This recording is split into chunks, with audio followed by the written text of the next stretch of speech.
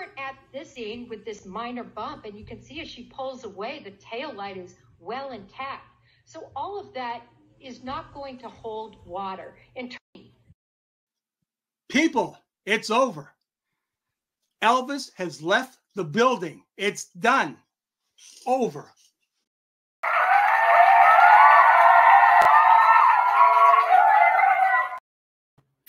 Hey, how we doing, mate? Hey, Dylan. Good morning. Good morning to you there too. Yeah, you got to always start with that now. That's my good opening now. Yeah, how things? Day off yesterday. Are you in the groove? I was in the groove. I got some things taken care of, thank God. Some pressing things. I had a little bit of an accident the night before, and during my live, someone in the live noticed I had a Band-Aid on my hand. Well, fortunately, it wasn't on the knuckles, right? But what happened was, you know that ladder, the little giant? Oh, yeah. So you know how you have to push all the thing? I had to go up really high for my cathedral ceilings here. So I had it all set up, fixed what I had to fix, but now I have to get the thing down. And when I released one of the latches, the whole thing came crashing down on my hand. Thank God my wife was there to release it from my hand. So, but ice and good loving care can't beat it. So she was a trooper for me. Ice, Ice, Baby. There's a song there somewhere. But you're okay, though. That's the main thing. I'm all set. Right, who we got? I got a video from Dennis here to play as well. Hang on, Den. I'll play it. Before we do that, Tuddy Pip is in the house. See you in a bit. I got some new emojis now. Murph Turfy is showcasing them. We got Judge Bev. We got the defense. We got Lally. New emojis. Di, how you doing, fella? Deep Sigh as well. We got the new Deep Sigh. Tim, Carla, Christine, how we doing, everybody? Hope you're well. Morning, Donna. Christine, thank you for letting me be in the chat. No, thank you. Wendy, good morning, my darling. How are you? Right, let's play this one first now then. Dennis sent me a video. Let's have a look what he sent me. Dennis Sweeney, the legend that is. They're down with setting up, he said. So here we go. Oh, Tom, what did I do? I don't know. I didn't do anything.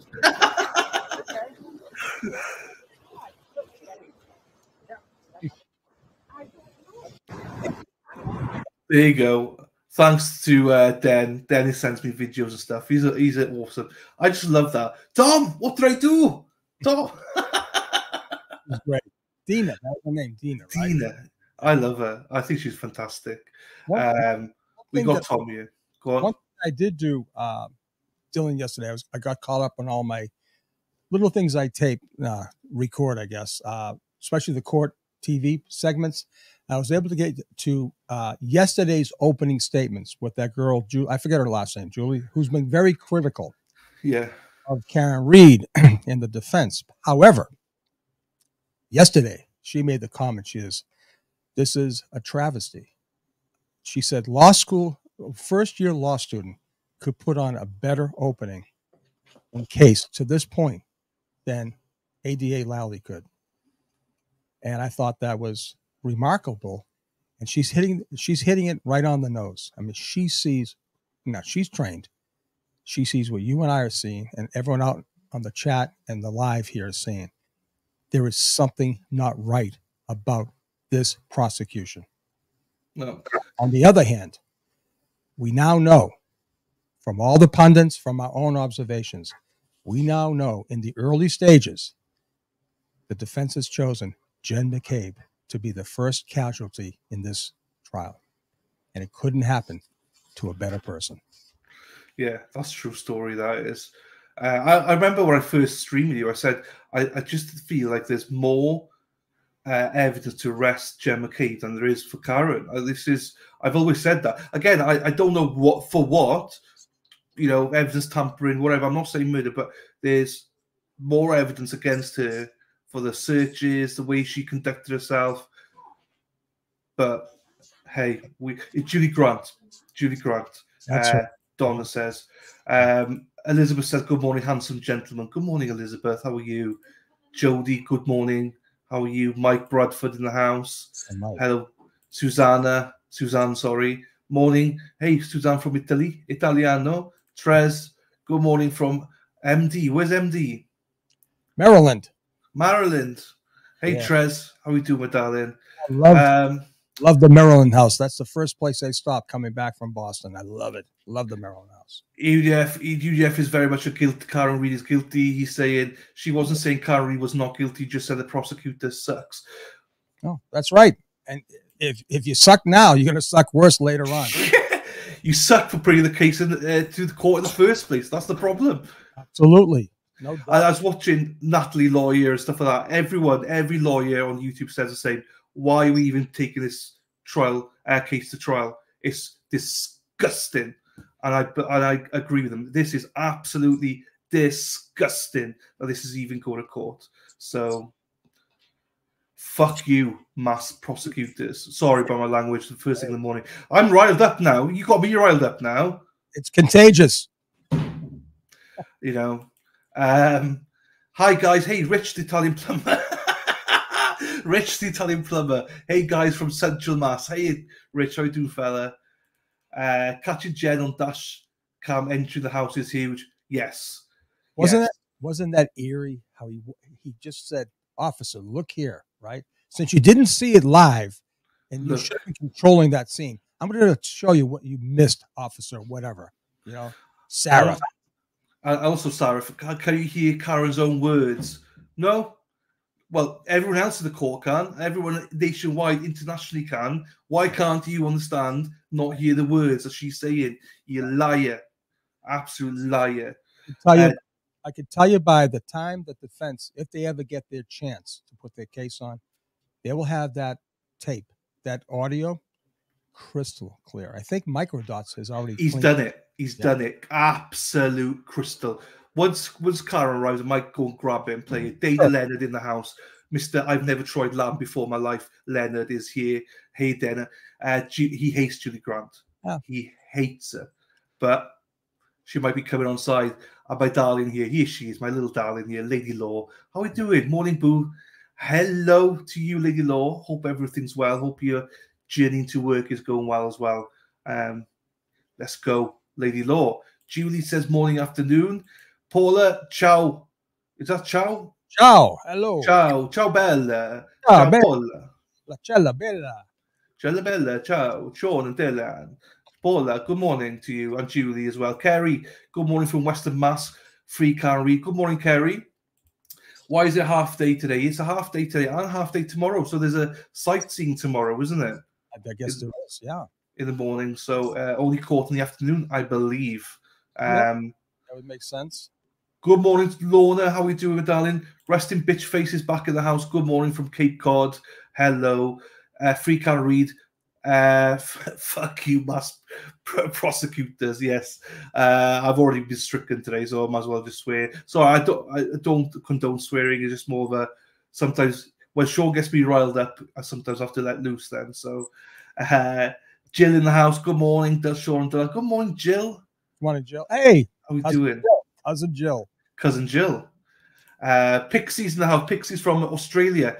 Well, I'm awake now. Hey, Dylan, Sean, and chat. Hey, Pixie, nice to see you. Lady Law says 69 in the chat and 15 likes. What the? 15 likes? Come on. Hey, can I do it? Can I do it? Hey, people, come on. You got to smash that like and subscribe. Come on. This is Dylan. Smash the like button for me and Dylan. Just smash it for him. I don't care about mine. Smash that like. I always want to say that. There we are. Smash it. Lady Law knows we love the number 69, but we want more than 15. We want more than 15 likes. So hit the like button, people. Can you play the MD enhanced? Yeah, we will, Donna. We will. I don't want to miss. Oh, hang on. I might play it now. Hang on. Good morning, Shelby. Mads, hi, Dylan, Sean, chat. Hey, Mads, how you doing, fella? Do you think Bev will do a mistrial to get witnesses out of this? That's interesting. Jackie, good question. We don't want a mistrial. No mistrial, because that means then they get the option to bring it back on. We don't need a mistrial. We need a complete dismissal or not guilty. Yes, but it's interesting that if Lali goes for a mistrial at any point, will she grant it? You know, that'll be seen. We'll see how she goes on that. Hang on, I'm trying to find this now. I got it. Right, let me pause it for a second. shout out to Microdots for this. I'll come back to you. Good morning, Stephen. Good morning to you, fella. Hang on. Let me just get this then. For Microdots. Present. Share screen. See, now I have not heard this. So here we go. Let's hear it. Morning, White Paint. Morning to you. Morning, Gojo. Morning, Christine. Everything likes a good thumbing. Like we do, lady, though. We do. Norse. Hello. Hello, Ronnie. Susanna, it's all good. Court today at 9 o'clock. Are they going to Fairview today? No, tomorrow, Suzanne. Right, let's do this. Let's do this. Oh, wow. Oh, hang on. Oh, my God. Hang on. Right, let's play this again. Oh, my God.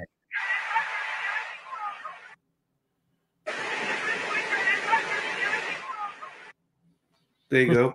Crystal clear. Crystal clear. Now, obviously, the jury aren't going to hear the crystal clear bit, but they will. They definitely will at some point, no doubt. They'll bring that back in. They have to. Hopefully. Shally, by the way, Shally, I sent you an email last night, so please check your emails, Shally. But hello, Shell. Right, here we go. Sassy bartender. Sassy? Do you think the witnesses will testify? They have to. They've got no choice. They have to. It's to plead the fifth, and then that is. You know, the thing to watch now will be he's going to put the same. He's going to have his same boring questions at first, right? For all these EMS people, fire department people, like this guy, the Italian guy coming up, right? I forget his name. Fratelli, whatever his name is. You know, he's going to be very dry. It's going to be he's not going to be animated. You can tell right off the bat he's experienced. He wrote the report. Okay. Now it's going to be interesting to see what details he put in that report. And I wonder if there's going to be any comments about, I hit him, or it's my fault. It's this, because that's going to be crucial, because you're supposed to document. And I always said this, if it ain't on paper, it doesn't exist. So interestingly, Coffin Duffer said months ago about how she was taught by the FBI, her boss in the FBI, saying, if it's not in the report, it doesn't count. And now she's trying to backtrack from that, being like, well, you know, it doesn't matter. No, if it's not in the original report, it never happened. You're going to find out sooner or later that she was the one that stayed behind, and she did all the times. And I can't believe this woman's on the street. I really can't. You know, she might have been a firearms instructor, but okay, big deal. Keep your finger off the trigger, police your brass, keep your weapon pointed down range. Not a lot of heavy lifting there. Hit the bullseye. I mean, because her comments regarding live street stuff is juvenile. All right, my grandson could talk about crime scenes and real life crime than she can. And for her 28 years, no wonder she was never promoted. There's that as well. Jackie says one prop have to plead the fifth. Well, I don't think he can. I mean, he can, but that's case over. Can I comment? Yeah, of course. Okay, so as the lead detective, all right, now let's face it, he was the lead detective on this. His sergeant, right, and there's a hierarchy with this. You could say his sergeant was, yes, the co-lead. Right? You have to have two. Always have to have two. On the majority of the reports written, it was under Proctor's penmanship, right? Tully was the approving official. If they do not put Proctor on, that's going to be the first signal of the trial that there's serious issues with him. But rest assured, at some point, if the defense gets the chance to put their case on, he will most definitely be called. Then he will probably plead the fifth, and that's going to be an awful picture in the jury's mind. Yeah, that's case over. It's trial over if he does that. He will. I'm very confident he will testify for the prosecution, because they can't bring this to trial without it. Lead investigator, or now they change it to co-lead investigator. But it doesn't matter. The defense will have a field day if he does not testify. So he has to testify, no matter how bad it is. He has to testify. Otherwise, game over. Done. Because here's the other thing. He was the sole affiant. He wrote the affidavit. He has to testify. Yeah. He wrote the affidavit. He wrote the affidavit to charge Karen Reed. He wrote that affidavit. Yeah. Who's going to testify? If I'm the affiant, I swore under pains of perjury, right, to tell the truth on the affidavit. He raised his right hand. Yuri Buchanan didn't. He has to, right? This lady law, she'll have to say something, right? Not on that one, but she just made the same comment as you earlier on, but the prosecution asking the same questions. It's going to annoy the jury. Yeah. But Lady Law knows, as the affiant, he has to. He wrote the affidavit to arrest Karen Reed, right? El Chapi, El Jefe. There we go. El Chapi, hey, big dog. Big D dog. Hey, fella. Oh, that's Big D. Lovely to be with you guys. Lovely to have you, Carla. Coffin Daffer's a moron from Lady Law. Is not living in the real world. Coffin Daffer will move on. She doesn't care about the verdict. She wants the popularity. Now, Coffin Daffer is guilty on every case. No matter what the case is, she's always guilty. Now, 99% of the time, she's on the right side because most people do end up being guilty. And she's like, well, I win. This one, she bit off more than she could chew, in my opinion. She chose the wrong side, thinking that she'd easy win. But once this is done, she'll just ignore everybody and move on. She doesn't care. She literally doesn't care about John O'Keefe. She doesn't care about Karen Reed. She doesn't care about anything to do with this case. She likes the popularity of the case and she wants the numbers. She wants the support. And she chose the wrong side.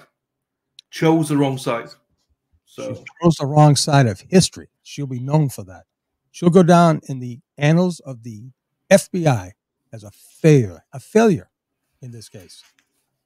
Goodness, let's please stop talking about Jennifer. She's clueless. It scares me to think she was a former FBI. Yes, you're right. Jen C says, whatever. Yes. Right. Good morning, Tony. Handsome bastards. Good morning to you, fella. She's reckless, but the worst thing about it, though, resting bitch face, is people forget about it and move on. A lot of people forget because the next case is going to be somebody else, and then she'll say guilty, and people will jump on board saying Jennifer's the best thing since sliced bread. I'm just hoping that people like us will never forget. I hope, So, Norfolk County Eats. Good morning, gentlemen. Hey, how are you doing, my darling? Guest Plevin's on Court TV here. They're scraping the barrel. Yes, very much scraping the barrel for that. Wicked Sykes said it is disgusting that the Reed family had to pay to really investigate what happened. Most would have had to take a plea deal. I'm guessing that is what a public defender would have advised. 100% he would have. 100%. In the very beginning, I think David was leaning that way.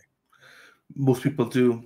I mean, when he was told, A, we have your client saying ABC, and we have video of her running him over. I mean, he's an officer of the court. He was being given information from another officer of the court. I mean, we do believe in the hierarchy. We do believe in respect, right? Our law, right? Our law enforcers, right? He never realized that he was being given the hokey doke very early. Maybe Lally didn't very early either. But thank God for Steve Scanlon. Steve Scanlon turned this whole case around. And everyone wants to say, he's nothing. Well, guess what? You will find out. By the end of this case, Steve Scanlon saved the day for Karen Reed. Take that to the bank.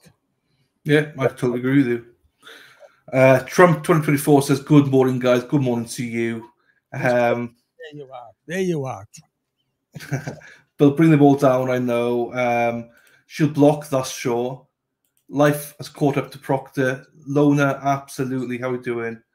Proctor's a scumbag, no amnesty. Coffin Daffy will lose all credibility. I think she has, hopefully. Now we can start the stream now. Helena Handbasket is in the stream. Always look out for this name. Now we know we can start the stream. Good morning, Dylan and Sean. Hey, do me a favor. If I don't show up some morning for your coverage, you better order a wellness check on me. All right, Helena. Oh, one second. You know the part about the nudes with Proctor? Yeah. Were you surprised? Well, not looking back, probably not. Do you know what I mean? No, but when you heard about the news, Yeah. I was shocked. I thought, do you know that came out on April 3rd by Kate Peters? Did you see that thing? And Yeah. she said it all. The C word, the this, the that, colitis, the this, the that. And she said, and she was looking at news, joking with his friends. How the hell did she know that? I mean, he's under internal investigation. She was trying to defend him because she was under internal investigation. Why the hell would any Mass State Trooper allow that to be given to any civilian? I said they need to do another reinvestigation.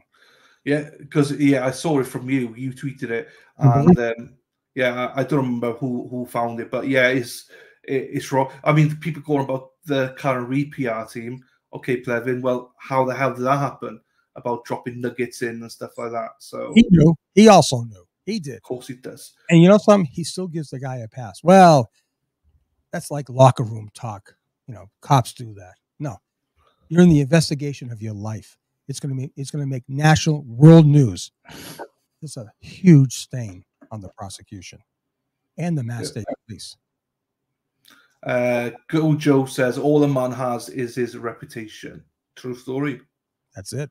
You lose that, you lose your credibility. It's over with.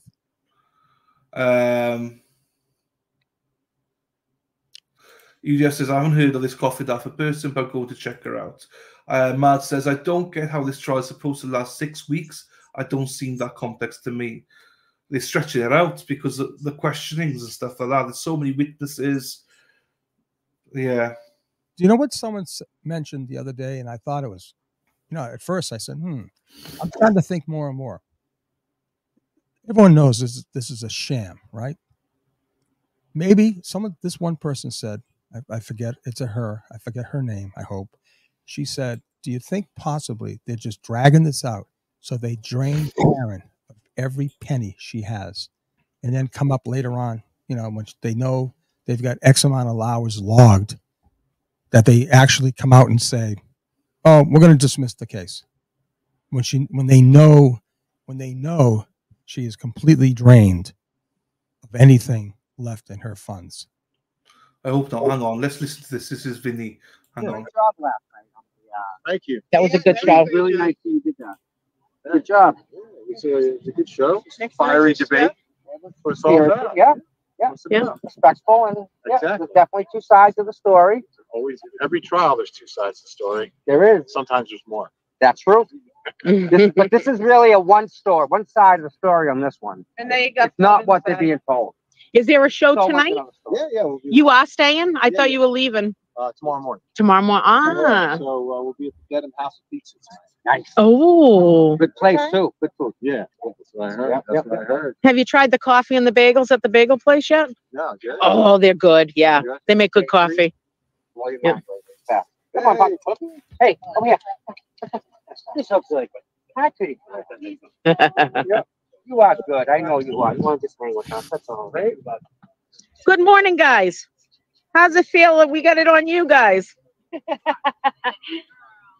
hi to the audience, no? Hi to the This one's WBZ. Good morning. How are you?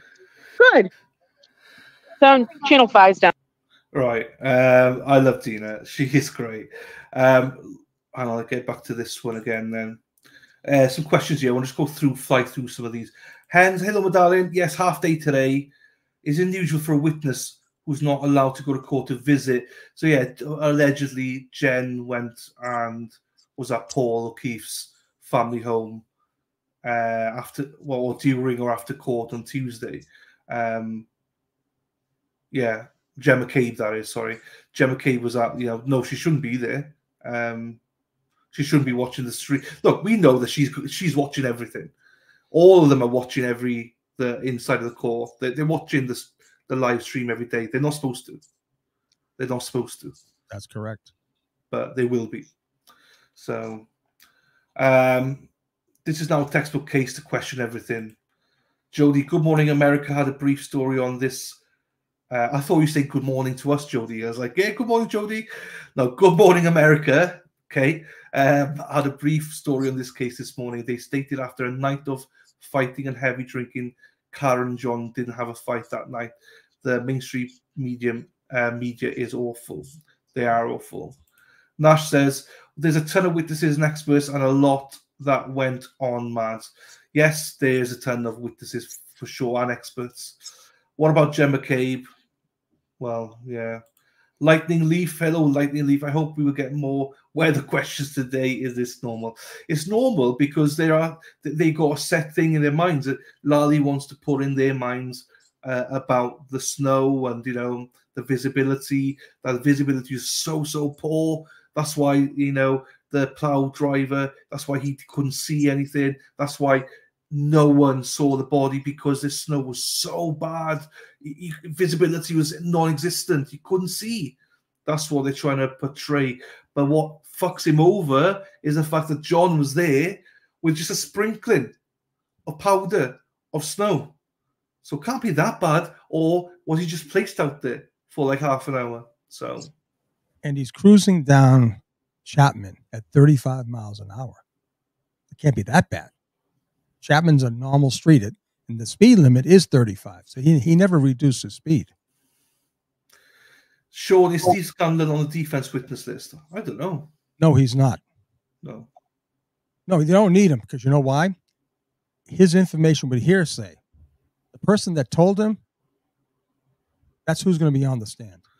There you go. Baseball Dad, how you doing, fella? From Indiana, how you doing, friend? Hope you're well.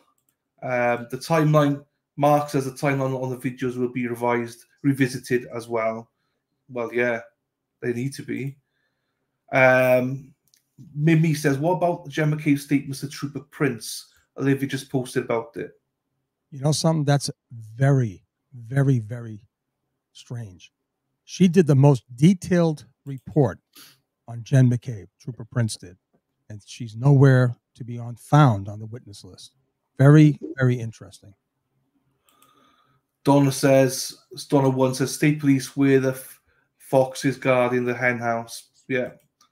Sean, great point. How did she know on 3rd of April? I didn't think there was a KPMP connection. Yeah. Well, there obviously had to be, because funny, Kate made some very, I would say, broad predictions early on regarding the Turtle Boy investigation, and she alluded to many things that came true. There's got to be a connection between the state police and Kate Peters, or the state police and a wife to Kate Peters. You just don't know. But listen, I couldn't tell people close to me about certain investigations. It's against the code you take. You're not supposed to let them out, even to your family, your wives. I tell my kids, hey, I'm going to go to the grocery store or something. I mean, anything to avoid telling what you're doing. That's top secret stuff. Yeah. Right. Let's go. Good morning to Miss as well. Rachel says, of course, they plan to bankrupt her. Han says, that's what's wrong with our judicial system. Imagine people who don't have money at all. There's so many innocent people in prison just because of that alone. Yes. Wicked Psyched. Thank you very much for the $5, Wicked Psyched. I've listened to the whole trial so far. Have they established if it's snowing or not? Hey, can I make a request? Yeah. Could everyone buy Dylan a cup of coffee for me? And I'll pay you back. I will. I really will pay you. Just everyone give. I don't know how much the coffee prices are, but give him an extra latte or something like that. I know how his menu is there, but give him buy the poor kid a coffee for me, will you please? Thank you. Thanks for the plug. If you want to buy a coffee, you can do so. I'll put it in here at the bottom there. There we are. Thank you very much. Thank you for the plug, Sean. You don't have to plug me at all. You know that. Listen here, you are the hardest working guy in UK history covering cases in the United States. I really, really commend you for doing that, Dylan. I really do. I mean, you're an amazing guy. You really are. Not a problem at all. I enjoy doing it. But going back to the Sykes here, say I've listened to the whole trial so far. Have they established if it was snowing or not? That's the thing, is that they're going to keep on doing that, aren't they? Because that's all they've got. But it can backfire on them as well, you know. So Mel says, I think her lawyers would continue in good faith to represent her, and her followers have her back. she will get the money back with a lawsuit. Oh my God. I think that, yeah, and listen to this. Lawsuits, books, TV, movies. This thing will be going on forever, ever and ever. Yeah. Yeah. She can write a book about this, and she will earn millions from that. B from Japan says, at the current pace, this trial could take 10 years. How many drinking days do we need between trial dates? It's absurd. I know.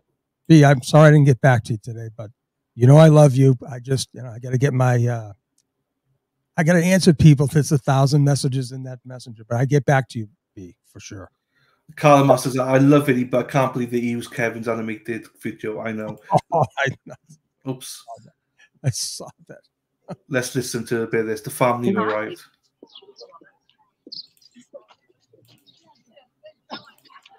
There we go. I can't shout out with all your names to them because they're just getting ready. I don't want to do that, but they're very open to the supporters. Or for the drivers. Yeah. Erin Hack. Oh, we can mute, yes. We can mute you for a second. There's nothing happening. Wicked Sight Hens, for you all, I can tell you work so hard. Thank you, Wicked Sight. I appreciate you. I really do. Thank you. Hey, Sean, when are we going to hear you shred on that Les Paul? Hang on. Oh, I thought they were saying something. Sorry, go on, Sean. It's funny.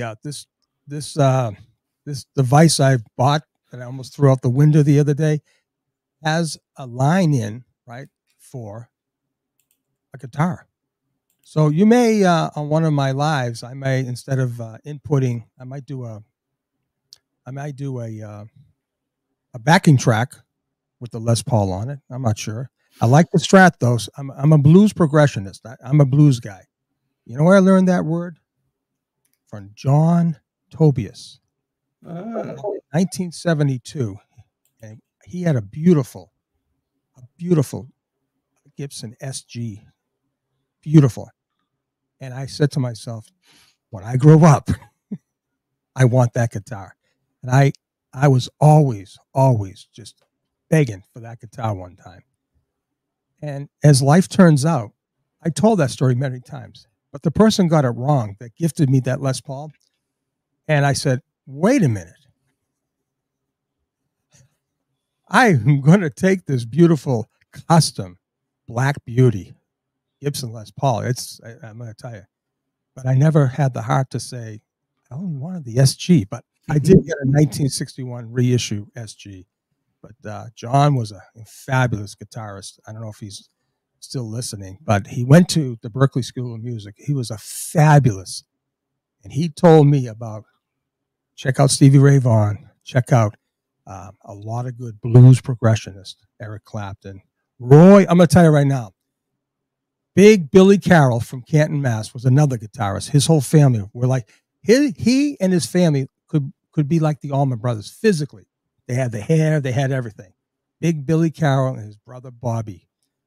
We always did blues in his basement, and that's how we picked it up. We had great. There you go. Yeah. There you go. Good gems there with Sean in the mornings. We got Lady Law says, who takes a leaf blower to the crime scene? True story, Lady Law. Right. Chrissy is in the house. Good morning, gentlemen. Good morning, Chrissy and chat. Chrissy, any showers today? Any showers? Any showers? Right, let's zoom through some of these. I wish they could have used the interview he did with John O'Keefe's friend talking about Gemma Cabe. If the snow was that deep, they want us to believe, then Karen would have not been able to run around as easily. Yeah, I mean, it can backfire on them, definitely. Gemma Cabe drove the kids home from school the other day. That's why she was there. There's a special place in hell for that vile. See you next. Yeah, no, I agree with you. That's what she's doing. So she's at the O'Keefe family home because she picked up the kids from school, which is awful. Karen's in the house. Good morning. Top of the morning to you, boys. Top of the morning to you, Karen. How are we? Right, Karen, they're here. So, Sean, where can I order Floor and Order merch from? I'm not sure. We'll try and find the link. I'm going to go get the link. You must have the link. I have somewhere. I'll have to have a look at it. Good morning, A-Team. Sean, do you think Proctor will plead the fifth? Oh, first of all, if he's called by the prosecution, he can't. No. If he has not been called by the prosecution, okay, and the defense does, he most certainly will plead the fifth. There's no doubt about that. Yeah. Good morning. All right, I'm going to come over this way.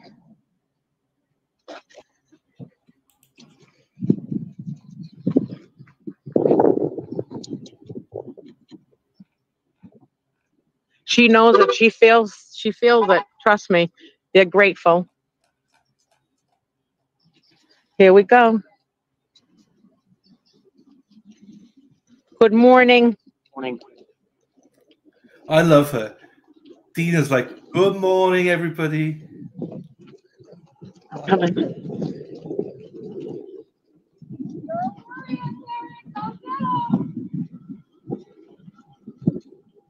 They got the power suits on today. They do.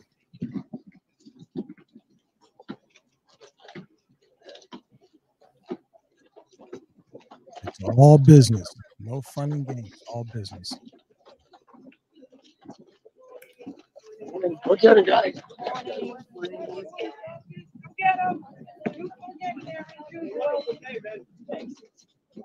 Morning.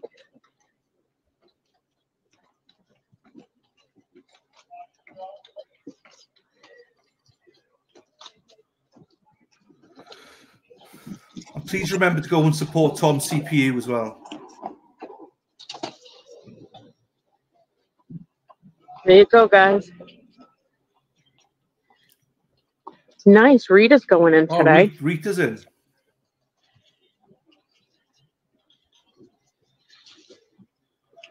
The family. Oh, Nick gets to go in today. Huh? No, actually, I was, but they asked if I would stay out for anything they want. Oh.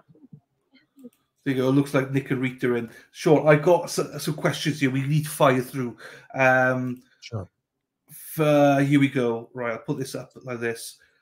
Why Google about the time needed to die on the cold at any time? Question mark. Good question.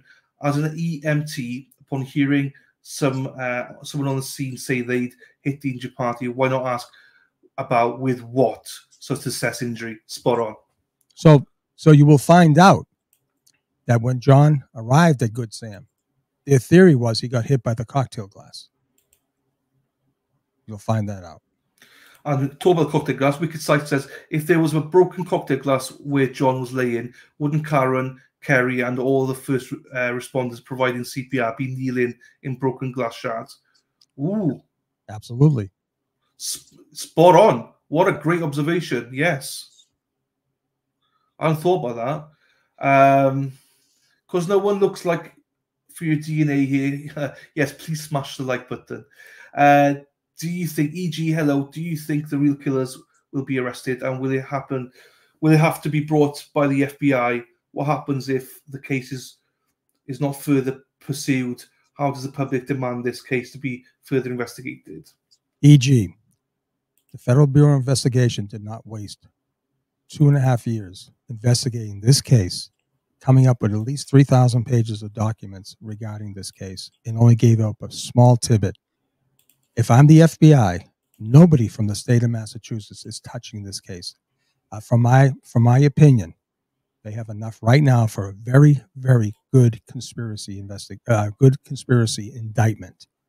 The minimum they have is a conspiracy on for an indictment, if they haven't already done it and sealed it. But I did want. I know you have a lot of stuff. I want to make one.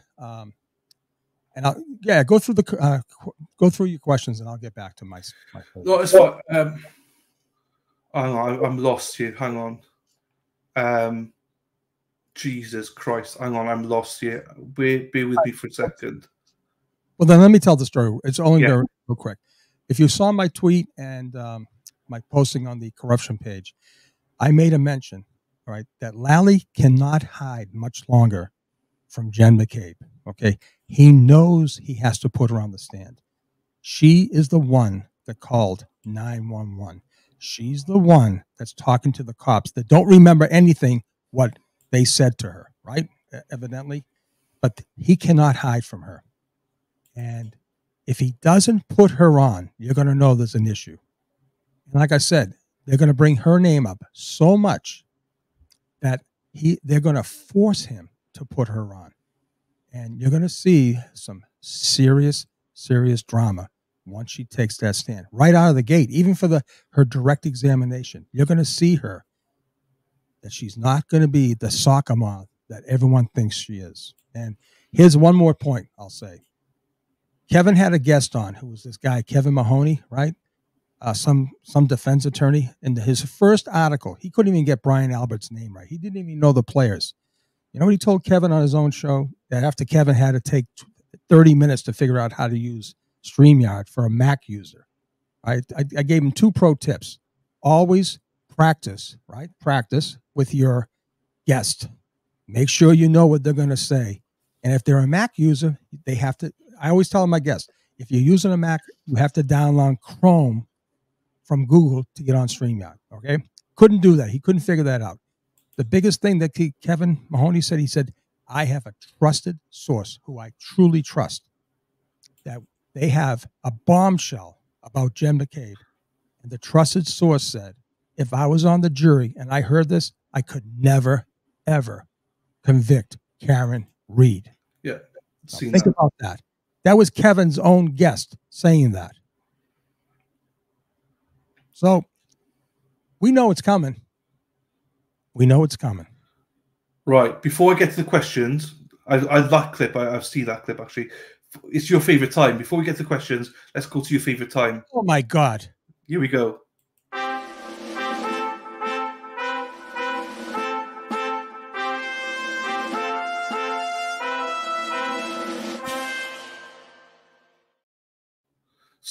Oh, hang on. Let me pull it bigger. Right. Let me take that off. Let me pull it bigger. Yeah. I know. What word and phrasing. Let me entertain you. So thank you to someone that bought. Thanks for being here, top-notch host. Thank you. That was yesterday. Thank you. Ruka says, honestly, I'm a streamer and watch many streams. You are just amazing. We all love you so much. Thank you for what you do. Thank you, Ruka. Gary says, El Jefe told me to buy your coffee. Enjoy. Thank you, Gary Titus. Thank you, my friend. Elizabeth, best coverage of the case and trial. You and Sean are a great team. Thank you, Elizabeth, for the 3 coffees. Appreciate you for that. Someone bought your coffee.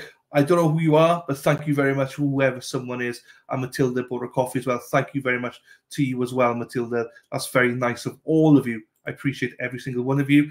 Let me just close that one down then. We got another one here. PayPal. I won't say your full name, but Karen, thank you very much. I think it's in UK money. I think it's about $10 or $8, $9, $10. Thank you very much, Karen, on PayPal as well. I appreciate you. Thank you very much for your generosity. Right, let's get through some of these questions. Let me put this up first. See, everyone's so gracious. Everyone's so nice. They should be nice to you, my friend. You're a great individual, great person. Thank you, my friend. I told you the other day, this is the guy I would always choose to be with on this particular platform. He was my go-to guy. No, I appreciate that. I really do. I generally do. I'm humbled. You know that.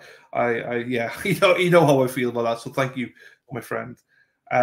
Gary T says, good morning, gents, from 02021. There we are. Gary Titus. Lady Law says, too early in the AM for all this plug talk. This is why she's my girl. I love Lady Law. Greg says, if the car didn't hit, you must have quit. Nice. Mads, the issue of disturbing the crime scene. Yes, Lady Law. Massively disturbing it as well. Filthy Rat says, there's definitely a 2-tier justice system in this country based on financial/political assets. Abso-friggin-lutely. And this afternoon, I'm doing a closing argument stream for Mathew Moore's trial with Matt, and he speaks about how he was wiped out for his defense team. Yeah, he got acquitted, but he was a millionaire, completely wiped out. Now he's homeless. So Jesus. Justice system, you think it works? Not always. A guy, innocent, no evidence whatsoever. Now he's homeless. You know, Jesus Christ. These are the new emojis: Judge Bev, Defense Lally, Deep Sigh. To access them, you just need to become a member, Paddington member, or whichever one of the members. Become a member. I think it's 99 cents or whatever it is. You get access to all the emojis as well. So, Sean, who will play you in this movie? Sean Connor? Oh, he's my man. Sean Connery would be great. Jesus. Can imagine. Salvador Dali from Arizona. Hey, buddy. Hey, Sal. How we do, my friend? Hope you're well, Sal. And thanks, as always, for popping in. Miss Lynn says, good morning for my favorite people. Good morning, Miss Lynn. Mighty Mute. My brother from another mother says she was indicted by a grand jury, makes state immune from lawsuit no matter how shitty the state is. Good morning from Newport, Dill and Sean. Good morning, Mighty Me. He might be joining me this afternoon as well. Mighty Me, ex-officer as well. So we have a lot of stories from Mighty Meat there. Tim, there we are. Vitronga Magda, 3, upon seeing an injured friend on your sister's lawn, why not run to get more help or check if she and her family are okay? Why not mention this to the first responder? Why didn't the first responders do that? That was their job, to check on the occupants of that residence. They failed. They failed this whole thing. They did. And hello to you, Josie, my darling. I hope you're well as well. Karen Barrow says, I must be the biggest boomer as I can't figure out how to send a coffee and trying valiantly. I will succeed. Thank you, Karen. Actually, this was the Karen that sent the PayPal. So instead of a coffee, she said the PayPal. Thank you very same thing. Same thing. Thank you very much, Karen. I appreciate you for that. Really do. Thank you. Sassy Barters, Sean, do you think maybe Peggy O'Keefe is playing both sides of the coin with Gemma McCabe to get the truth and possibly setting her up? She definitely has the possibility of being that person. I've heard some great stories about Peggy. She could be. She actually could be. But Jen's very conniving herself. You know, this is like triple undercover, triple agent type stuff, you know? Good morning, Sea Dog. Ghost 30, Sean, my pops has a Gibson SC custom. I think there were only so many made. Right. And to be honest with you, the original custom Les Paul was actually an SG. There you go. And yeah, they called that the Les Paul.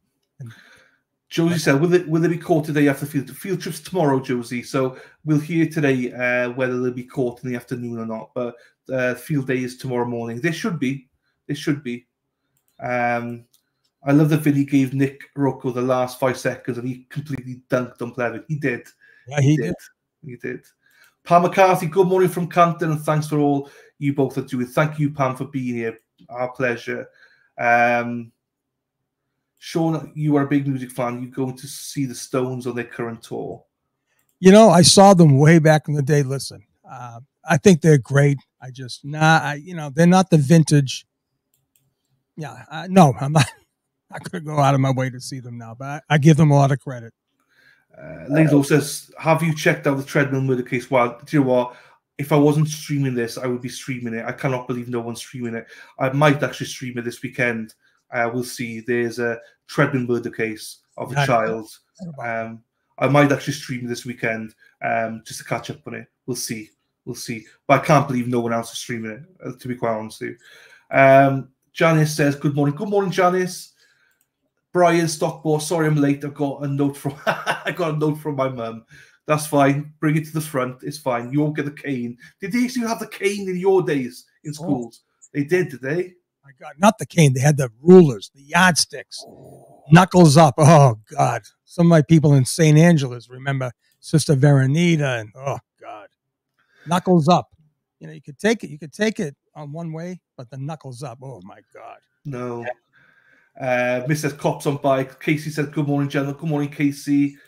When Karen's found not guilty, do you think the O'Keefes will file a civil suit? I hope not. I mean, I don't see who they're going to sue. Yeah. They supported this investigation. I don't know. Carla says she's fighting for her life, all business. Absolutely. Sean, which witnesses will Ms. Little cross? It's an interesting one. They're probably the children. Imagine. Definitely the children. She's good. I think they're going to underestimate it. I think she's dark horse in all this, Miss Little. I think she's excellent. Personally, I would put Little up against McCabe because even that defense attorney on court TV said you don't want to come in and crush her as a man, right? They said maybe Yannetti would be the best to do that. I just think Little would be good. Now, I don't know if she's set up for cross-examination. I'm not sure. She has to on some account, but I think we will definitely see her. She's a phenomenal attorney. I think she's great. Yeah. From what I've seen, I think she's great. Question from Tim from Denmark says, "Sure, what exactly does it mean to deputize, and can you do it to yourself?" No, it's actually one of these great things where he was sitting in Canton drinking. I think you're referring to the Lank incident, right? Well, first of all, you're not supposed to have any alcoholic beverages when you're on duty, right?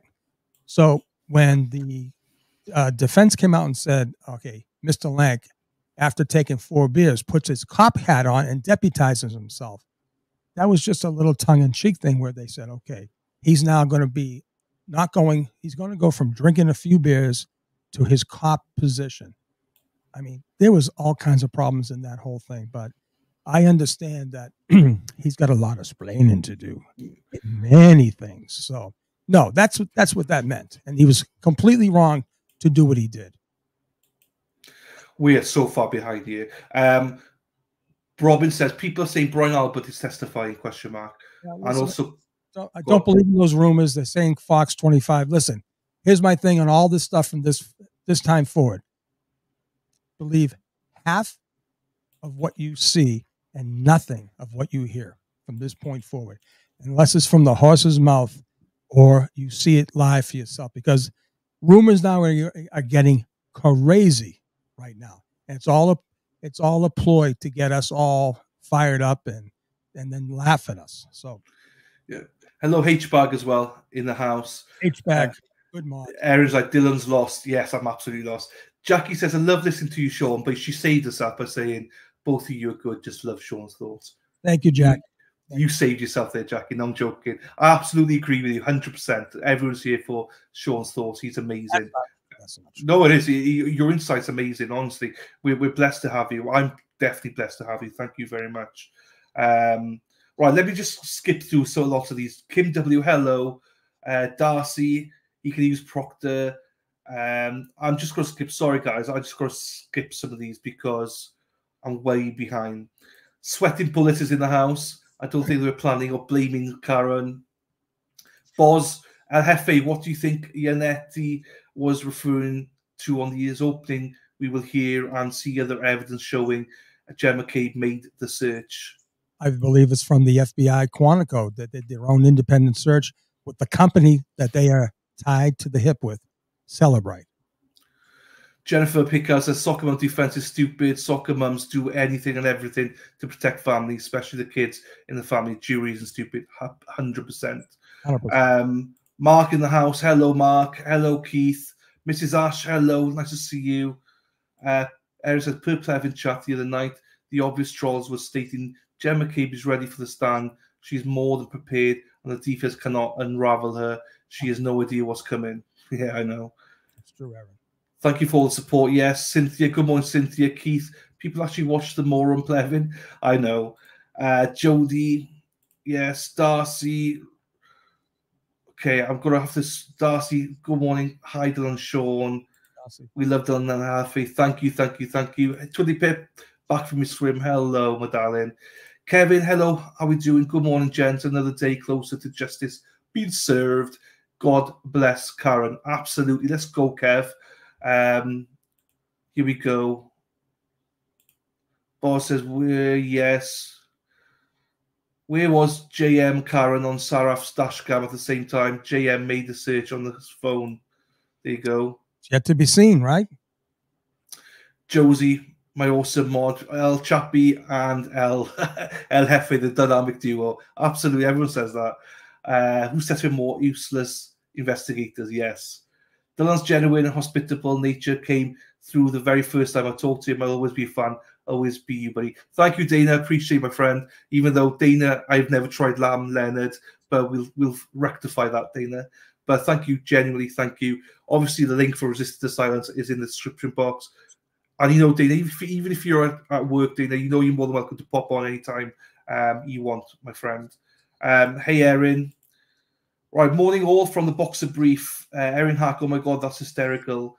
JM is so narcissistic. She thinks that that smirk at everyone, but will not world-known facts and proof have.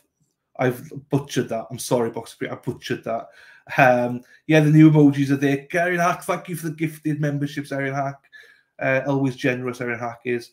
Eldon, boy, that story sounds familiar. Eldon, hello, my friend. How are you? Eldon, don't worry, Eldon. We're coming back for you, buddy. We're coming back. Mr. Williams here. Hello, my friend. Sean, just looked at the taillight pictures you posted. To me, it looks like the lens was pried off with a tire iron or flathead screwdriver, and the inner lens was scratched in the process. So here's my theory, okay? No doubt the lens was cracked, but the backup light, which is clear plastic, I believe in my heart what they were trying to do, because Lexus told me that when you collide with the car, those pieces go inside. That's why there was nothing on the ground that anyone could see. If it was clear, you would never see it. But the Lexus person said, and we're going to find out. I'm going way out on the limb here, but that dash cam is going to show that the lens, the backup light lens, which is clear plastic, was cracked, okay? We know it was cracked leaving the scene. What we know for sure, that taillight, when it left at 5:08, that side portion of the taillight was intact. And the only way and the only reason I stayed focused, hyper-focused, as everyone knows, on that taillight is because Proctor said that, not Sean McDonough. Proctor said in his sworn affidavit, the right rear, right side taillight was shattered and a large piece missing. You know what happened? I'll tell you what happened. They went in Canton to try to get the little pieces, all right, that was inside the portion that was cracked, because crack by Jen, crack by Kerry, crack by Karen, right? We're going to probably see what we saw at 5 o'clock, it was cracked, and why it was cracked, right? And then they all saw it was cracked, right? Real quick. Right? And the bottom line is this. They went too far when they got those pieces out and they broke the whole damn thing. You see the little tool mark. Where's that guy? Whoever said that. The tool mark, the scrape mark is right there. They went too far. Anyways, that's my story. Let's go to trial. Morning, Your Honor. Good morning, Mr. Lally. Good morning, Your Honor. Laura McLaughlin for the Commonwealth. Good morning, Ms. McLaughlin. Thank you, Erin. On behalf of the street, good morning, Your Honor. Good morning, Mr. Jackson. Elizabeth Little, also on behalf of the street. Good morning, Ms. Little. Morning, Judge David Yannetti for Karen Reed. Good morning, Mr. Yannetti. Good morning, Ms. Reed. Good morning, jurors. So I have to ask you those same 3 questions. Were you all able to follow the instructions and refrain from discussing this case with anyone? Yes. Everyone said yes or nodded affirmatively. Were you also able to follow the instructions and refrain from doing any independent research or investigation into this case? Yes. Everyone said yes or nodded affirmatively. Did anyone happen to see, hear, or read anything about this case since we left here on Tuesday? No. Everyone said no or shook their heads. So, jurors, from time to time, I will give you instructions or talk to you for a few minutes about how you evaluate evidence. So I just want to take a couple of minutes today. It's part of my job, where my job is to teach the jury about the law. So in considering the testimony of any witness, please remember that questions are not evidence. Only the answers, which are in fact the only part of the exchange between the lawyer and the witness that are given under oath, are evidence. So if a witness is asked, isn't it true that after you learned that your uncle left you money in his will, you poisoned him? And the witness answers no, Based solely on that question and that answer, there's no evidence that the witness has an uncle, that the uncle had a will, that the uncle left the witness money, that the witness knew that he did, or that the witness poisoned him. So going forward, I want you to consider the evidence in that regard. Also, there were videos shown to you, and I expect that throughout the course of this trial, there'll be many more videos shown to you. These videos are evidence, and there's audio on these. So what the video shows is for you folks to decide, not me, not any of the lawyers. What an audio recording says is for you to decide, not me, not any of the lawyers, because you find the facts. That's your job. We all have different jobs, but finding the facts in the case is your job. Okay, so with that, please get your Commonwealth's witness back on the stand, Mr. Flematti.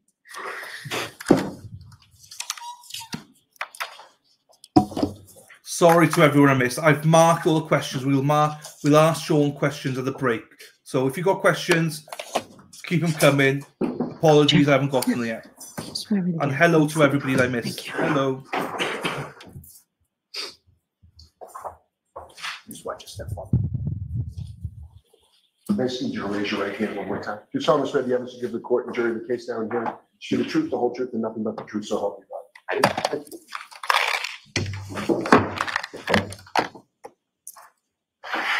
All right, Mr. Lally, whenever you're ready. Before I begin, may I just approach the witness to return Exhibit 1? Sure.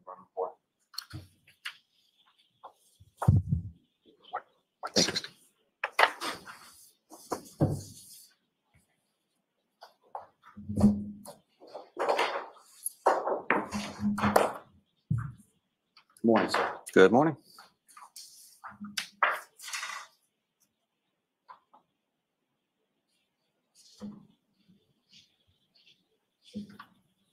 Now, firefighter Flematti, I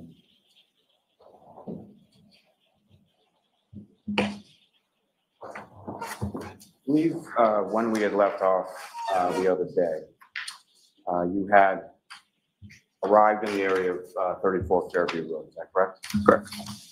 And when you arrived there, what, if anything, did you do upon your arrival?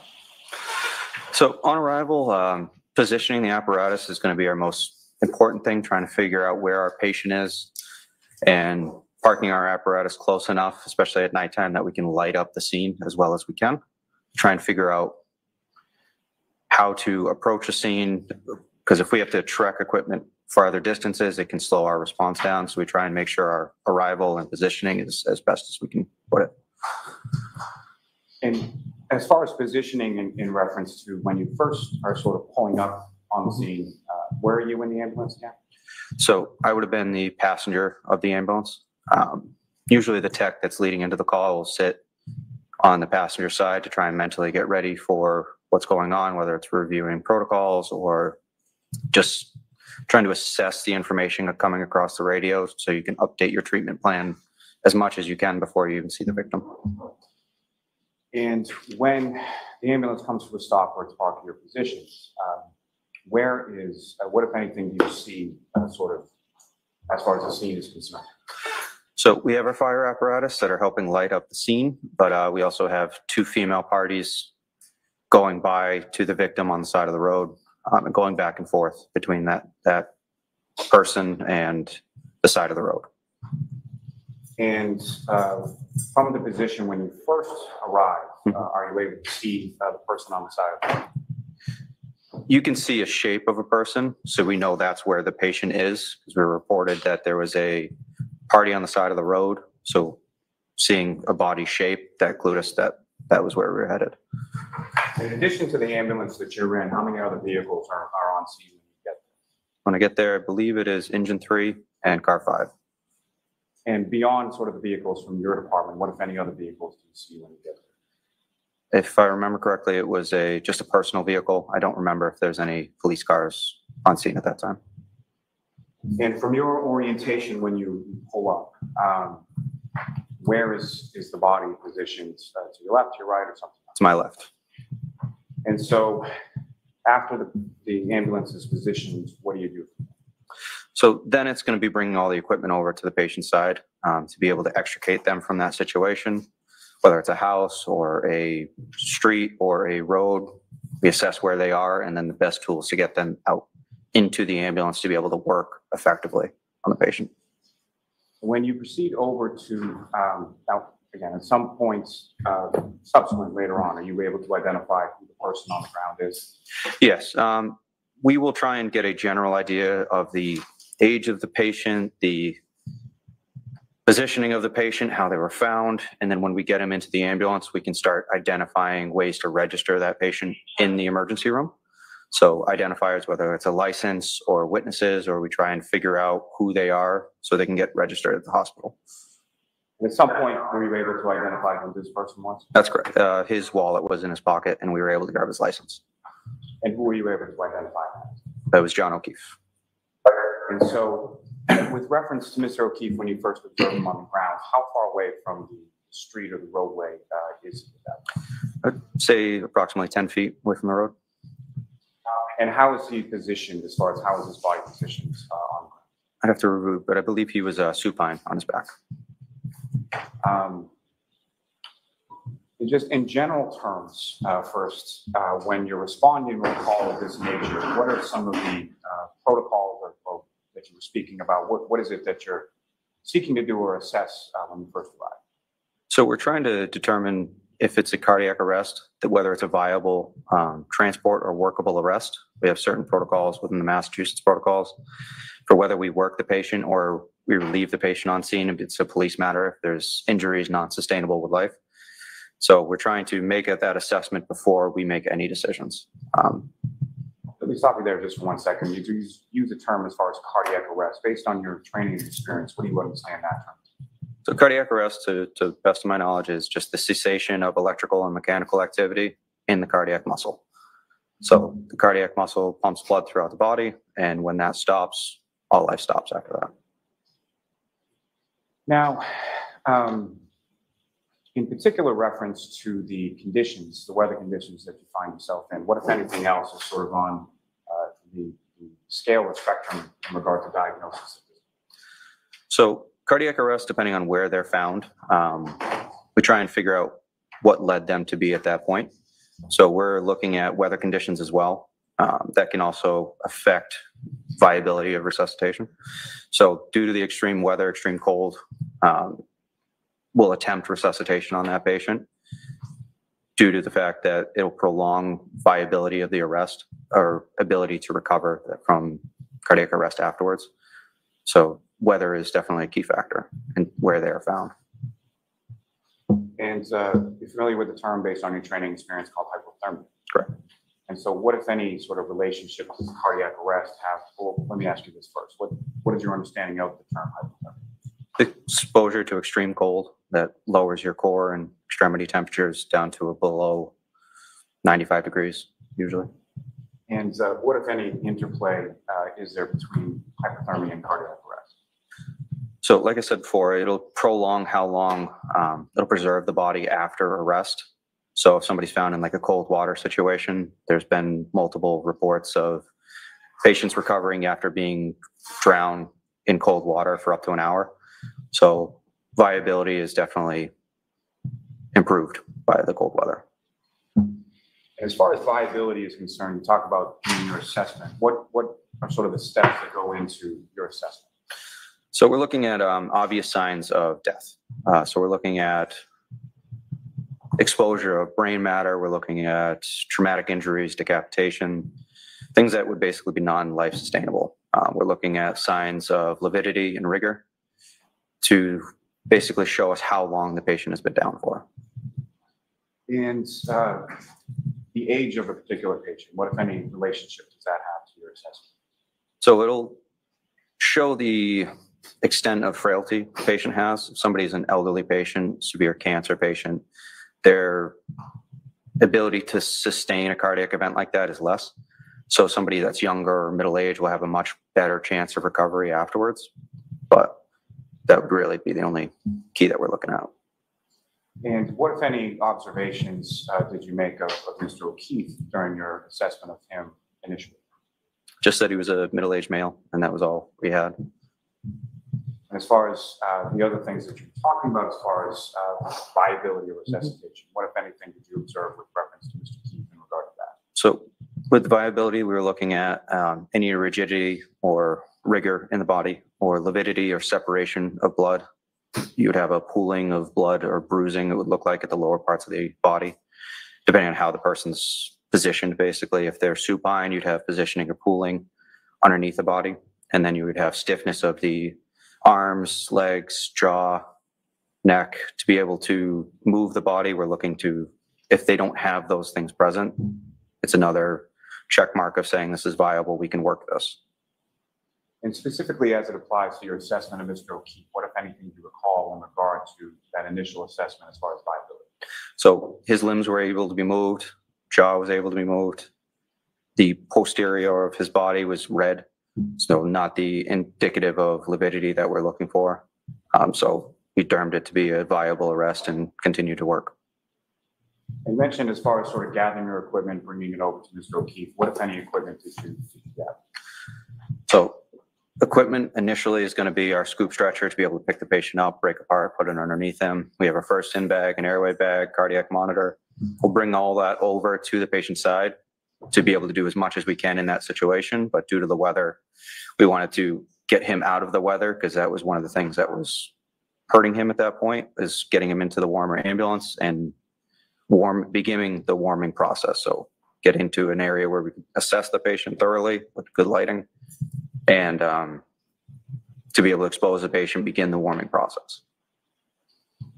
And when you go over to where Mr. O'Keefe is, about 10 feet off the roadway, who, if anyone, from your department goes along with you? So I have Matt Kelly with me and Tim Nuttall. I also have Frank, Walsh, Katie McLaughlin, and Greg Woodbury, and Captain Robbery.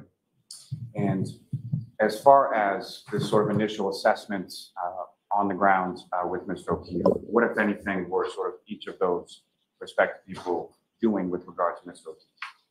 I'd have to review specific interventions as far as who did what, when. But that's why we document things immediately afterwards, so it's all fresh.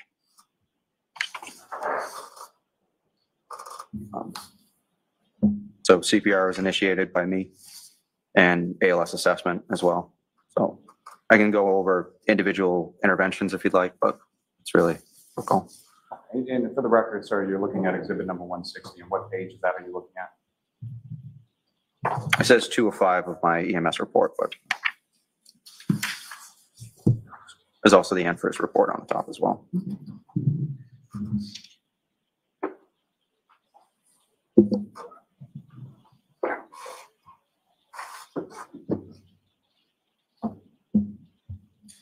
So initially, when you go over to Mr. O'Keefe, how many other people are sort of in that area at that time? So in the area, we have the first responders, and then we have the 2 female parties on scene.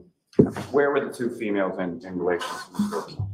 So as we're approaching the scene, they were kind of in between us and the patient. So we tried to gather as much information as we could from them as we could.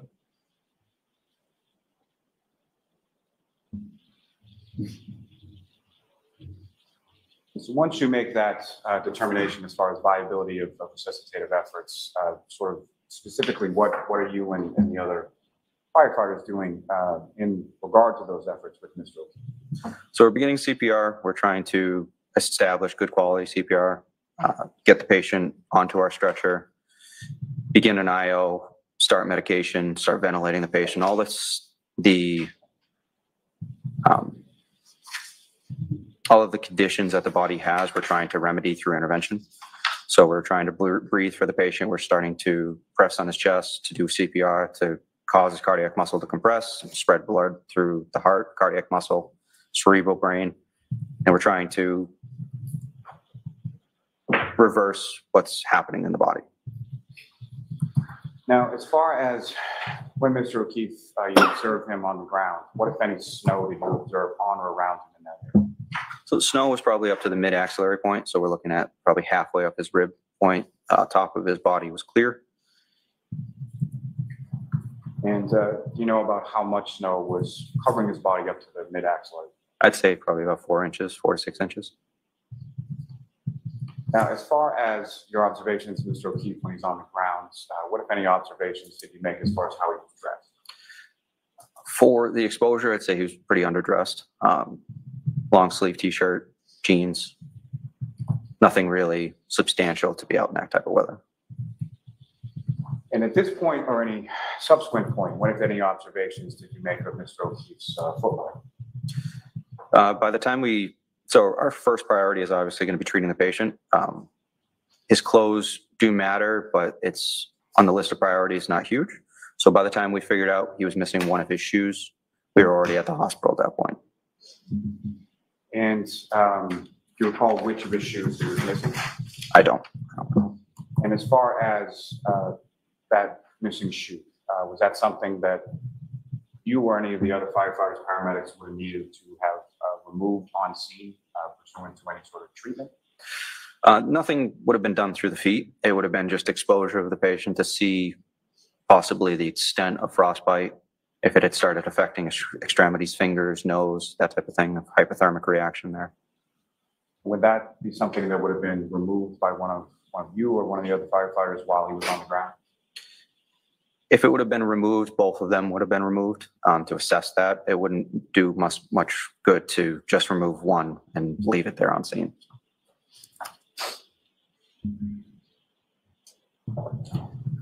Now, as far as the two females that you observed, did they sort of remain in the same position you initially observed them? Did they move around or something? They kind of cleared a little bit away from the scene. I would say they moved off to the right of the apparatus so we could work on the patient at that time. And what, if any, conversation or what, if anything, did you ask either of those two? So how the patient was found and what brought them to that situation is critical. So we're trying to figure out as much information, past medical history, that we can of the patient. So we're trying to find somebody who has knowledge of the event. So as we approach the scene, begin to talk to one of the females. What is going on? Why are they there? What happened?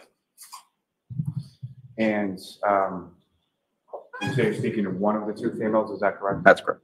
You see any of those females in the courtroom today? That's correct, Ms. Reed. Could you just identify as to where Ms. Reed is seated or an article closed? Right there. That's the record reflect identification. Okay. Now, with regard to one of the two females that you were talking to, was that Ms. Reed or was that somebody else? That was Ms. Reed. And why, if at all, were you talking to her versus one of the other females that you observed? She seemed to be the one that was most personally affected by it, so figured she'd had the most information about why the person was there. And what, if any, observations did you make of her in regard to your conclusion that she was the one who seemed the most personally affected by it? She was the most distressed on scene, obviously upset, so personally related to or had a kind of relationship with the person.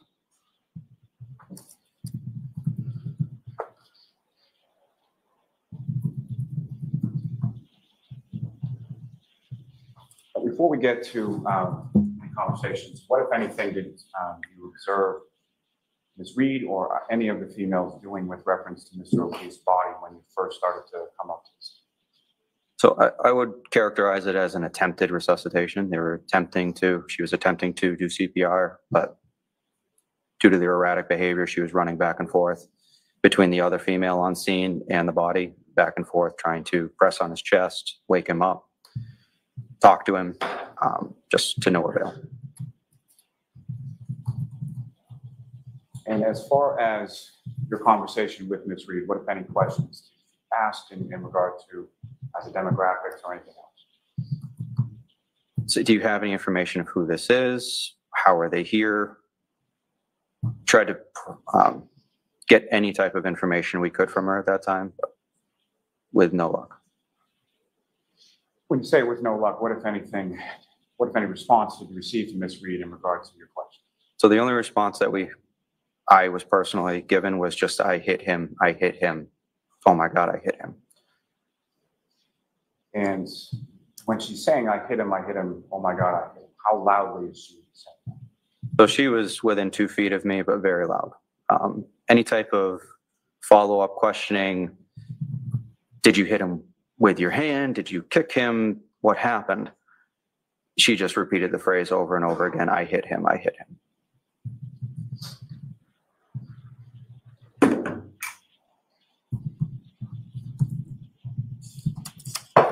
And just to be clear, where does this conversation occur? This was as we're bringing equipment over to the patient. The interventions are going to be started basically by whoever gets over to the scene first. I'm trying to gather information as a lead paramedic to try and coordinate interventions and therapy to kind of holistically be the team leader in that situation and treat and transport the patient. So it was on approach to the patient, probably halfway between the ambulance and the patient. And with regard to that treatment of Mr. O'Keefe, you referenced it earlier being within your report. What were sort of those steps or what, if anything, did you and the other firefighters do with regard to treatment? Before you answer that, Your Honor, may I request, may the witness just refer to the DMS report as it goes? Yes, if need be. Thank you. So we try and document through our flow chart of all of the interventions that we're doing. So CPR is obviously going to be our first priority. CPR is initiated, unchanged but successful in the actual intervention itself, no complications.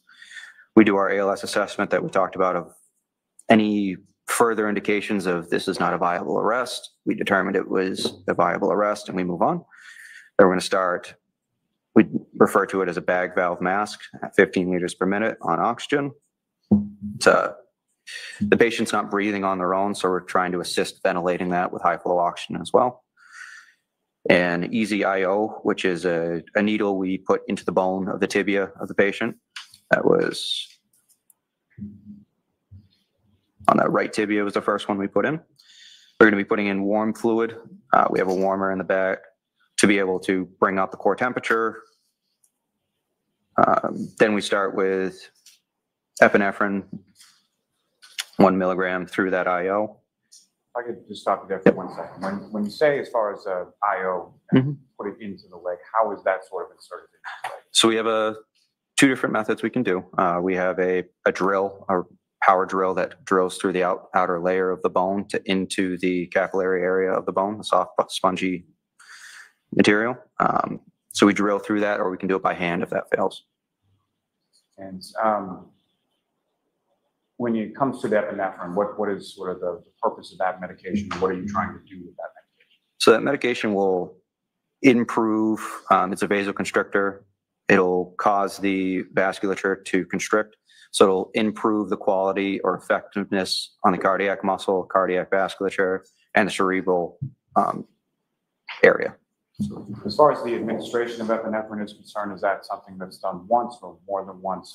And is there a protocol for that? So it's going to be serial every 3 to 5 minutes during the cardiac arrest to try and bring them over to the hospital. So it continues that entire time unless there's a rhythm change or that can change our algorithm of how we approach the patient. If there's a rhythm regain or return of spontaneous circulation. And so how many times or what times was the epinephrine administered via the IO to Mr. O'Keefe? So I have epinephrine at 620, 625, 630, 635, 640, 645.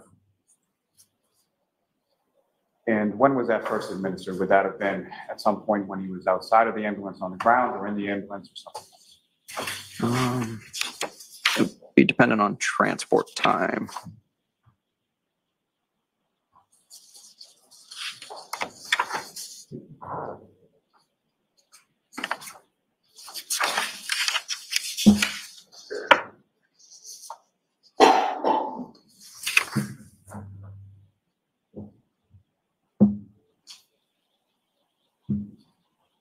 So first, we're at patient side at 6:15, transport 6:27. So best estimation would have been inside of the ambulance at that point. I'm sorry I interrupted you before, but after sort of the introduction of the epinephrine, what if anything, did you and the other firefighters? After the first round? Yeah. So first round of epinephrine. After that, we would drop in what's called an OPA.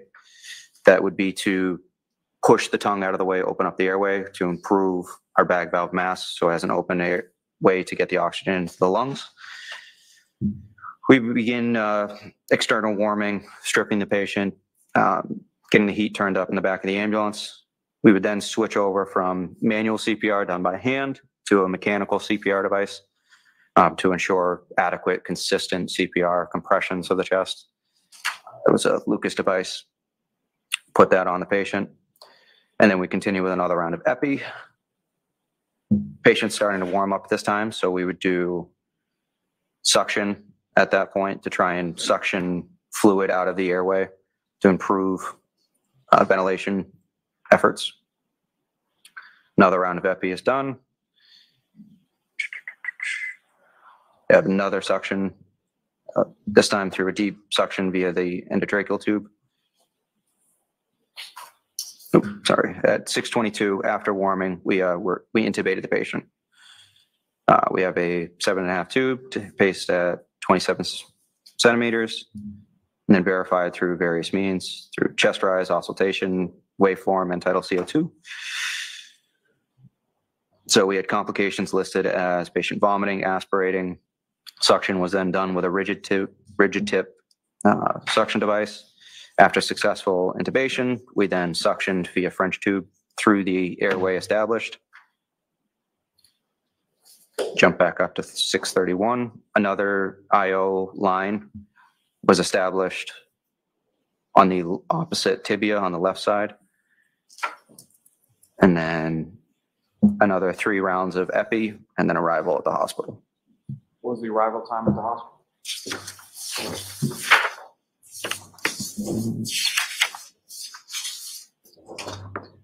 At destination was 6:45. What hospital was that again? I'm sorry. Good Samaritan Medical Center. There's a term that you use in your reports called, and I'll probably butcher this, but asystole, is that correct? Yeah, asystole is going to be a cardiac rhythm where there's no electrical activity in the heart and is referred to as flatline. What, if any, observations did you make in your treatment diagnosis in regards to Mr. O'Keefe as far as asystole? So that was the rhythm he was found in. Yeah, from initial rhythm, I have on the EKG at 6:32 as asystole. So we basically observe that for any changes, whether it's increase of electrical activity, regain of adequate pulses, all of that can kind of be hinted at with the cardiac rhythm. And then we would change our algorithm based on whether we go down the ROSC protocol or we continue down the cardiac arrest protocol. And whether it's on scene or it's in the ambulance, is there sort of a division of task or division of different skill that's being employed in patient care? So patient care will have to do with level of training and also proximity on the patient. Where you get into the ambulance is just logistically, if you have the training, it's not a huge open ER, it's a small environment. So we try and not have people jump over each other as best as we can. And if you recall, who was sort of doing what in relation to treatment of this patient? So in the back of the ambulance specifically? Yes. Okay, in the back of the ambulance, Tim Nuttall was managing the airway. I was the team lead that was kind of coordinating all of the interventions. Matt Kelly was assisting in gathering equipment, doing CPR before the mechanical device was placed on.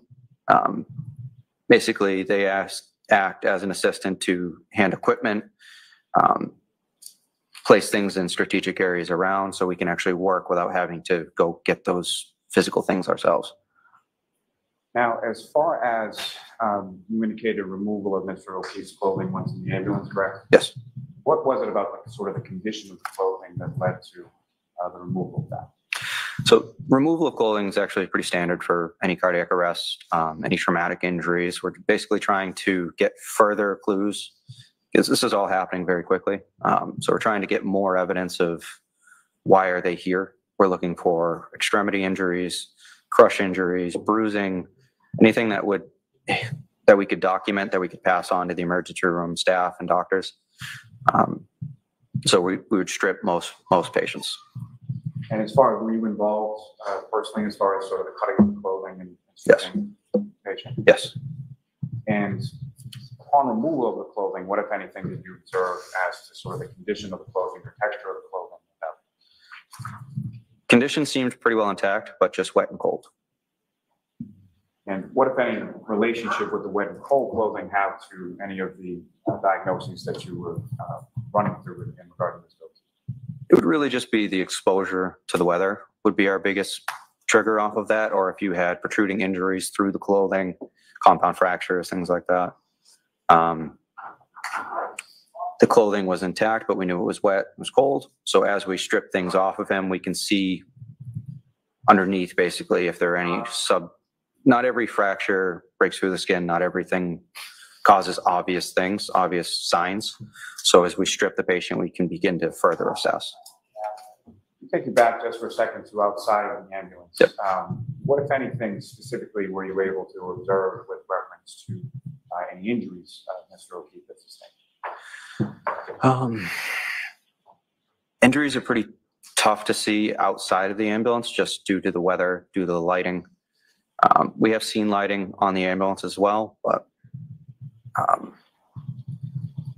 let me ask you yeah. this, as far as what, if any, difference did you know between the lighting in the back of the ambulance versus when you were with Mr. O'Keefe on the ground?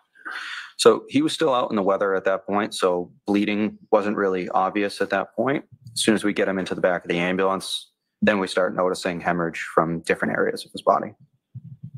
And when you say hemorrhage from different areas, which areas specifically? So mostly from his mouth, his eyes, nose. Yeah. And just to be clear for the record, when you use the term hemorrhage based on your training experience, what do you understand that? Bleeding, external bleeding. Now, you mentioned that there was some suctioning of Mr. O'Keefe's airway, is that correct? Correct. And what, if anything, specifically was suctioned from Mr. O'Keefe's? Suctioning from the airway was mostly blood, blood, sputum. And as far as how much, what, if anything, you have to sort of measure how much blood was suctioned out of Mr. O'Keefe's airway? So we have a canister that has marks of milliliters, so we can determine as we're suctioning how much is in that container at different times. And about how much, based on that, was suctioned from Mr. O'Keefe's airway? So the initial suctioning with the rigid tip was about 150 milliliters.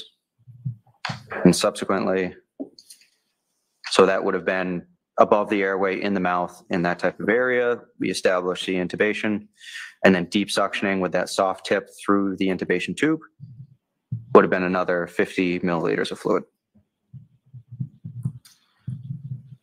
Now, with reference to, you mentioned some observations of Mr. O'Keefe's back, correct? What's that? Sorry. You mentioned some observations you made earlier in reference to Mr. O'Keefe's back. Yes. And what were those again? So that would have been redness of the skin and the posterior of the body. What, if any, significance does that have to you as far as your observation? So redness from the skin, if it's general or across the body, can mean certain things. If it's just a particular area, and due to the fact that it was cold outside, that would have been the initial stages of frostbite or exposure to cold. And as far as the remainder of Mr. O'Keefe's body, what, if any, other observations did you make, in which areas did you make those observations to in regard to the initial stage?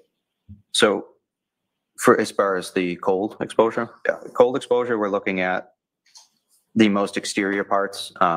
Extreme cold exposure can lead to frost nip and frostbite in different areas. The first affected areas are going to be your fingers, your ears, your nose, your toes, that type of. So that was a cold, waxy, pale, stark white substance, basically, or condition of the skin. And on each of those areas that you just described? Yes. Now, sort of up in the area of Mr. O'Keefe's head, you mentioned some bleeding from the eyes and the nose, correct? Yes. As well as his mouth? Yes.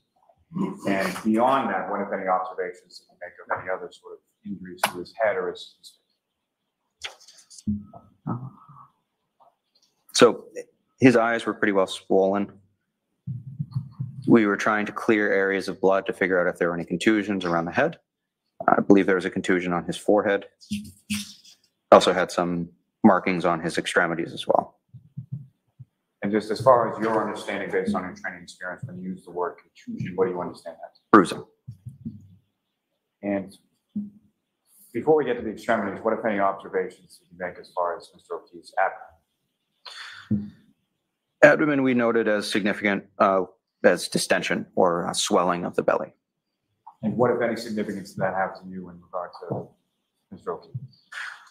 It's another of our detailed assessments. We go through the body in a more detailed way to try and find more clues that we can pass on for the assessment.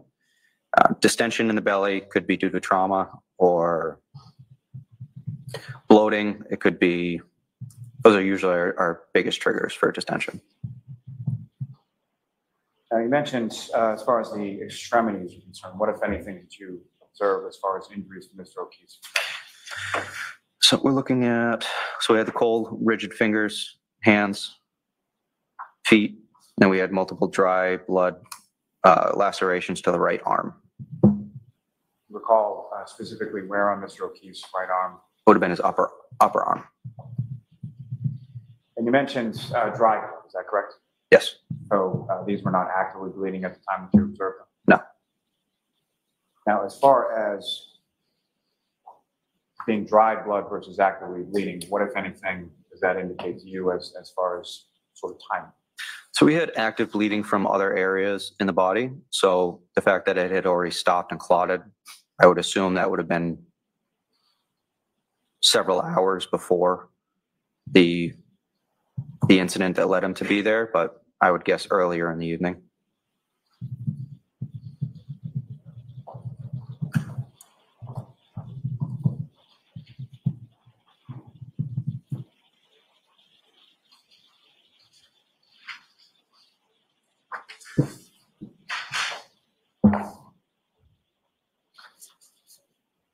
Now, as far as the history is concerned, your attempts on scene, and then what, if any, attempts were made subsequent when you were in the ambulance to obtain any sort of history of how Mr. O'Keefe can be there, or what, if any, can cause the injuries you observed? Once we get the patient into the ambulance, there was no family, no bystanders in the back of the ambulance, so then it's going to be solely based on physical assessment.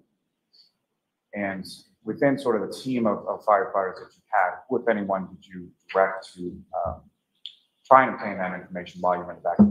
So that would have been Katie McLaughlin. And what did you ask Mrs. McLaughlin? So Katie was one of our senior paramedics at the time. So we had enough skilled hands working on the patient at that time.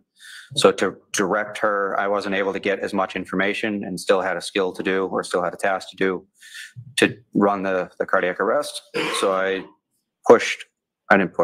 directed Miss Reed over to Katie to try and gather more information as to why they were there. If you could get any more information about who he was, events leading to the injury, how long he was down for, any type of information, and then moved on to the patient at that point. And so Firefighter McLaughlin is having this conversation outside of the ambulance, is that correct? That's correct. This is going on while you're inside of the ambulance actively treating Mr. O'Keefe. It was a very quick process. So I start the conversation, wasn't productive, wasn't moving forward, moved her over to Firefighter McLaughlin, continued on to the patient, and then started treatment, moved the patient in, and then Katie came into the back of the ambulance to help. So it was a very quick process.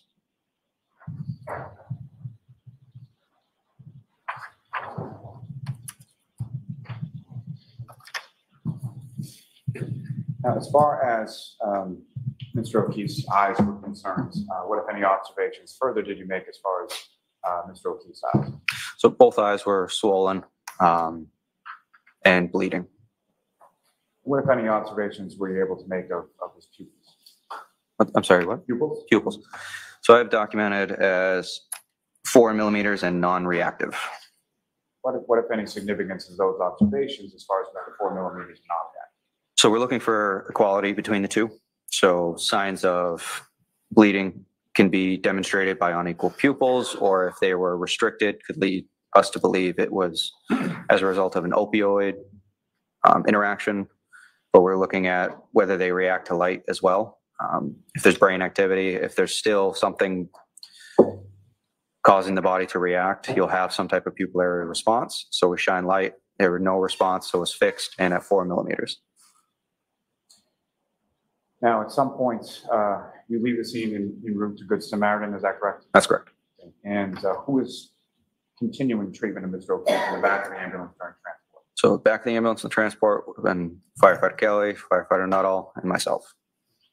And who, if anyone, was driving the ambulance between Fairview and Good Samaritan? So that'll be determined by basically just positioning on the engine. So the step driver for that position would then drive as the detailed person over to the ambulance, and that was Firefighter McLaughlin. Now, during the transport from Fairview to Good Samaritan, what, if anything, are you and the other firefighters in the back of the ambulance doing as far as continuing treatment of the stroke? So we started transport at 6:27. So between 6:27 and 6:45, treatments included epinephrine, additional suctioning, managing the airway, placing another intraosseous line, and then 3 additional rounds of epinephrine while the mechanical CPR is continuing CPR. And during the course of the transport, what, if any, changes in Mr. O'Keefe's status as far as the cardiac arrest or the breathing occurs during the transport? No changes. Now, that time that it took to get from Fairview to Good Samaritan, is that sort of a typical transport time? Not normally.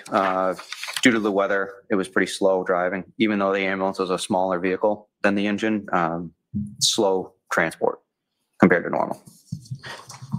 And during the course of the transport, what, if any, communication are you having with Good Samaritan in regard to Mr. O'Keefe and his eventual arrival there? Every medical that goes on, we try to give the hospital staff a heads up, basically, of what's coming in.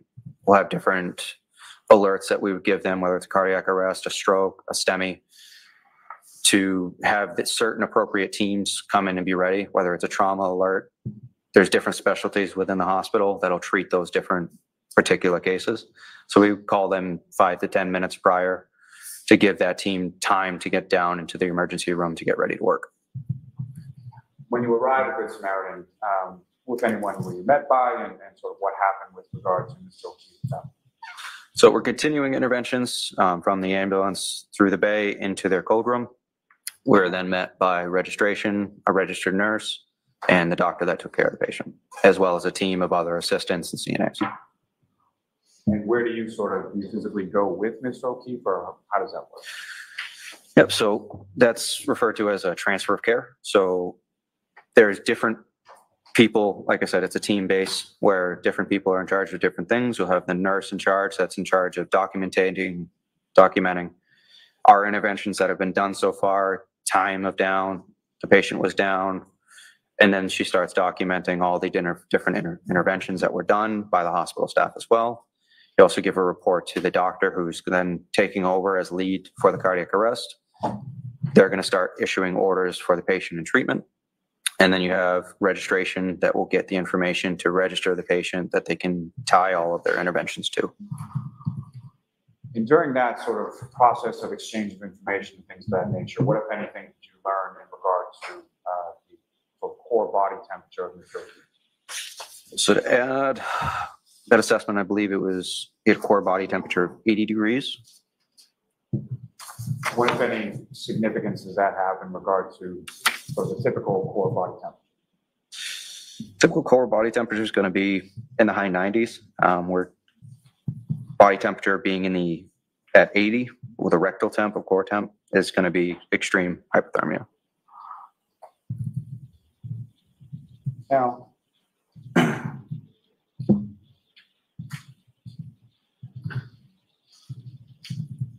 you're at Good Samaritan for a certain amount of time, correct, before you quit? Correct. And at that point in time, while you were at Good Samaritan, that initial time, what, if anything, did you learn as far as Mr. O'Keefe's status or what had happened? So as we talked about before with the hypothermia and the extreme cold, they're going to work that for an extended period of time. Most cardiac arrests, I will try and hang out by the patient or in the area. As new staff come through, different things are found. The doctors and nurses might have follow-up questions. So I try to stay available as an asset that they can bounce those questions off, at least for 10 or 15 minutes afterwards, to make sure the whole process is completely transferred from all the interested parties. And during that course of time, what, if anything, did you learn as sort of the eventual status of Mr. O'Keefe? We didn't learn anything while we were at the hospital. We then cleared the hospital, returned back to quarters to decon the ambulance and to replenish all the equipment that we had used, get back in service, and move on with the shift. At some point during the course of the shift, did you have occasion to go back to Good Samaritan? Me personally, no. It would have been for an additional medical call if there was any calls for service afterwards. Did you recall whether or not you went back to Good Samaritan for any additional medical calls or anything of that nature? I don't recall.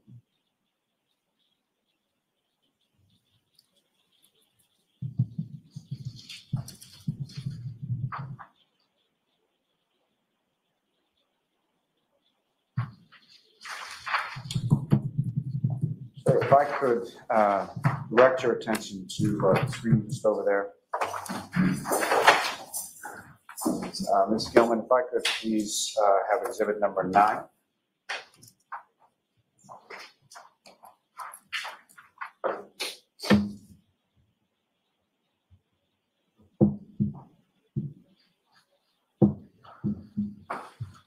And so directing your attention to what's been previously marked as exhibit number 9 up on the screen, you recognize what's in that photograph? The house. Is that the house that you responded to? Is that correct? That's correct. And Ms. Gilman, if I could have exhibit number.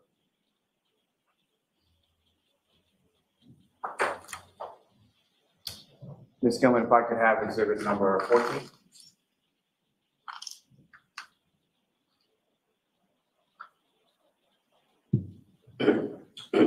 Again, sir, what's up on the screen? Do you recognize what that is?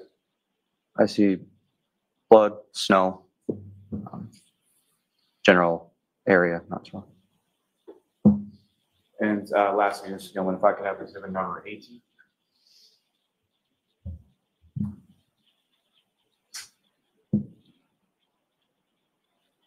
And again, firefighter Flematti, do you recognize what's depicted up on the screen as exhibit number 18?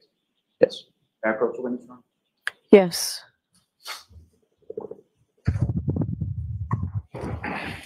Very much. So, sir, I'm going to hand you a laser pointer.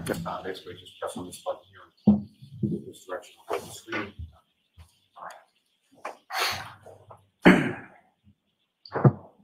So, firefighter Flematti, within this photograph up on the screen as exhibit 18, do you see the area in which you observed Mr. O'Keefe supine on the ground when you first arrived? Yes. And using that laser pointer, could you direct the jury's attention to where in this photograph you observed Mr. O'Keefe initially arrived? Initially arrived would have been in this area here. Thank you. And just 1 moment, Your Honor. Yes. If you could turn, thank you. Nothing further for this witness at this time, Your Honor. All right, cross-examination. Thank you, Your Honor.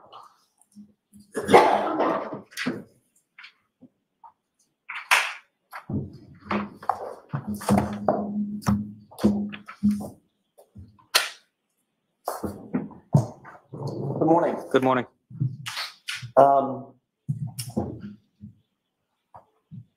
I'd like to start sort of at the beginning. When you first arrived at the location, you indicated that you could, in fact, see the body from your perspective, correct? I could see a body, yes. And I think you indicated the shape of the body. Yeah. Couldn't tell if it was female or male. Nope. But obviously looked like a human figure. Yes. Okay. That drew your attention to the left side of the ambulance as you were approaching, correct? Yes. and you're sitting on the right side, which means you're sort of the furthest away from that figure from the perspective of the ambulance. And the ambulance, yes. And you had no problem making out that figure in the snow. So figure in the snow, we had a good distance between the ambulance and the engine, so yes. Okay. And you indicated that the figure in the snow was on top of the snow, if you will, with some snow accumulating up the body of the individual. Yes. But he was not covered in snow. No. There wasn't like a mound of snow over this figure. There were mounds of snow in the area, but not over the patient. Due to the wind, there were snow drifts in the area. And his clothes were dark as compared to the white snow. Yes.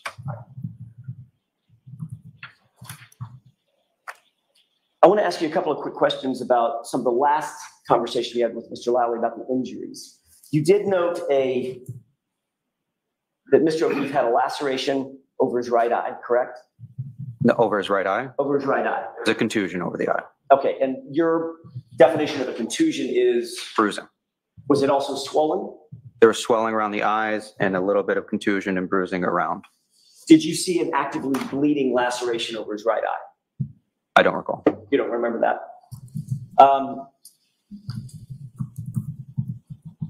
What about his left eye? Both eyes were pretty well swollen shut. What about not from the nostrils, but on the skin on the nose? Did you note a laceration or multiple lacerations on the nose?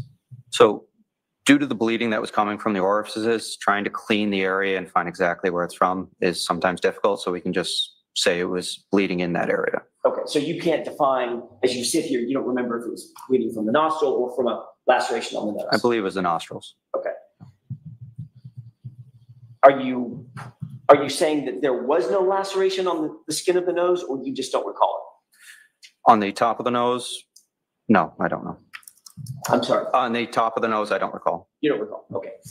With regard to his abdomen, you indicated that it was distended, yes. A medical term for swollen. Yep. You said that could be from trauma or it could be just bloating, correct? Correct. Did you notice any contusions on his abdomen? No.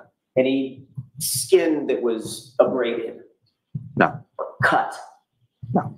So there was no bruising, no contusion, but there was a distension, correct? Yes. So there was no visible trauma to the abdomen. Visible trauma doesn't really matter to internal trauma. It's not always indicative one way or the other.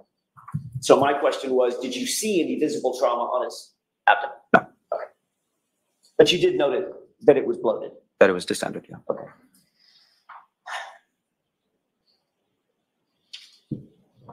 I want to talk to you for a second about, if I could shift gears, about the conversation that you indicated to Mr. Lally that you had with Ms. Reed. You were also asked about that conversation at the grand jury when you testified, correct? Correct. You testified that as the lead paramedic, you were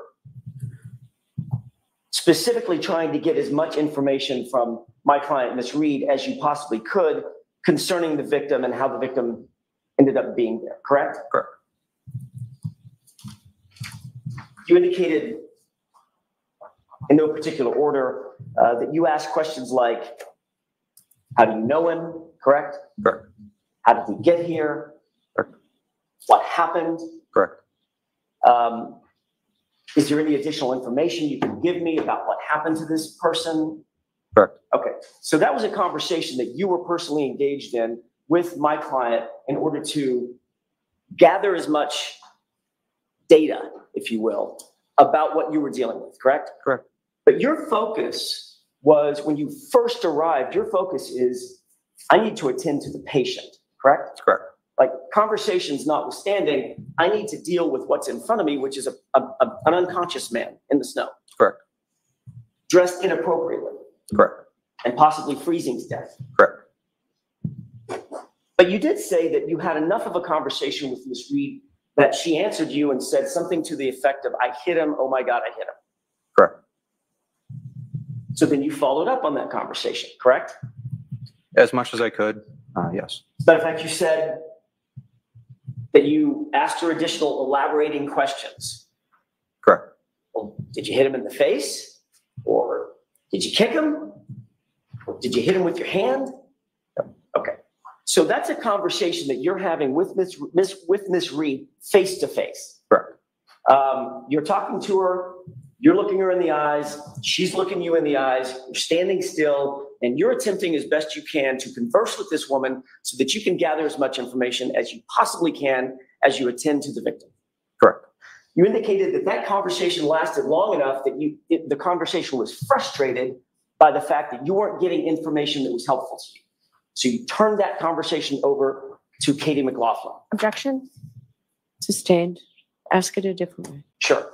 Did you have, was your conversation in some way in your mind, and when I use the word frustrated, I mean, it was just, you weren't getting the information that you were seeking, correct?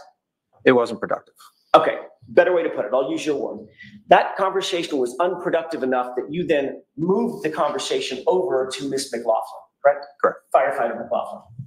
And once Firefighter McLaughlin engaged Miss Reed, you then began to attend to the patient again.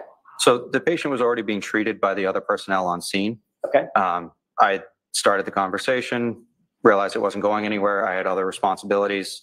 So regardless of how they ended there, they still needed treatment and transport. So that began my priority and moved her over to try and get as much information while treatment was being done.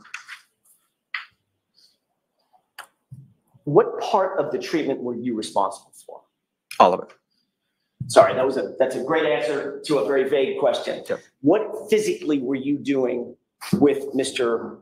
O'Keefe? In which particular moment? When you first arrived and attended to him and physically touched him. In other words, were you the airway person? Were you the cardiac person? Were you doing chest compressions? Were you squeezing the bag? I would have been doing chest compressions initially until I could delegate that task to somebody else. Okay. And chest compressions, I'm going to butcher this because I've never been trained other than my little toddler. They look a little like what I'm doing now, correct? Correct. And I indicated palm over one palm over my hand, arms extended, and you can see my shoulders moving up and down in a rhythmic fashion, correct? So if I didn't get an answer, correct? yes, I'll wait till then. What were you wearing? What was I wearing? My uniform. Didn't expect that one, did you? That was a different one. Heavy winter coat. Okay. Uniform. Do paramedics wear sometimes yellow, bright yellow for safety? Yes. Were you wearing a bright yellow, heavy winter coat? I don't recall. I have a few different coats. Got it. Do you remember what Miss McLaughlin was wearing? I don't. Okay.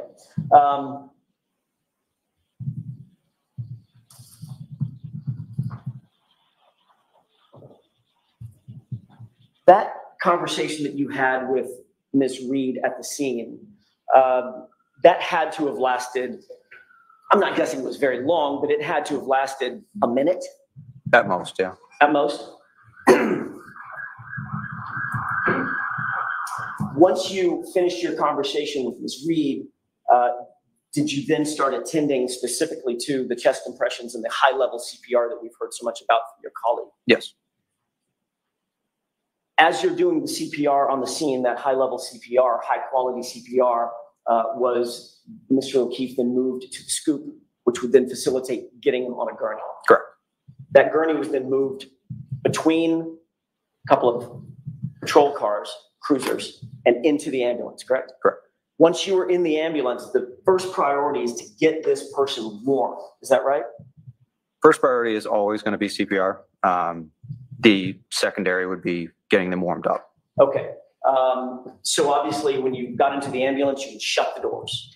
There's a heater on in the ambulance. Yes. You never came back out of that ambulance after you got Mr. O'Keefe into the ambulance, did you? No. Okay.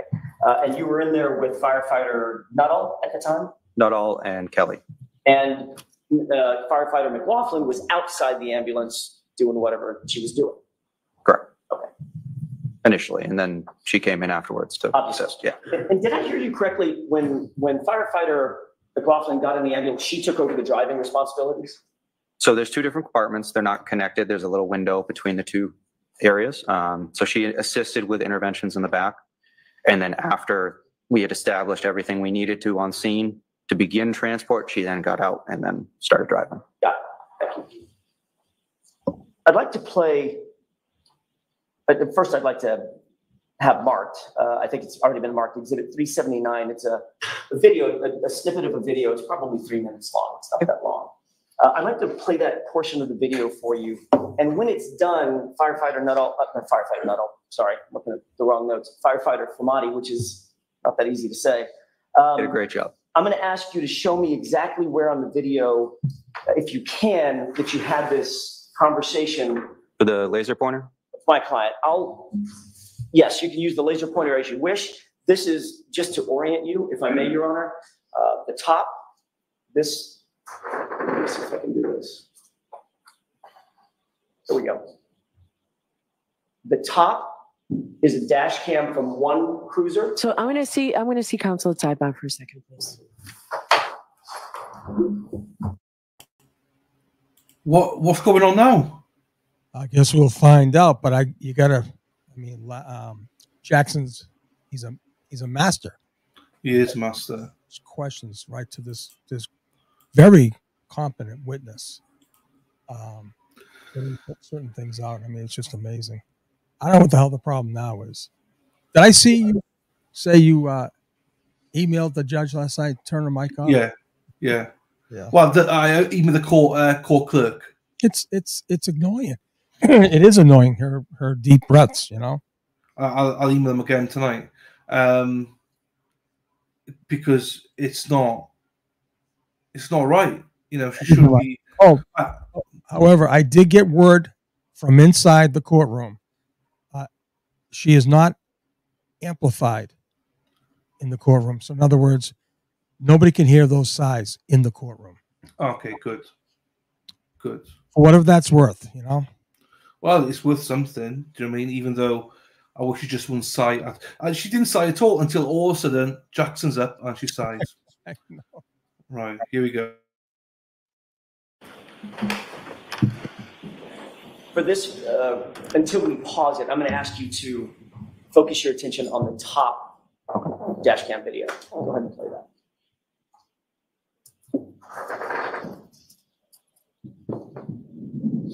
Can you pause it? Actually, I need to see counsel at sidebar again. This is so unprofessional. Okay, but I wanted to get back to my other point. All right. Yeah. Jackson was able to demonstrate, even from your vantage point, inside the ambulance on the left side, you could see that there was an object, body-shaped object, on the ground. That was the point I was trying to say. Yeah. And Karen was in the back seat, probably closest to the road, right? The roadside, right? Not the right side, the left side, where she's focusing, right? She's hyper-focused. Let me tell you, when adrenaline's kicking, there's no doubt, seeing her adrenaline is kicking. There is no doubt in my mind. She could see hypervision kicks in. Everything kicks in, right? Yeah. It slows down. I'm telling you, it slows down, but you can see everything. To say that she, pre-knew where he was, that's BS. Mm-hmm. Jesus. Jackson's a master. He took him through the steps. He said, even though you're on the left side from an ambulance is huge, right? You could see, and all those lights are lit up. He's got the lights. See the body. So he's a master. He really is. No, he's doing really good. I just don't like the Elizabeth says, she's interrupting his flow. It's all right. He's ready for it. Trust me, he's ready. I know he is. Not going to have an easy go. But one thing about him and Yannetti and Liza Little, they're not going to get flustered. They're prepared for her. They're already prepared. But even then, it's not about, I don't think, it's just the flow for the jury. The jury are like, they want to know what's going on. They are now, for me, if I'm a jury, I'm thinking, well, hang on, why does she keep doing this? What are they doing wrong? It's unprofessional. But yeah, this is her style, right? I just worry that this looks also bad in the defense, because as a juror that doesn't know any different, she keeps stopping them. In my mind, they're doing something wrong. So she has to admonish them all the time. And that's my worry, that could be interpreted that way, if you know what I mean. So, no, I get it. Folks, we'll take a 15-minute recess. Jesus Christ. Yeah, I feel bad, but this is what we're going to be exposed to, unfortunately, right? This is ridiculous. Okay, anyway, let's go. Who did she answer to? The people of Hey there, Karen Reed, trial watchers. You know what a lot of the I don't want to listen to him. See, what's this guy? This is a commenter from Law and Crime. They just do ads and stuff like that. So don't worry about it. Right, go on. No, if this is the time you want to break things down, I think what's his name again? Flematti. What's his name? I don't know. I mean, hang on, I'll tell you. Yeah, earlier, right? Anthony Flematti. Flematti, right? Very professional. Listen, the people that come up next, all these firefighters, right? They're going to be very professional. They're going to be they know now what to expect. I mean, they now had a day.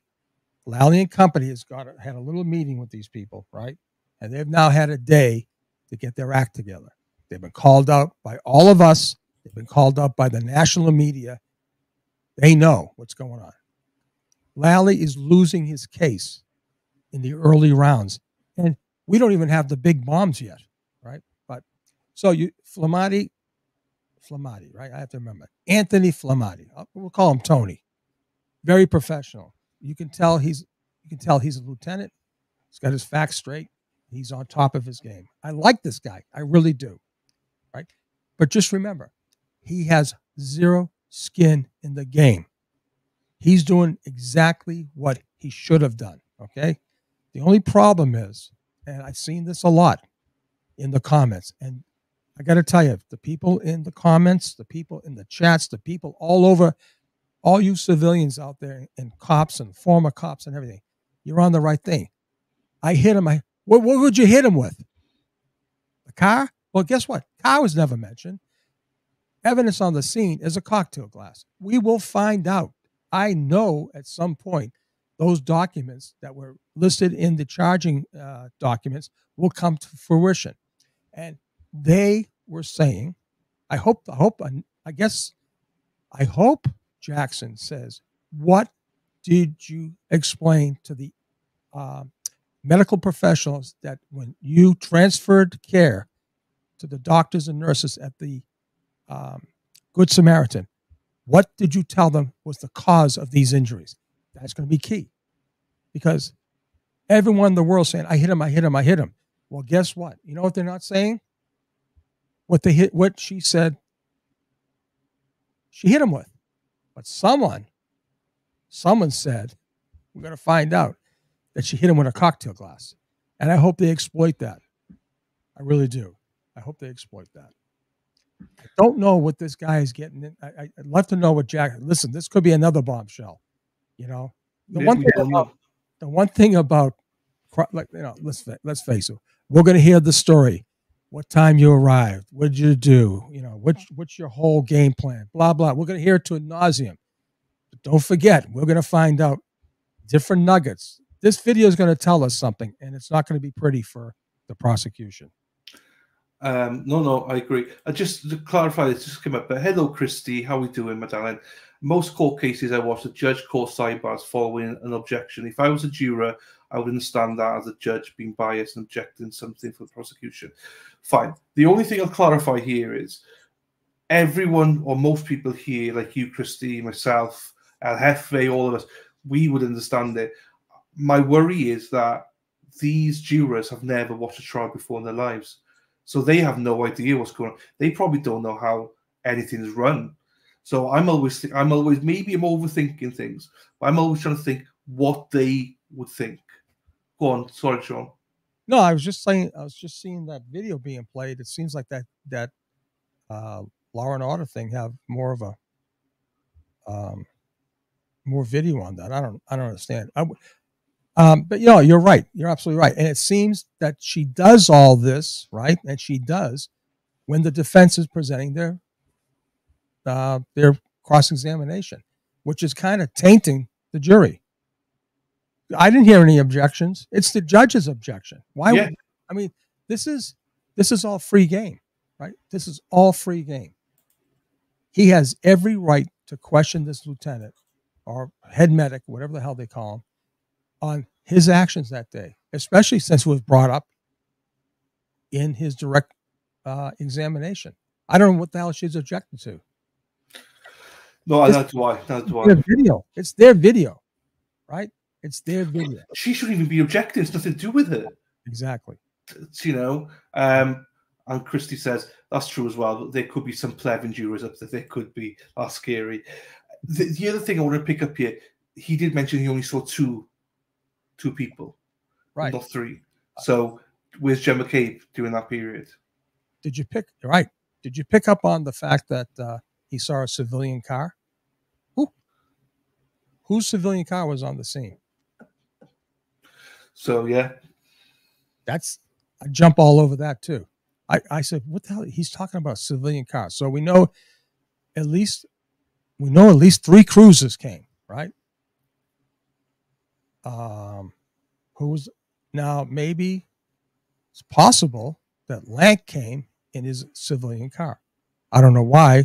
I would imagine they all have take-home vehicles. Could that be Proctor's car? I don't know. Yeah. I don't know. Maybe Lank, he's a detective. Maybe he gets an unmarked vehicle. Probably. Maybe it's a civilian vehicle, but it's a police vehicle, unmarked. We'll find out, I guess, right? People say Kerry Roberts' car, no? Oh, yeah. Maybe. But I don't remember. So Kerry Roberts picked her up, Karen up, didn't she, or something? Did they drive to Jen McCabe's house? Karen drove to Jen's, where they were waiting on her. Kerry, yeah. Wendy, that's a good point. Okay, so that's the civilian car. Christy says the same thing, yeah. Very good. All right. I had a brain fart. Sorry about that, people. Yeah. No, but but she had an objection first. Then they went back, and then it went again to the potty break. I think the juror asked for it. She objected first of all, stopped it. Right. As in no objection, she just called stop to it. They all sat down, and then as he's about to continue, she goes, "Oh, hang on, jury want to go for the toilet." Oh, a juror said that? A juror wants to go to the toilet. Second time, this is why they went on a break then. But the first time, she just stopped it for whatever reason. Jesus. All right.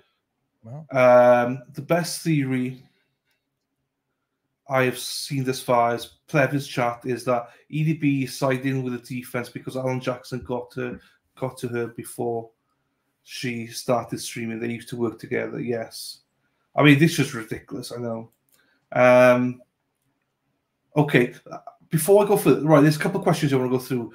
Ali October says, question, Sean, does the defense need to impeach Jen McCabe with character witness? You had a guest on your show, Joan, who said she was a manipulator. Do they have witnesses like that? Well, they don't need to impeach her yet, but I don't think I don't think they will need to impeach her. I think she'll do just a great job on her own. On herself. MC, so can the defense go to Waterfall 34 with the jurors? Yes. Karen can't, but the attorneys can. They can. I don't believe that's going to be on the tour. I believe the 34 is, but not the Waterfall. Yeah. I mean, they should probably get, they should, but I guess they want to move it on because that's basically where the crime scene was. Yeah. They get a feel, a flavor. There's CF McCarthy's, there's the Waterfall, which I thought Vinnie Politan did a very good job last night doing the little drive he did. I've not seen it all yet, but yeah, saw the drive thing that he was backing up and everything. That's the thing. So he did a 3 to 4 mile backup, right? Mm-hmm. 3 or 4 in live. Then he had his cameraman speed it up to 6 times, right? Now, what Plevin didn't do is to tell Vinny, oh, by the way, the evidence is she never applied the brakes. So she would have kept continuing. But even when he does it in 6 times speed, which would give it 24 point whatever, 0.7 miles an hour, It looks really bad. It does. And to think that she would pull all the way down there, to think that John wouldn't have enough sense just to react, it doesn't make sense. No. It does not make sense. I urge you to see that because I got to tell you, he did a great. He had his GoPros, he had his camera people. He did a good job, a really good job. Here we go. Aaron says, is there a chance the feds are staying quiet to allow the witnesses to crumble on the stand one by one to get the truth out the way? Absolutely. Out that way. If I was a federal agent, say if this was a drug investigation, a major drug investigation that had like a homicide portion to it, all right? Because let's face it, their original investigation was not about the investigation of John O'Keefe, right? But if I was a federal agent in this case, I would be glued, notes taken, anxiously waiting, because everything they say, and remember, Aaron, they have all testified before the federal grand jury. They've got a record from the state grand jury, right, already, which was very friendly to them, let's face it. Now they have a federal grand jury that was not friendly. Not friendly by any stretch of the imagination. So there's a tale of two stories that will be told. And if I'm a federal agent, I'm all over this. Yeah, you can imagine. This will be taped, and this won't be the last time we'll see any of these recordings. You will see it. Wicked Psych has got a question for Sean. There were early reports that Walsh's wife had some federal problems in D.C. with a property she managed. The story disappeared. Have you heard anything about that, or was it a fake story? You're talking about Brian Walsh's wife? Yeah. Or Mathew Walsh? No. I'm not sure. I know she moved to Washington because of her job. Okay. I think they had problems. He had the federal case against him, which he's serving time for now. I know something, to be honest with you, if you ask my wife, this is when my wife says, go play a round of golf, I'm too involved in this case. So, no, I don't really know enough about Walsh right now to comment on. All I know is she had a job in D.C., that there was problems in the marriage, that she was thinking about leaving him. He's one of these guys. If I can't have you, no one will have you. Yeah. And guess what? They hadn't found her yet. So he did his job. But that's going to be a problem. That case will be problematic based on if Proctor does take the stand. The jury's still out on that one. No pun intended. But he has to. He's the affiant. He wrote the affidavit. Yeah. Allie is backed into a corner on this. Give you a rest for a second. Dylan, I know our justice systems are similar. What are the biggest differences in Brit's system in regards to witness testimony? Biggest difference is you don't get to see it. There's no live streams or anything. So if you're a witness, giving witness testimony, you don't know about it. You're not allowed in the court. There's no live streams. You won't have a clue what the testimony is. The advantages of the Brits system is that you go into trial, you don't have any clue about the evidence. Press don't know anything. It's literally at a bare minimum, so it's very tight sealed. The disadvantage is you don't get the transparency, so we don't know what happens. So it's a bit of, you don't get the circus, but then you don't get the transparency either. So as a witness, you get protected and everything like that because people don't know what you said. There is press there, but it tends to be at a minimum. So yeah, but then again, the disadvantage is no cameras, don't know what's happening, hide it behind closed doors, basically. Well, see, that's exactly what's going to happen when this goes, and it will go to federal court. You won't get any press. I mean, you'll get press. They'll be loud. But no cameras. Live tweeting. There'll be sketch artists and all that stuff, but there'll be no cameras. And that's unfortunate, but, we got Heather Taylor here, potty mouth herself, says, Sean, listening to your show with Mona, which is excellent, by the way, the other day, because she kept you in. I loved she came on and you started talking. She goes, no, Sean. Let me stop you there. Let's go from the start. And you were like, oh, yes, Mona, let's just do what you want to do, Mona. I love it. Let me tell you. Someday I'll tell you the backstory, but Okay. I could guess some of it. I think there are a few tidbits in there. But Mona, the other day, and hearing that it's been said that Lally is a traffic cop who, this is interesting. I like this. Who more than likely fell into this case related to the car aspect, and then it spiraled or something to that effect. Makes it make so much more sense. It does. Yeah, I believe when she said traffic cop that he handled mostly traffic cases. Yeah. Now I have not done a deep dive into his background. Maybe that was the thing. This was going to be a quick hit and run type narrative for him. Maybe he's got his expertise in hit and runs. Well, did he get fooled? Did he get spun around?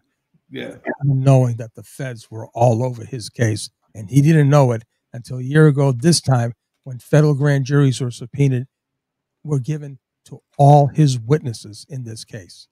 That's pretty, that's the pucker factor there is way up high on that one. And then it unfolded like it did. Yeah. Rachel says, this is scary. What if the jury believes this? Well, we just have to trust the process, Rachel. I hope that people use the common sense. If there's any, okay, I don't want to make predictions, all right? I'd be very surprised if this case is ever allowed to be in the hands of those 12 jurors. I'd be surprised. Yeah, as we said, we don't need to do any more predictions. No, we don't need to give Kevin any more ammunition. You've done it again, so. Well, I know, but still. Yeah, no, I got you. Helena Handbasket says, question, I wonder how many jurors went home and watched my cousin Vinny last night. That's true story. Right, so I've missed a few people here. I'm not sure where I'm up to.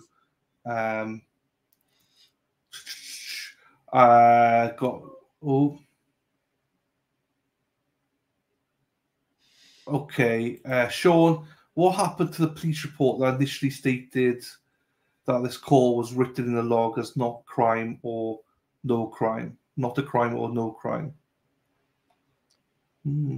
I don't, something? I thought I knew everything about, I've never heard that before. Yeah. Yeah, I do.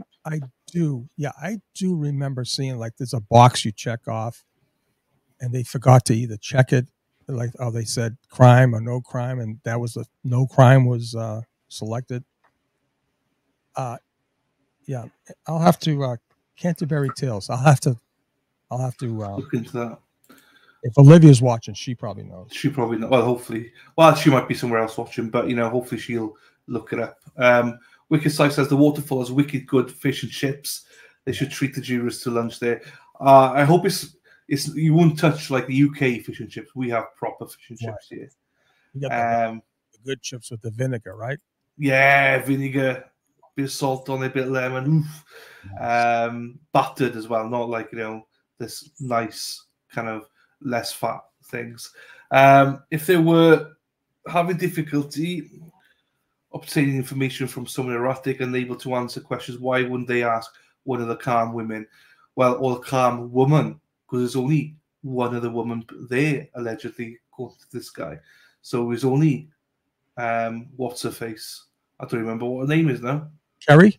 Kerry. It's only Kerry and Karen there, according to this firefight. Well, it's interesting. Now we know he says departure was at 6:27. Okay. So they're saying that 6:23 and 6:24 that's when allegedly Jen and Karen are in the cruises. I'll tell you, all I see is Karen bebopping around the scene. I'd like to know when the hell she's supposed to be in some kind of cruiser for the Google request. Or did she say it when they're outside the crew? When was the Our Father said? That's what I want to know. That they were saying Our Father. Jennifer, interesting here as well. If she didn't apply the brakes, she would have gone onto the lawn. Right. Yeah. I was going to say Sean tonight, 6 o'clock Eastern tonight. Yes. Recap. I love the fact it's gone from 7 to 6 now. You must be getting tired. Well, no, I don't want to step on anyone else's toes out there that doing lives. And listen, I just want to keep it to an hour. I'm going to have a great guest on Friday night. No, it won't be Mona, but you'll love her. You've seen her before, and it's going to be a great case. I'm hoping by Friday, it's a full day, that all these, medics and EMS and fire people will be done with. And then, this will be a great closing guest for Friday night. And that'll be at 6:00 too. I just got to check with her, but you've loved her. You've seen her before. She's great. No, Nash still says, did Lally tell all his witnesses to make damn sure they never mention federal grand jury as to not open the door for Jackson to ask about how the testimony is probably different there also? Absolutely. They know it. They know it. And I'll tell you, of course, you're not going to be able to see it with these witnesses because these witnesses were never part of the federal grand jury process, right? The no need. The meat is coming. And the meat witnesses are, all the ones that we know. The Jen McCabe's, the Proctors, the Lanks. I'll tell you, this is going to be like amazing, truly amazing. I mean, we haven't even seen it yet. We haven't got to the meat yet. I mean, that's what it's all about, Oh, by the way, remember Mona Lisa? Yeah. Jeez, I can't say that. Jeez. I want to give Mona Lisa a big plug, but I can't now because, anyways. Okay.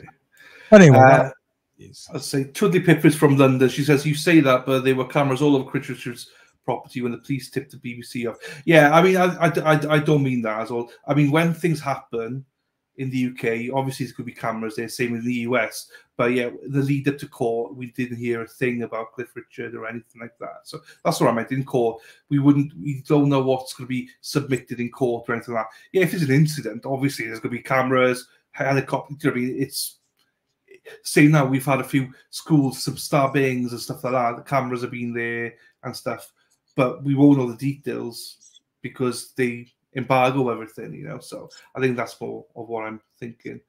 Ronnie says we have several weeks of bullshit to look forward to. Yes, Ronnie, Aaron Hack, Ronnie, popcorn's at the ready. I'm here for it. I'm telling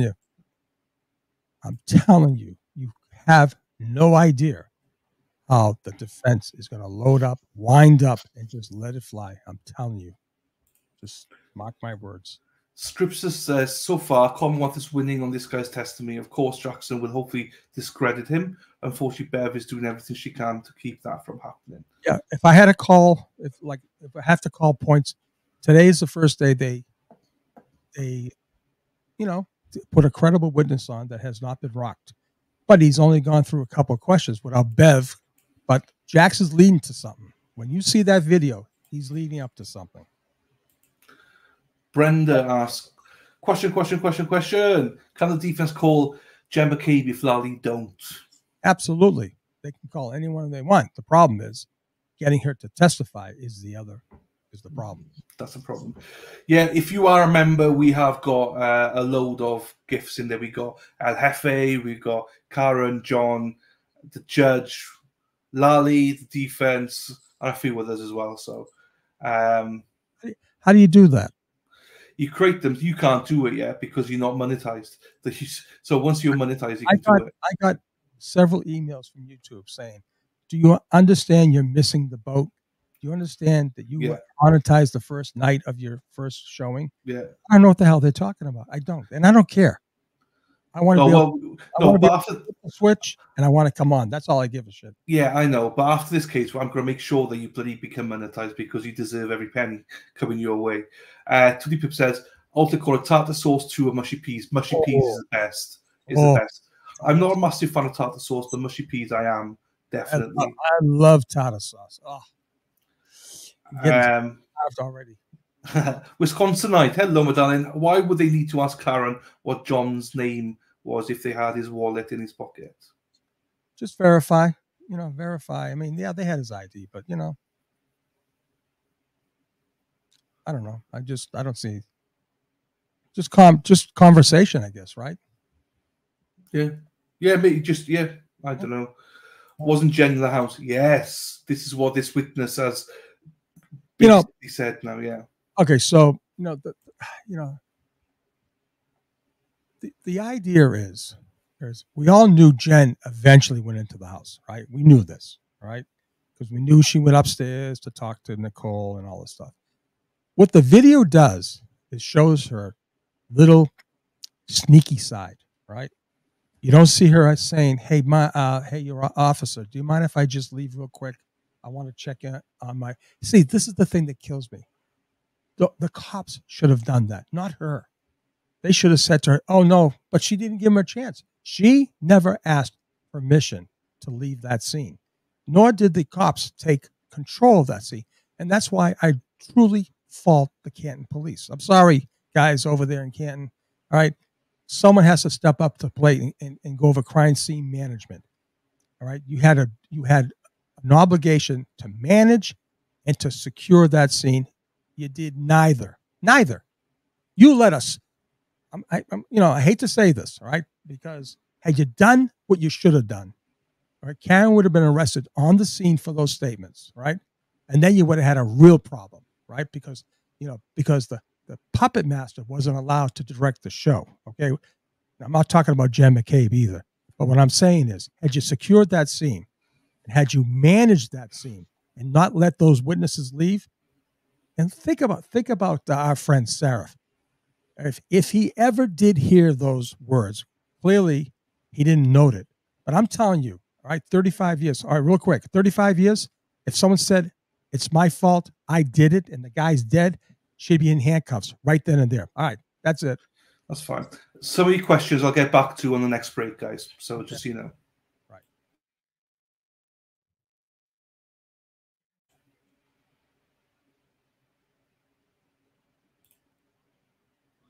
Is that odd? Oh, they're on sidebar. Is that odd, Sean? Do you think it's odd that nobody seemed to have asked if John O'Keefe was armed while off duty? Here's the thing. You're not supposed to be wearing your weapon when you go out to drink, all right? John was not in a really, not too sure what SORI is, all right? But it's like sex registered, right? So he's not going out. I mean, I think he's checking on these sex offenders that need to register. I'm not really sure what his job was. I'm going to tell you right now, I was always armed. Always. Never, ever, ever not armed. Audrey says Jen McCabe went into the house at 6:34, which was after the ambulance left. Did she go missing at the beginning also? She must have, because she entered at 6:34. But he only saw. But what she's saying is that, which was after the ambulance left. Did she go missing at the beginning also? Well, she was somewhere because he didn't. This guy never saw her. He only saw two people. So where was Jen at that time? Before the ambulance left. Well, we know she was making phone calls in the car at 6:23 and 6:24. So, right.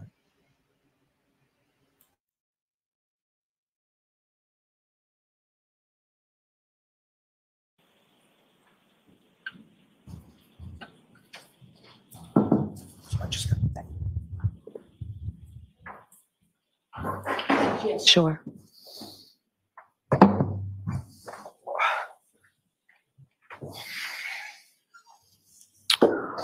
Okay.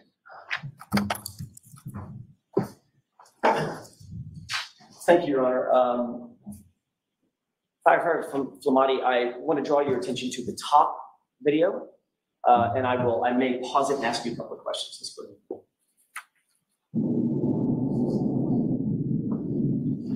Pause. Did you see a person run into the screen? Yes. Run into the frame, rather, from screen left? Yes. Who's that? I don't recall. Okay. Let's go ahead and play it. And pause. I want to draw your attention to the left side of the top video.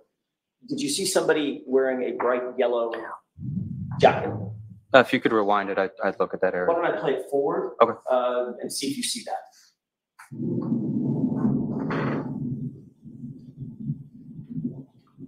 Yes.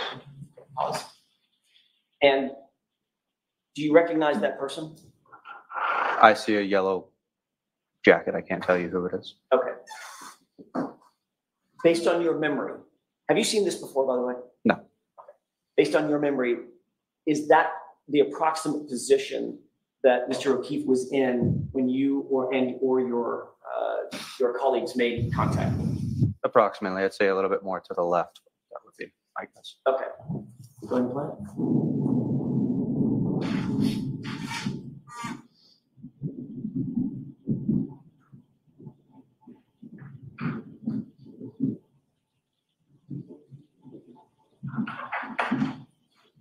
Pause it. You see the person enter from screen left into the frame. It looks like a different person, yes. That person right there. Looks like a long-haired female? Yeah. Does that appear to be my client? From this angle, I couldn't tell you. Okay. Go ahead and play it. Pause. You see a person wearing yellow right there on the left side of the screen. If you're telling me that's a person, sure, yes. No, he's not telling you. So ask the question. If you don't see it, you don't see it. If you do, you do. I can't tell what that shape is. Okay. Can you take a look, keep your eyes focused on that and tell me if you see that figure doing anything? Go ahead. Pause it. Okay. Do you recognize that figure now? I can't recognize the figure, but it looks like an up and down rhythmic motion. Okay. That would indicate CPR. Would that be you? I couldn't tell you. Is the time accurate? There's 6:13.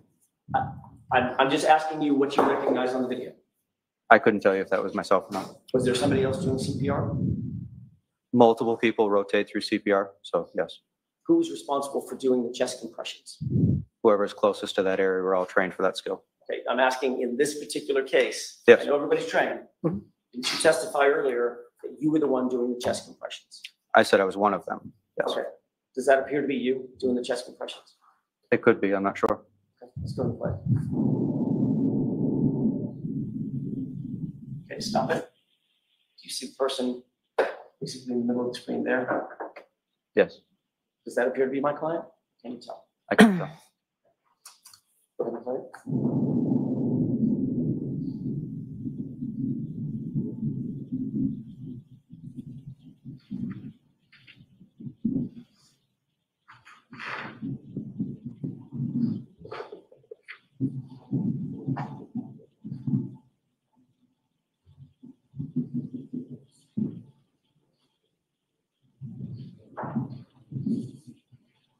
Pause it.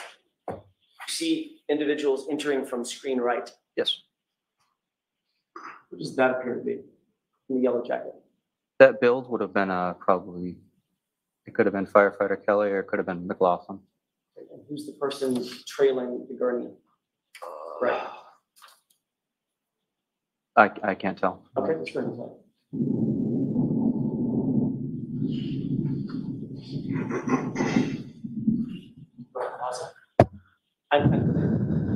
The person in the hood just obscured that figure. Did you see that figure standing on the other side of the person's hood? No.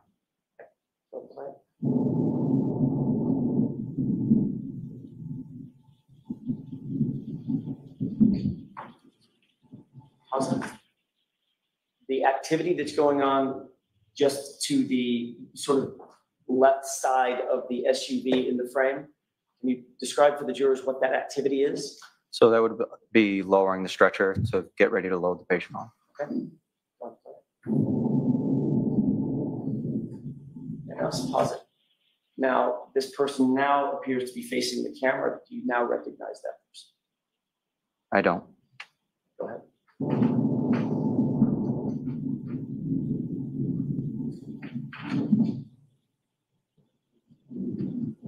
Awesome. Can you focus your attention on that individual in the yellow jacket? Yes.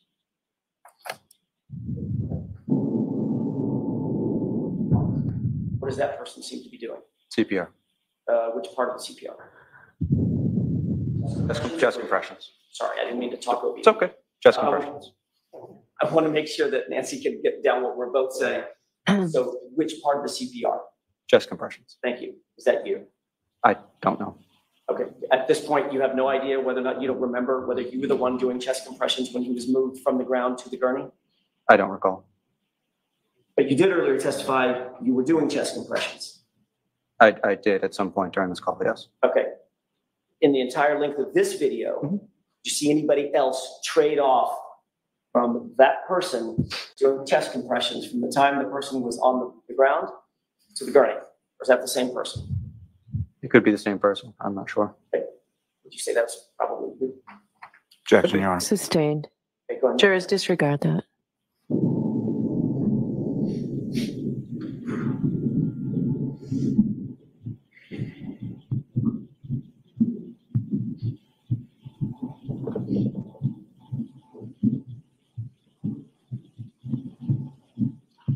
Pause it. I want to direct your attention to this person. It appears to be a firefighter in the middle. Do you see that person? Yes. Objection, may we? The objection sustained. I'll see counsel at sidebar.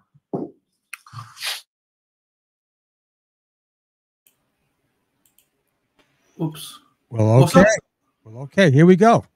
See, here's the issue. They're all good when it's nice and easy, when it's all friendly. Alan Jackson is showing this guy to be a buffoon now. I liked this guy 5 minutes ago, right? Yeah. Now he ended up being a buffoon.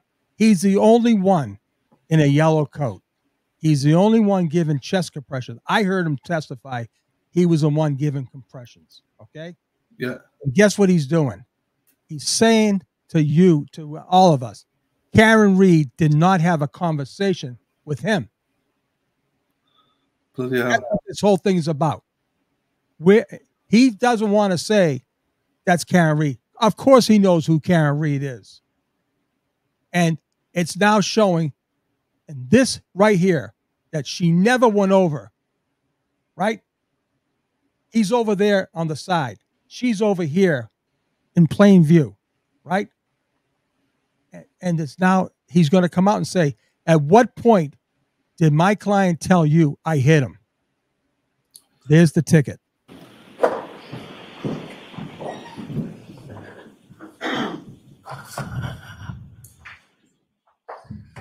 Mayor? Yes. Take a look at the person or the yellow in the middle of the screen. Do you recognize that? As a fire jacket and build, I would guess it was either firefighter Kelly or. So we don't want you to guess. My best estimation would be firefighter McLaughlin. Firefighter McLaughlin? Yes. Okay, let's go to the plane. Pause. Recognize the person in the yellow jacket to the right of who you just described as firefighter McLaughlin? No. What is that person doing apparently? My guess would be, Not even an estimate. Do you know? I don't know. Next question. Go ahead and play. Okay. Pause. At that point, did you join your colleagues in placing Mr. in the ambulance? Yes. Okay.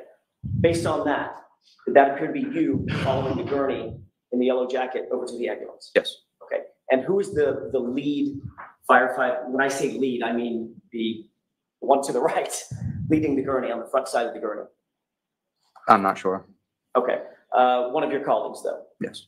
What did you do once you left the frame? Where did you go? That would have been into the ambulance. And as you earlier indicated, shut the doors, correct? Correct. Okay. And you never came back out? No. Okay.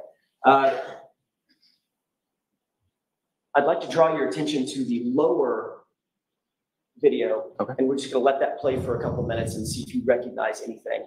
I'll ask you to pause it in just a second.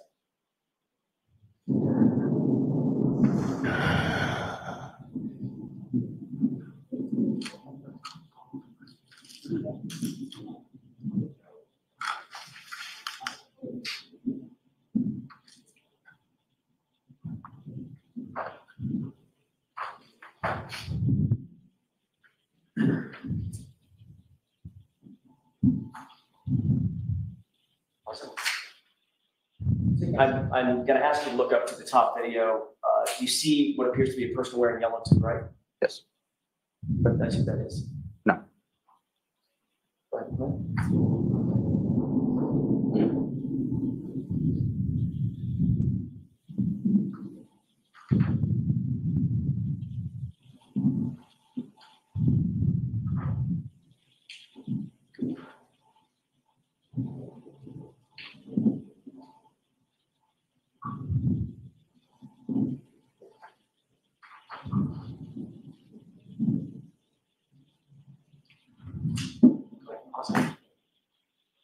looking at the lower video, do you see what appears to be a vehicle in the middle of the screen? Yes. What is that? That is an ambulance. Does that appear to be the ambulance that you arrived in? Yes. And that's the ambulance that you took Mr. O'Keefe to? Yes. Doors are closed? Yes. Are you in the ambulance at this point? I'm not sure. Well, this was, let me just ask it a different way. This was running continuously. Yeah. No pauses. You've already taken Mr. O'Keefe to the ambulance. Would you have gotten in the ambulance? I don't recall. Well, I mean, you're not standing outside the ambulance. So if you know the answer, I don't know. next question. I have no idea whether you're in the ambulance or not at this point. At this point, no. Okay. Would you have gone anyplace else when you left the frame? Could have been to gather equipment, but for certain, I don't know. Where would Mr. O'Keefe have been? Been in the ambulance? Again, don't know for certain. Could have been or was in the ambulance? At this time, I don't know. Okay, let's go to the phone.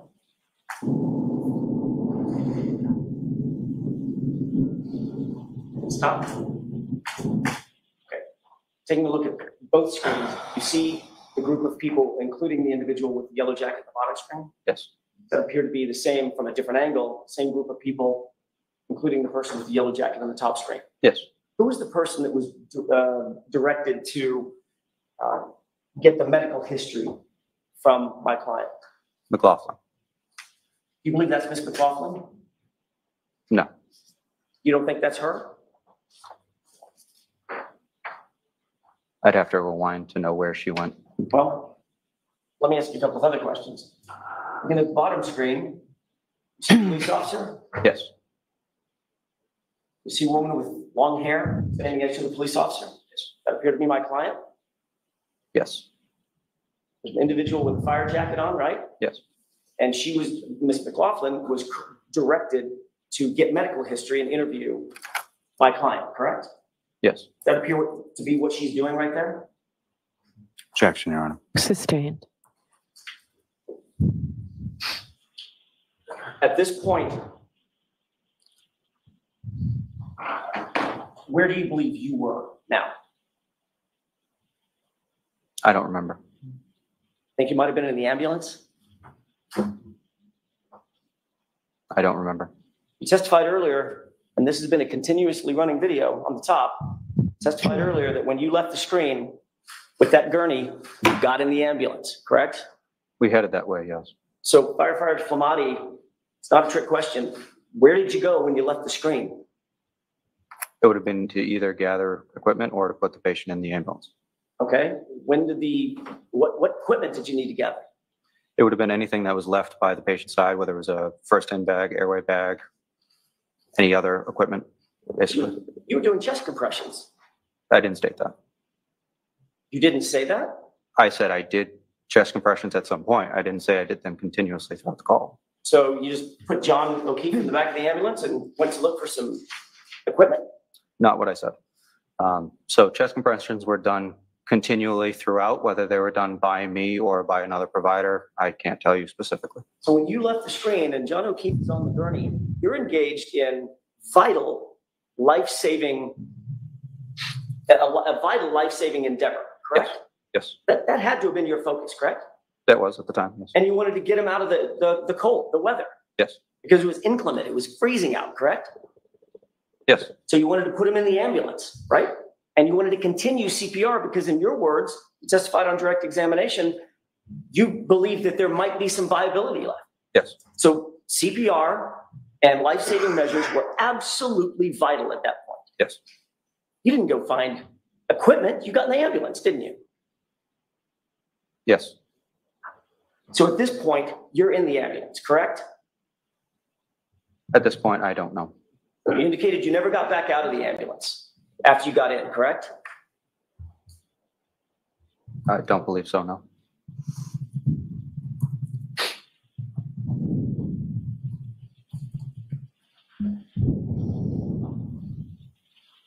Did you see any place in that video where you had any sort of detailed conversation with my client? No. Did you see any place in that video where you engaged my client and said, how'd you get here? What happened? And she said, I hit him. And you said, how'd you hit him? All the stuff that you testified earlier to. I didn't see that in the video, no. You indicated in a police report during an interview that you had with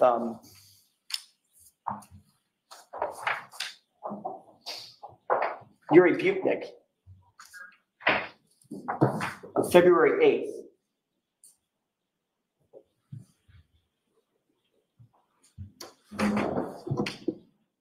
that my client said, I hit him, correct? Correct.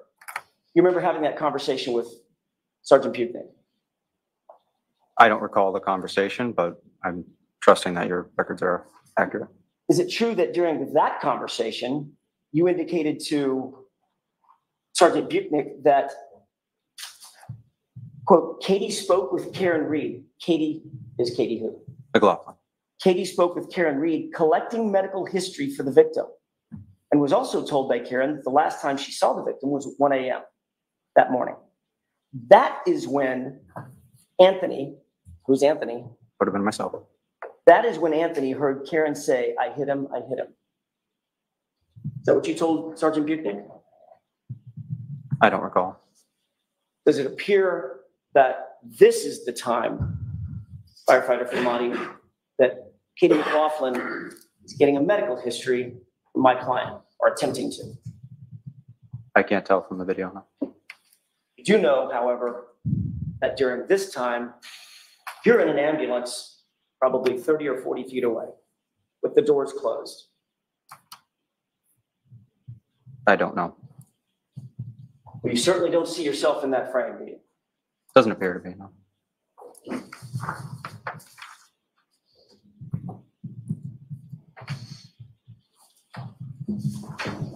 Good. If we're done with the videos, can we take it down, please? Of course. Yes, I think we are finished. Thank you, Your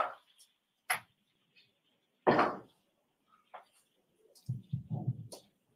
You were the lead firefighter on that team that night, correct? Lead paramedic. Lead paramedic, thank you. You understood, obviously, the gravity of hearing a statement like, I hit him, some sort of an explanation about what may have happened to the victim, correct? Correct. That statement could potentially have direct relationship to, or a direct relational impact on how life-saving measures are done by the medical personnel that you turn the victim over to. Correct. You testified at the grand jury that you wanted, once you got to the hospital, you wanted to be as quote unquote helpful as possible when you handed over the patient, correct? Correct. You said you actually stayed at Good Samaritan for an additional 10 to 20 minutes, which is your habit in cases like this, because you wanted to be quote unquote an asset to the medical intervention team, correct? That team includes the doctors and nurses that were trying to provide life-saving services to Mr. Oakey. Correct. But you never relayed to a single doctor or a single nurse a single word about a woman who said, I hit him, did you?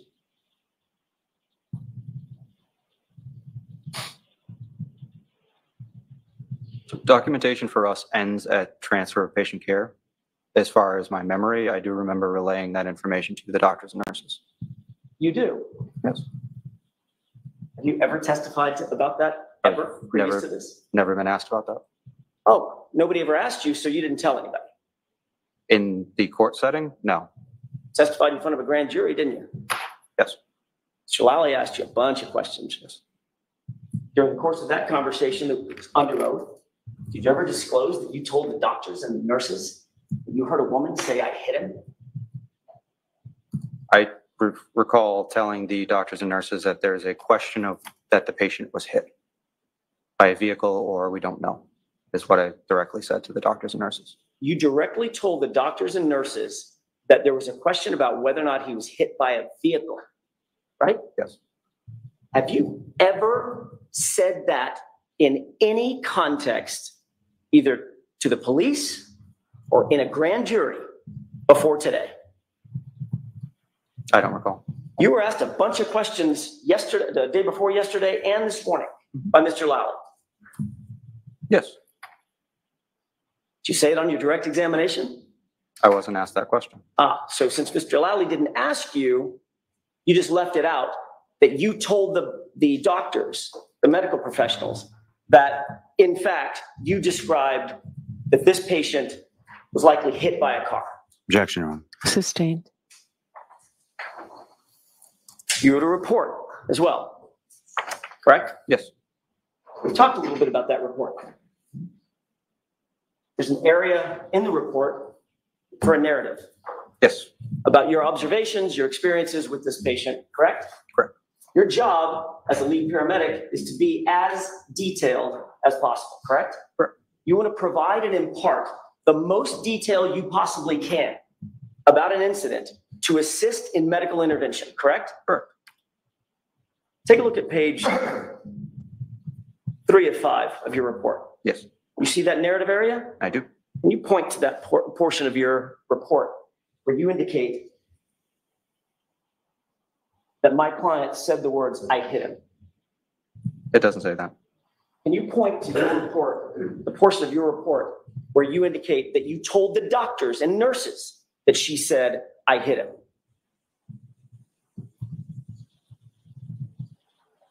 Doesn't say that. Can you point to that portion of your report where you indicate that your concern for the patient was that he had been hit by a car? Doesn't say that.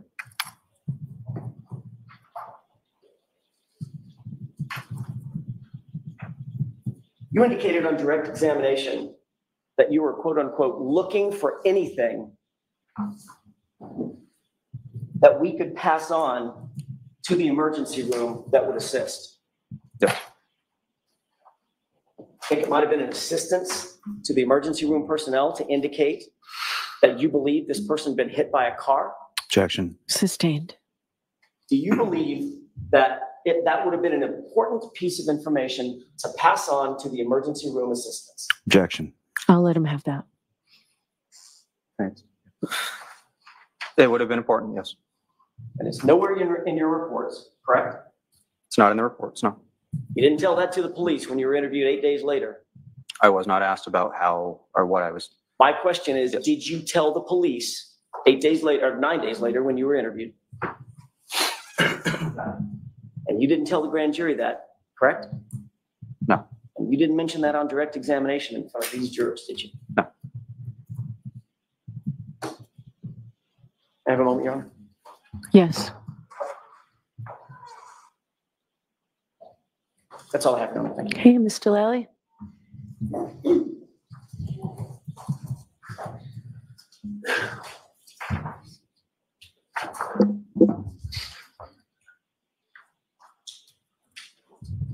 So Firefighter Flematti, you have been asked some questions about the observation you made of Mr. O'Keefe's abdomen being distended. And absent any external observation of injuries, that could be from an internal injury cause. Is that correct? Correct. Now, the conversation that you were talking about, in which the defendant indicated to you repeatedly that she hit him, or I hit him, that occurred on your sort of way to the body, correct? Correct. Now,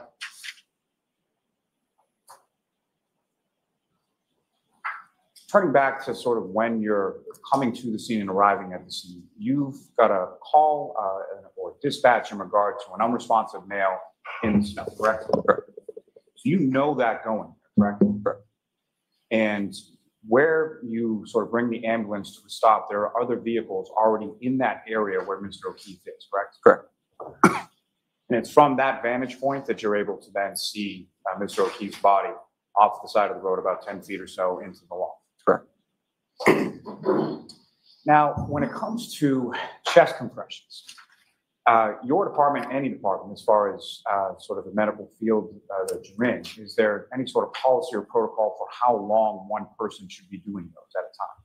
So recommendation is always 2 minutes, but it's usually based on the fatigue of the provider. But really the most important thing is just quality of CPR and making sure that they have the best CPR throughout, regardless of fatigue. So it's not recommended that one person do continuous chest compressions for 15 or 20 minutes, correct? It's actually recommended not. And so that would be sort of, when you have that many sort of assets with you on the scene, would it be typical for somebody to continue on with chest compressions for that long period of time? Those videos that you were showing up on the screen, have you ever seen either of those videos? No. So you have no idea as far as the times, whether they're accurate, correct? No clue. And whether the videos are synchronous, you have no idea about that either, correct? No.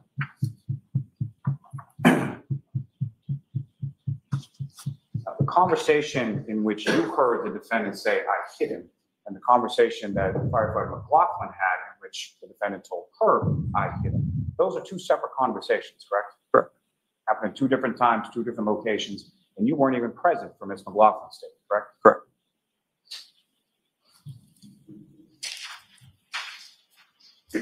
And you did, when you were interviewed by the trooper and when you testified before the grand jury, you indicated in both instances that the defendant said to you, I hit him, repeatedly, correct? Correct. Now, when you were asked questions about what you relayed to the hospital staff, that what you're testifying to, that's your memory of what you told the hospital, correct? Correct. And you indicated in that you had said something to the effect of, there's a question about whether or not Mr. O'Keefe had been hit by a car, correct? Correct. And so from your conversations with the defendants and the sort of expounding questions that you would ask for clarification, why was it that you related motor vehicle sort of specifically as a question to the hospital staff? So it was due to the proximity of the patient to the roadway and the vagueness of the statement. So proximity to the roadway and the fact that she stated, I hit him, the red flag of him being underdressed and not, people don't just lie down in the snow in a blizzard. So how he got there, we're not sure. So we're trying to figure out what happened, but due to the proximity of the roadway, that was our first inclination. I have nothing further. All right, you. May I, Your Honor? A couple of questions.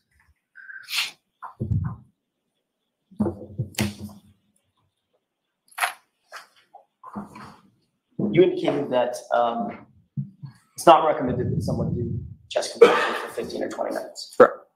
You saw the video. It was on screen. That video was about 3 minutes. Yes. Did it appear that the same person that was doing chest compressions at the beginning of the video continued doing chest compressions all the way through? I don't know. We just watched the video. I can't tell you for certain which personnel. We all have yellow coats, so I can't tell you if somebody swapped. I don't know. Did it appear to you in watching that video that the person that started on the chest compressions on the left side of the screen continued all the way through up to the scoop, up to the gurney, and off screen doing chest compressions? Objection. Sustained.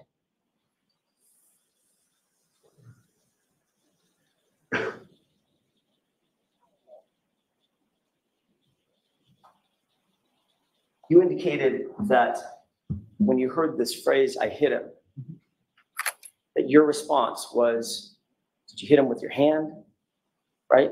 Yes. Did you kick him? Yes. Did you punch him? Yes. That's what you previously testified to, correct? Yes. Nowhere in that conversation did you ever suggest, did you hit him with your car?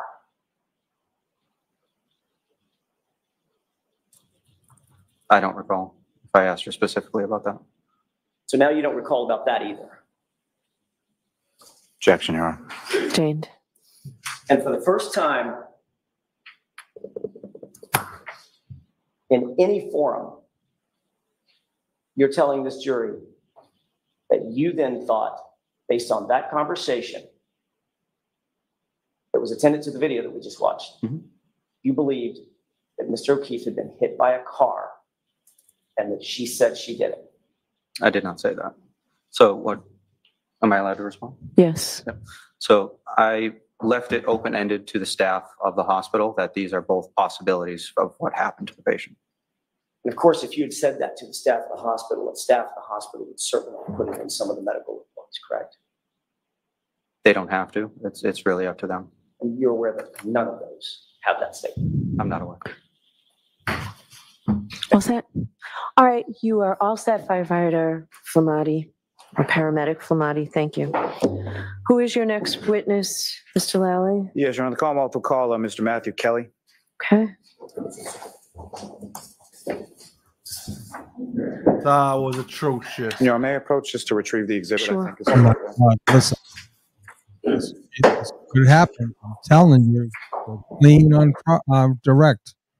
This guy just tanked because I'm telling you, you're going to see what the hospital people had. Hit by a cocktail glass. Never once was a car mentioned. Now he says we all had yellow jackets on. He doesn't even know what 40 wore. You solemnly swear the evidence you give the court and jury in the case now and hearing should the truth, the whole truth, and nothing but the truth, so help you God. I do. Morning. So you consider stand however you're comfortable. Just bring. Perfect. Thank you. All right, Mr. Lally, whenever you're ready. Thank you. Good morning, sir. Good morning. Could you please state your name and spell your last name for the record? Sure. Mathew Kelly, Kelly. And what is it that you do for work, sir? I'm a firefighter paramedic for Canton Fire. And how long have you been a firefighter paramedic with Canton Fire? Approximately 2.5 years. And prior to working for the Canton Fire Department, what, if any, other employment did you have within that sort of field? I worked for a private ambulance, first ambulance service for approximately 5 months. And sort of geographically, where was that located? Boston area. Now, prior to you working as an EMT or a paramedic, you worked as an EMT before working as a paramedic? Correct. Okay. And so prior to working as either an EMT or a paramedic, did you have any sort of training or did you receive any sort of certification in regard to being an EMT paramedic? Yeah, so I had to do a 6-month EMT course, and then I had to do a practical and written exam for the course and then for the state to get my EMT. And then for a paramedic school, it was about a 10 to 12 month didactic portion. And then I did I believe it was 200 hours clinical in the hospitals. And then I did 300 hours ride time. And then I had to do a practical and written exam for the course and also for the state. And now with Canton Fire, I'm getting precepted as a paramedic. And when you use that term as far as precepted, what exactly does that term mean within your? It just means that you get trained by an experienced paramedic for an extended period of time until they say that you can do the job on your own. And with regard to being a EMT and a paramedic, you receive a certification in regard to working within that field? Can you say that again? With regard to being an EMT and a paramedic, to receive some sort of certification, either from the state or some other body in regard to working in that field? Yes. You have certification in regard to both? Yes. And is that certification up to date? Yes, it is. Sir, if I could turn your attention to January 28th, the evening of that into January 29th, 2022. Were you working with the Canton Fire Department that day? Yes, I was. Do you recall what kind of shift you were working on that day? 24-hour shift on the ambulance. And which station house were you assigned to on that day? Station 1. And that's located where within the town of Canton? 99 Revere Street.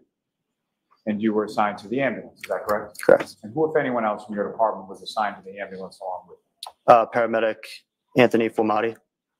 And on that morning of January 29th, do you recall about what time that you woke up on that day? I believe it was about 4:45 a.m. When you woke up, what, if anything, is it that you did with regard to your duties and responsibilities around fire station health? So we woke up a little bit early to shovel off the apron, shovel off the parking lot, and just prepare for the new shift coming in. And just briefly, sir, so when you go outside to shovel, what, if anything, do you recall about sort of the weather conditions and what they were at that point? There was snow on the ground. It was snowing, high winds, low visibility, still dark out. And do you recall being dispatched to a call shortly after 6 a.m.? Yes, I do. And what was that call, or what was that dispatch in regard to, and where specifically were you dispatched? It was unresponsive male in the snow on Fairview Road. And that area of Fairview Road, through your work with the Canton Fire Department, are you familiar with that specific area? Yes. And you respond in the ambulance, is that correct? Correct. Who, if anyone, goes along in the ambulance with you? Flematti was in the passenger seat, and then paramedic Tim Nuttall was in the back. Who was driving? I was driving. And in addition to the ambulance, ambulance one that you were in, what, if any, other sort of vehicles or apparatus responded from your station to Fairview Road? We also had an engine and our shift commander SUV. If you recall, who was the shift commander in the SUV? Shift commander was Captain Wendell Robery at the time. And Captain Robery is now the chief of the Canton Fire, is that correct? Correct. And as far as the engine was concerned, who, if anyone, was assigned to the engine and responded to the call as well? It was Lieutenant Greg Woodbury, firefighter, paramedic Katie McLaughlin, and firefighter, paramedic Frank Walsh. And as you're driving from the station house to Fairview, what, if anything, do you recall about weather conditions, visibility, anything like that along the way? Just heavy snow and wind, real low visibility, good amount of snow on the ground. So I was just trying to take it slow so we didn't spin out or drift or anything like that. And can you describe for the jury sort of the route that you took from the station on Revere Street to Fairview Road that morning? Yep, we took a right onto Revere Street, left onto Sherman Street, right onto Chapman Street, and then a left onto Fairview. And as you're driving down Fairview, what, if anything, can you tell the jury about sort of the elevation of that roadway as you go from Chapman down to where you stopped? It was a pretty steep, long road downhill. It was probably downhill for half of the way through Fairview. And because of that, I was just trying to go real slow so we didn't drift down the hill. And one last question about driving, but as you're driving along, what, if anything else, did you observe as far as sort of other vehicular traffic on the roadway, any other cars, trucks, anything like that? Nothing until I saw the police cruiser at the scene. And so as you're approaching the scene and you're driving towards it, what, if anything, sort of first draws your attention to where you're going and where you stop? So it was just real low visibility, but we could see blue lights at the time. So just kept going towards the blue lights and knew that it would be in that area. Now, where do you stop in relation to the cruiser? I believe they were facing towards us, so we would be in front of them. And at some point, you're being dispatched for an unresponsive mail part, correct? Correct. And so when you're pulling up to the scene, you see the cruiser, are you able to also see any sort of unresponsive mail part? Not when I'm in the truck. I had to get out of the truck to see. And when was it and how far away from it were you at the first time that you observed the unresponsive mail? Once I got out of the truck, I was probably had to be about like 5 feet away until I could see the victim. And at this time when you're arriving, sometime shortly after 6 a.m., is it light out, dark out, or something? It's dark. And just so we can stop saying unresponsive mail, at some point you identified who the patient was that you eventually treated and transported. Okay. Who did you identify? Mr. O'Keefe. The John O'Keefe, is that correct? Correct. So you get out of the vehicle. You all get out at the same time, is that correct? Relatively, yeah. And where is it that you, firefighter Flematti and firefighter Nuttall, go?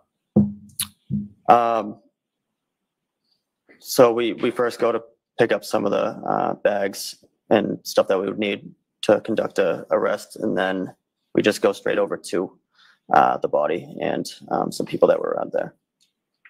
And with regard to the bags that you retrieved, what kind of bags are we talking? We'd take like a first-in bag that has miscellaneous stuff. We'd take an airway bag, and we would take a cardiac monitor. And when you indicate as far as where Mr. O'Keefe was, who, if anyone else, or what, if any other people were in that same Can you say that one more time? When you first go over to where Mr. O'Keefe is, Mhm. who, if anyone, or how many other people are in that general area? When Sure. I remember seeing a police officer and 2 women.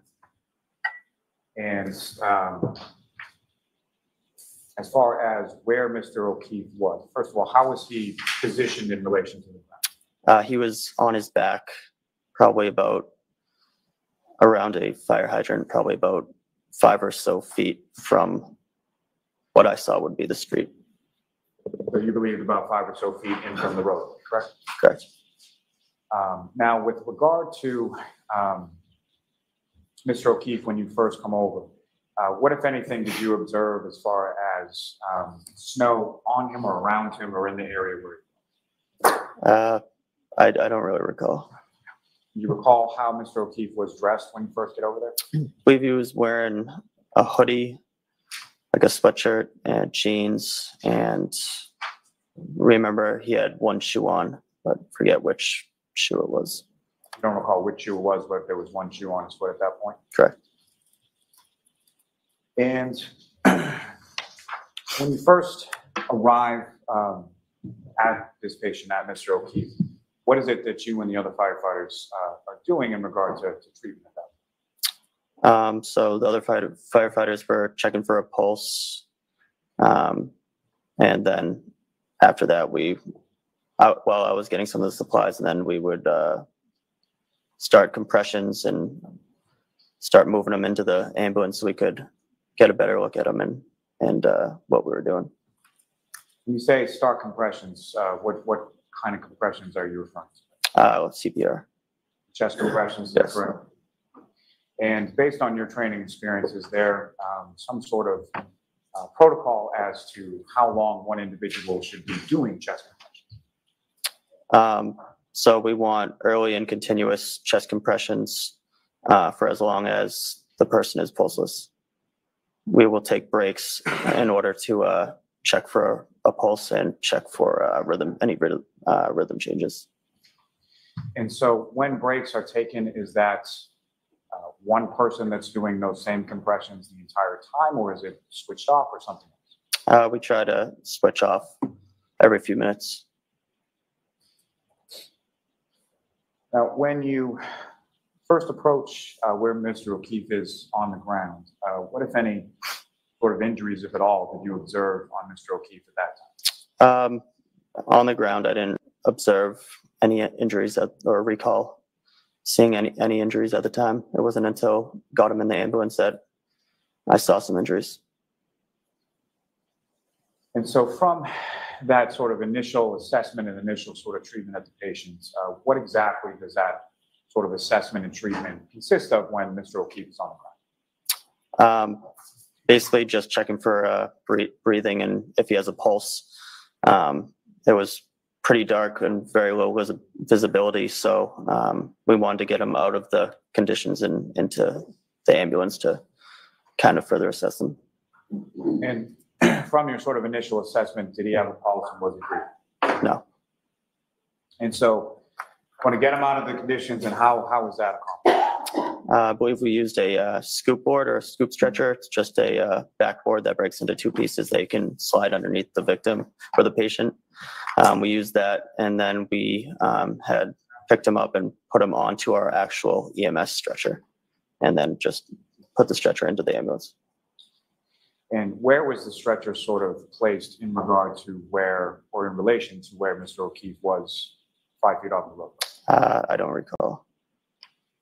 Now, once you get to the ambulance, what, if any, difference did you notice between sort of the lighting in the ambulance versus the lighting outside on the lawn? So there was very low visibility outside. There was great visibility inside with lighting all around the back of the ambulance. And so once you're in the back of the ambulance, what, if anything, did you observe or note at that point in regard to any injuries you observed to Mr. O'Keefe? He had like a swollen black and blue right eye, and he had some blood around his mouth. Now, as far as Mr. O'Keefe was concerned, during treatment, you're touching or making contact with Mr. O'Keefe's body, correct? Correct.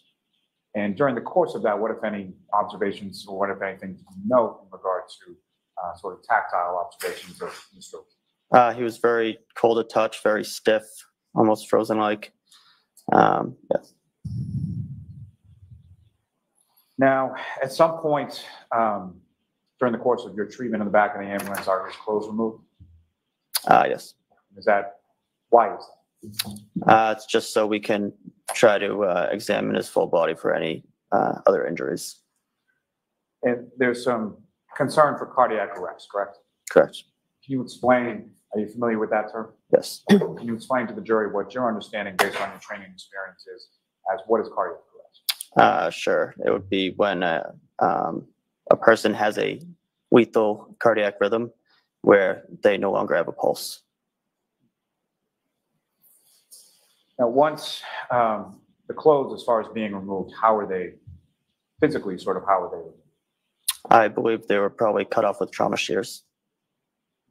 And once the clothes are removed with trauma shears, what, if any, additional observations did you make of injuries to Mr. O'Keefe's body? There was some lacerations on his right upper extremity.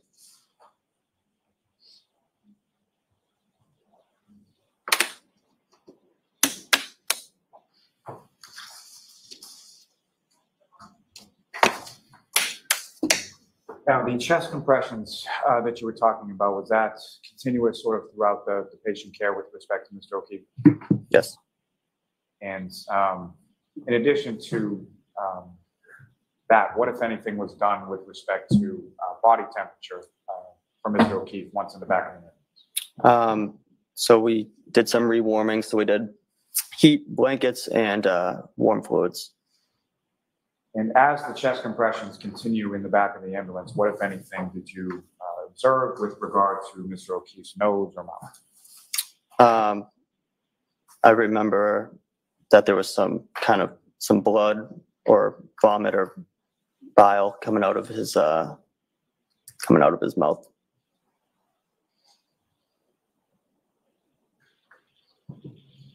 Now, turning your attention to back outside of the ambulance, taking you back there for a moment. You indicated in your testimony that when you arrived there, you observed two females in the area where Mr. O'Keefe was. Is that correct? Correct.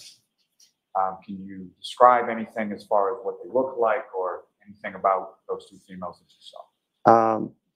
I just remember they were white, looked to be between 35 and 45 years old, I would say, and average build and height. What, if any, sort of distinguishing characteristics did you observe between one of the other? I remember one had some red stuff around her mouth. I was thinking it could be blood. And that individual that you observed with red stuff that you thought could be blood around her mouth, what, if any, observations did you make of her as far as her demeanor or anything like that? She was just acting kind of erratic and kind of running around screaming different things. And as far as the different things that she was screaming, what, if anything, do you recall specifically hearing her screaming when she was running around? It was just something like, "He's dead. He's fucking dead."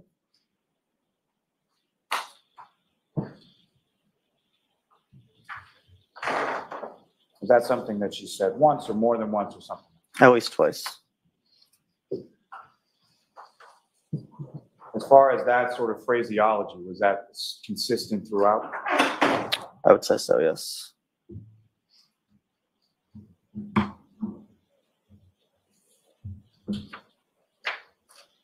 Now, when you enter the ambulance, does the patient care continue, obviously, with Mr. O'Keefe?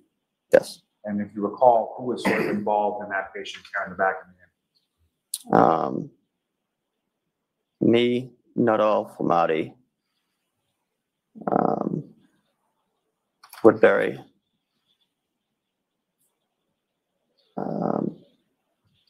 Walsh, and McLaughlin came in a little bit later. I'm not sure if she did any patient care or not. The majority of the people from your department that responded to the scene at one point or another were involved in patient care with regard to Mr. O'Keefe. Correct. Now, you drove the ambulance to Fairview, is that correct? Correct. And so for the transport from Fairview, what hospital did you go to? Good Samaritan. So the transport from Fairview to Good Samaritan, who drove the ambulance then? McLaughlin. And so firefighter McLaughlin's driving, where are you located within the ambulance? I was in the back with Nuttall and Flematti. Do you recall sort of specifically what, if anything, you were doing with regard to patient care during the transport phase?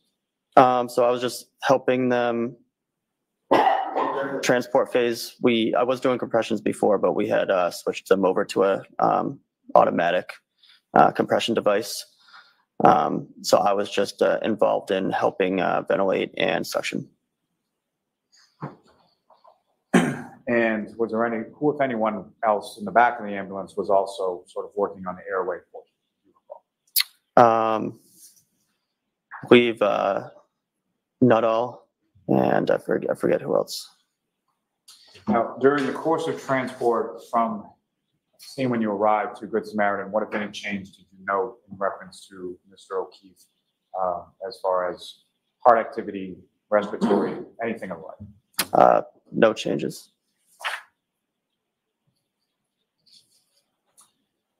Ms. Gilman, if I could ask for exhibit number 9, please.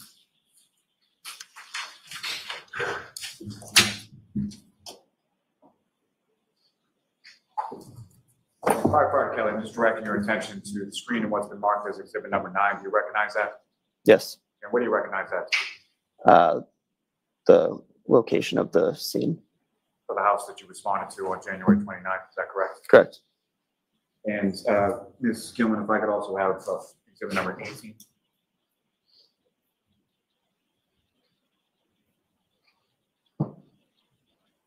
And again, sir, just directing your attention to the screen, do you recognize the photograph that's up on the screen? Yes. What's depicted in that photograph? The location of the scene, again. Sort of a different view of the same home, is that correct? Correct. Can I approach the witness, Sean? Yes. This is the laser pointer. Basically, there's a button there. Just press on that. Okay.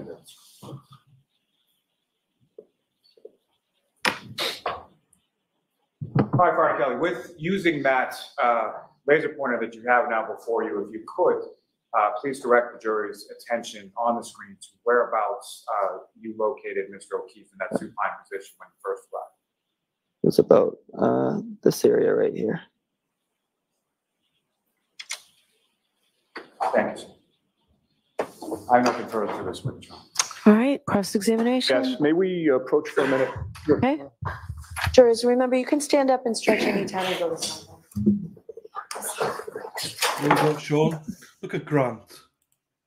He is. Hey, listen. You know, oh my God, what's going to happen? Yeah. The defense now is going to use Matt Kelly against Tony. Yeah. They're going to say, who was doing the compressions? Who stayed in the car? I mean, the back of the ambulance the whole time. See, this is classic. And this is, again, like Mona Lisa said, this is why it's so important you prep your witnesses. And, you know, I got to tell you, I just did a tweet. When you think this trial couldn't get any better or worse, and enters Tony Flematti. I mean, here's the thing. I like this guy. I really did. Like, hey,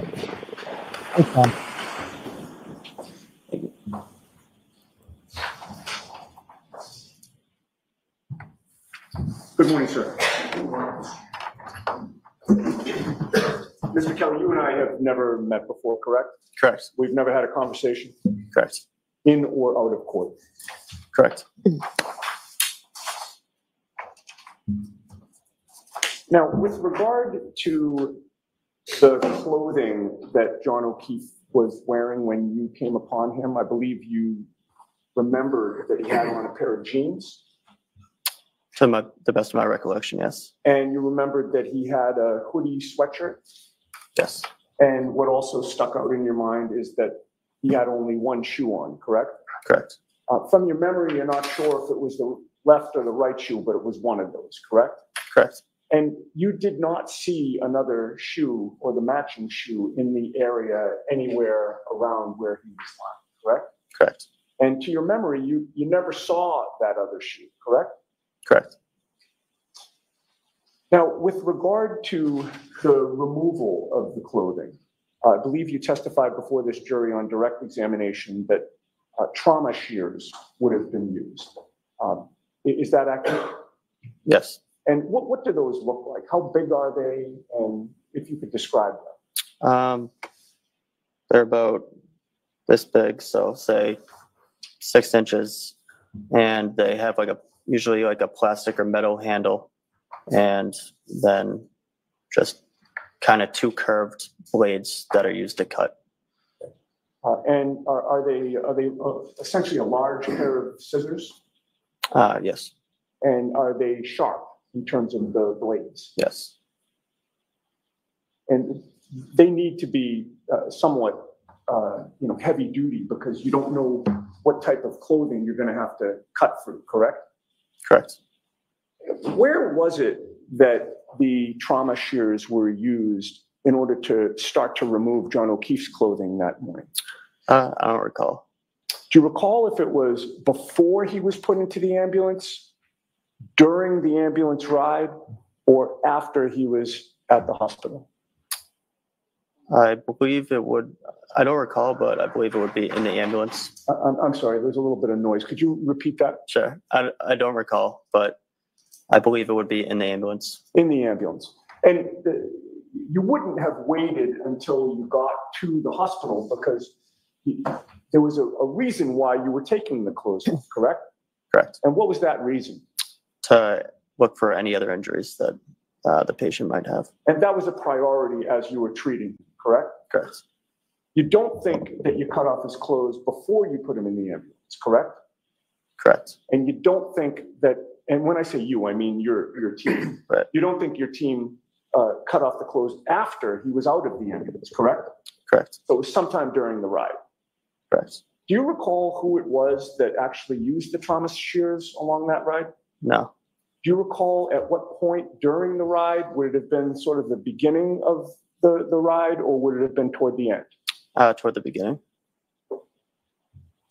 Now, with regard to the clothing that was cut, do you recall if it was the sweatshirt, the jeans, or both? I don't recall. Do you think, or is your memory that the hoodie sweatshirt was left on him without being cut? I don't recall. Where did that clothing go after it was cut by the trauma shears during that ride? Some of it would stay right on the stretcher, but I don't recall on all of it. Okay. And some of it could have been on the floor of the ambulance as well? Potentially. And then once the ambulance arrives at the hospital, what is the protocol regarding the clothing that have been cut? It gets transferred over to the RN in charge of the patient, and usually stays in their room. Usually they'll put it in some sort of bag. Okay. And is the clothing put in the bag? Does somebody meet you out at the ambulance in order to collect the clothing, or do you bring the clothing into the hospital in order to transfer it to an RN? We bring it in. And do you recall who it was that brought in that clothing? No. Who was with you at that time going into the hospital from the ambulance? Nuttall and Flematti. So it had to be one of the three of you that delivered that clothing to an RN, correct? Correct. Do you know if all the clothing was delivered to an RN, or if some stayed in the ambulance? I don't recall. And once you give the clothing to the RN, do you see where she takes it? I don't recall. Did you go into the treatment room wherever John O'Keefe was brought once he was at the hospital? Yes. And you had previously testified that you believed the clothing would have been brought in with him, correct? Correct. Do you have a memory of seeing that clothing within that treatment room at the hospital? I don't recall. Do you recall seeing the clothing on the floor? I don't recall. Okay. Now let's get back to when you first arrived on scene. And actually, but before I get to that, I did want to ask you a couple of questions about where you were at in terms of your career on January 28th, 29th. You were a fairly new firefighter? Correct. And you were conscious, you had been trained not long before January 29th, right? It was within several months? 2 months, yeah. Oh, within 2 months, okay. And your priority as a new firefighter was to follow your training, correct? Correct. It was fresh in your mind. Correct. You wanted to do things the right way, correct? Correct. And particularly at the beginning of your career, you don't want to develop any bad habits, correct? Correct. And you were following protocol once you got to the scene as best you could, correct? Correct. I believe you testified on direct examination that when the ambulance got to 34 Fairview, as soon as it was parked, you and Anthony Flematti went straight to the body, correct? I don't recall saying that. I wasn't sure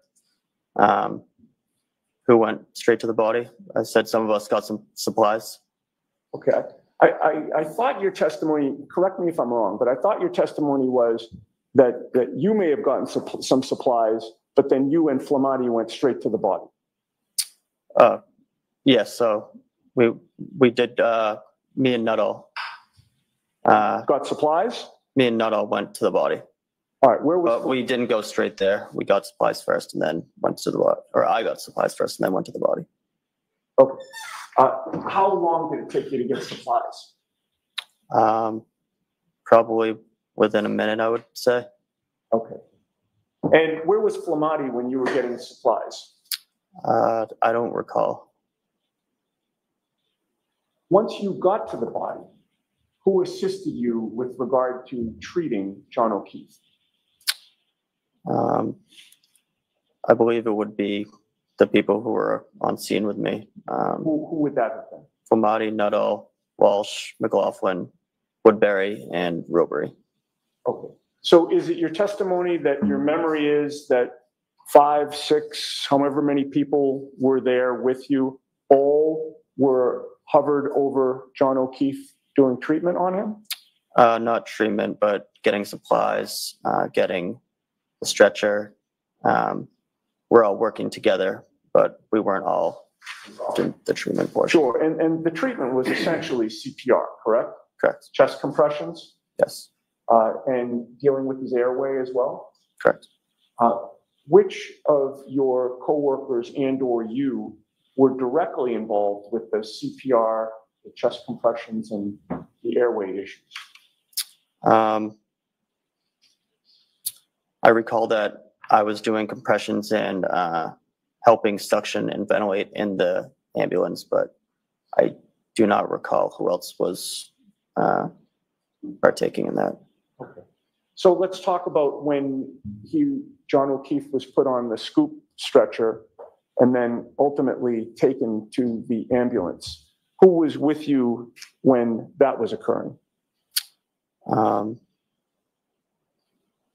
it would have been me, Nuttall, Flematti, and Robery, I believe, were trying to get him on the scoop. And then I believe the engine guys were trying to get the stretcher. Who are the engine guys? That would be Walsh. It must have been Walsh, Woodbury, and McLaughlin, but I don't recall who exactly was getting there. All right, so your memory is that yourself, Nuttall, and Flematti were loading John O'Keefe onto the scoop? I believe so, yeah. And then from the scoop, he's put on a stretcher? Correct. And then who would it have been that wheeled the stretcher to the ambulance? I don't recall who it was. You? I don't recall.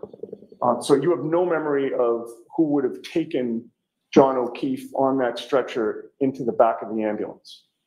I don't recall who actually did it, but it would just be whoever's in the best location at the time to move the stretcher. All right. Do you have a memory of John O'Keefe going into the back of the ambulance? Not a clear memory, no. Who went into the ambulance with him? Me, Nuttall, Flematti, Walsh, Woodbury. Oh, and by the way, once he's on the scoop and then put on the stretcher, the priority is to get him into that ambulance, correct? Correct. And part of the reason for that is he was cold, correct? Yes, sir. And your priority was you wanted to warm him up, correct? Correct. And the best place to do that would have been the inside of that ambulance, correct? Correct. So it wasn't that he was put on the stretcher and then there was some detour in terms of where he was taken. You made or whoever took him, made a beeline for the back of that ambulance in order to get him warm, correct? Correct. And once he's in the ambulance, the priority at that point would be to close the doors of the ambulance, correct? Correct. Because if you leave the doors open, there's a blizzard outside, correct? Objection. Sustained. Let's go ahead, Ms. Fiona. Keep moving forward, please. And so the doors were closed to the ambulance, correct? At some point, yes. All right. And inside the doors of that ambulance, as you testified, was at least, not naming everybody, but at least you and Nuttall and Flematti, correct? Correct. And once those doors were closed to the ambulance, none of you left the ambulance, correct? None of us, meaning? You, I'm not talking specifically about you and Nuttall and Flematti. I don't believe so. No. You would have remained in the ambulance all the way to the hospital, and that's the point in which the doors will be open, correct? Correct. All right. Now, I'd like to ask you some questions about the scene that you came upon in terms of the people who were there when you arrived, sir. You had previously testified that you saw, I believe you testified that you saw two women and a law enforcement officer already on scene, correct? Correct. One of those women appeared to have blood around her mouth, correct? Correct. It was something red, but you assumed that it was blood, correct? Correct. And that led you to also believe that she had rendered or tried to render CPR, correct? Objection. Is that what you thought? Yes. Okay.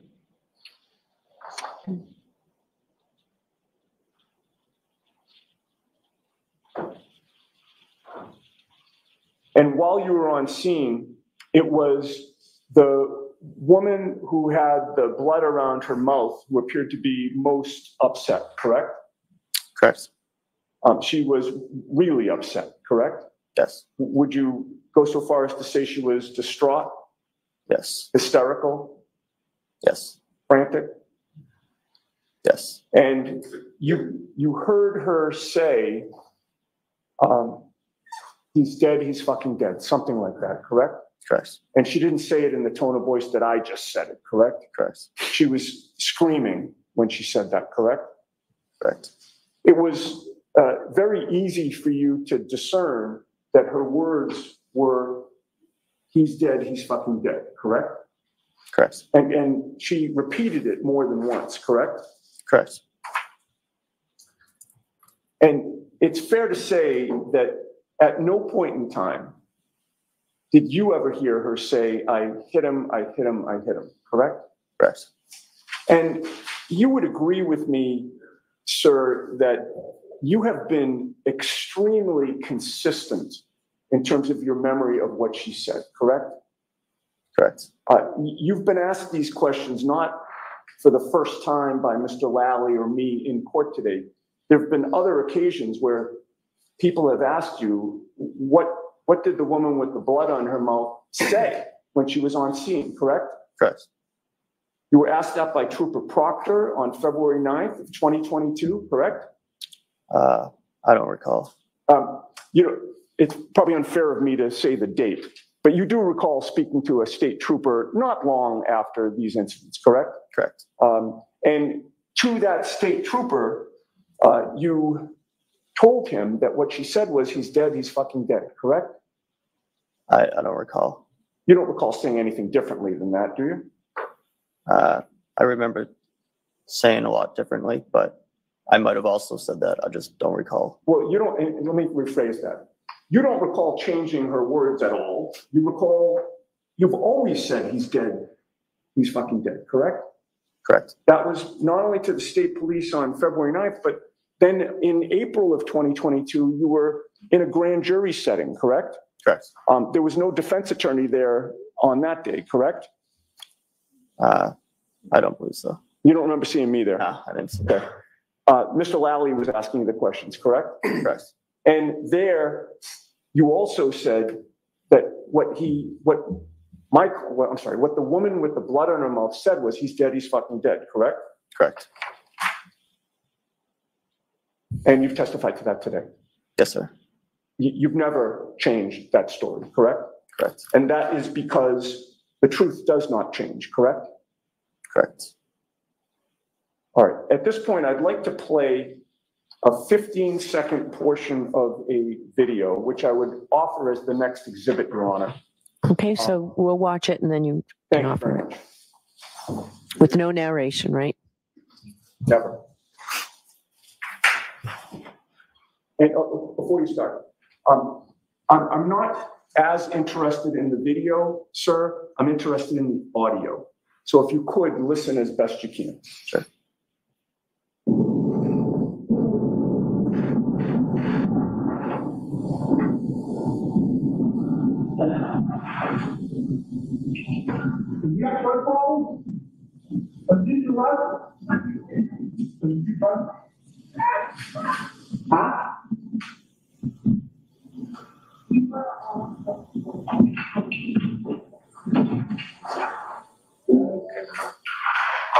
Would you agree with me, sir, that we heard what you heard that night, which is he's dead, he's fucking dead? It was kind of hard for me to hear. Okay. I heard about, does he do drugs? I couldn't really hear the background. I may have a moment. Okay.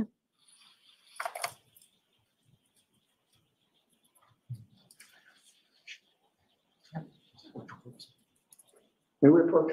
Okay.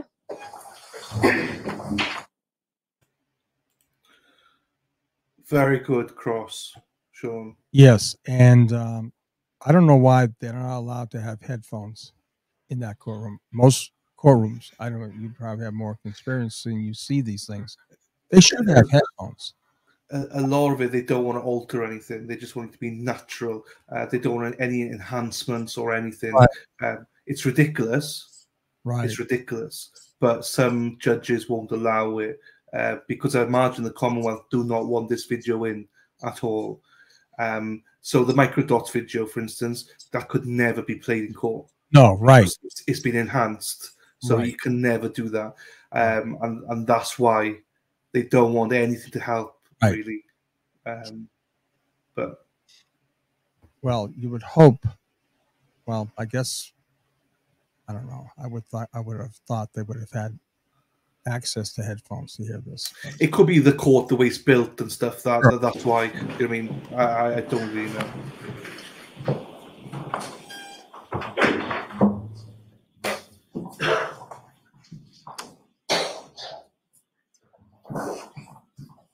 Mr. Kelly, I got permission to play it one more time.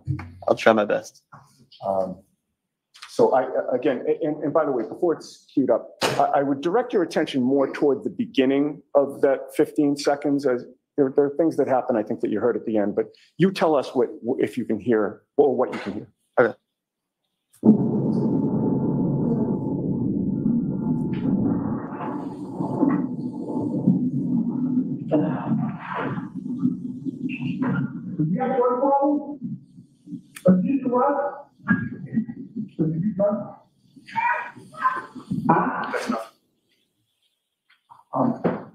What did you hear?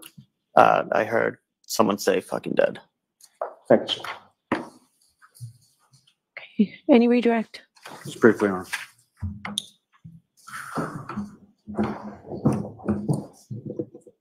Mr. Kelly, from that video that was just up on the screen, you indicated that when you got to the scene, you saw the cruiser and parked sort of behind the cruiser, correct? Around the cruiser, yeah.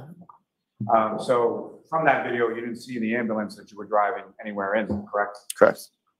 You have no idea whether or not you were even on scene at that time that any of those statements that were made in that video were made, correct? Correct. Now, as far as patient care was concerned, were sort of all of you, being yourself, firefighter Flematti, firefighter Nuttall, firefighter McLaughlin, firefighter Walsh, firefighter Woodbury, were you all together all the time, or were you doing separate things in separate places during the course of your time on scene? Separate things in separate places, yeah. So fair to say that everything that you heard may not be everything that someone else that was there from your department that day heard, correct? Correct. And conversely, something that someone else heard may not be necessarily something that you were in a position to hear that day, correct? Correct. You also asked some questions about sort of using the shears and cutting off Mr. O'Keefe's clothing during the ride. Is it your testimony that that was in the back of the ambulance, correct? Correct. Was that during the transport, or was that prior? Would you be utilizing shears on a patient, cutting off clothing while the ambulance is in transit? No. So if it was in the back of the ambulance, that would have been prior to the ambulance leaving the scene and going to the Samaritan, correct? Correct. Nothing further. Your Honor, the only thing I would offer is the video that I played. I have All right, so we will do that. Thank So, you. Mr. Clerk, it's already been pre-marked, right? Do you not have it, Nancy? Okay. Oh, I'm sorry, I was mistaken. It has not been pre-marked. The exhibit 380. Thank you. Thank you.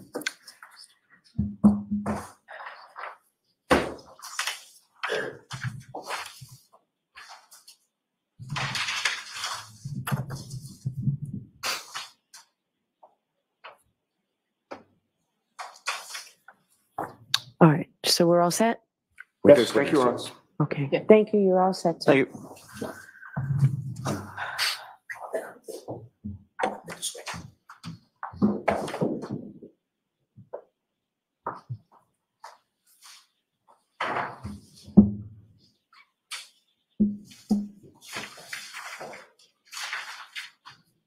Your next witness. Yes, Your Honor. The Commonwealth call Mr. Francis Walsh to the stand. Okay.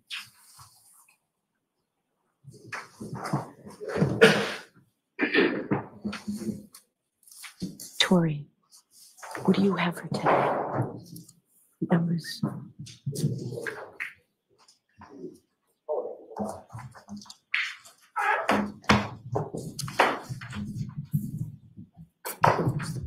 Select your stuff. Standing in the case of clerk. You solemnly swear the evidence to give the court and jury in the case down here and should the truth, the whole truth, and nothing but the truth, so help you God.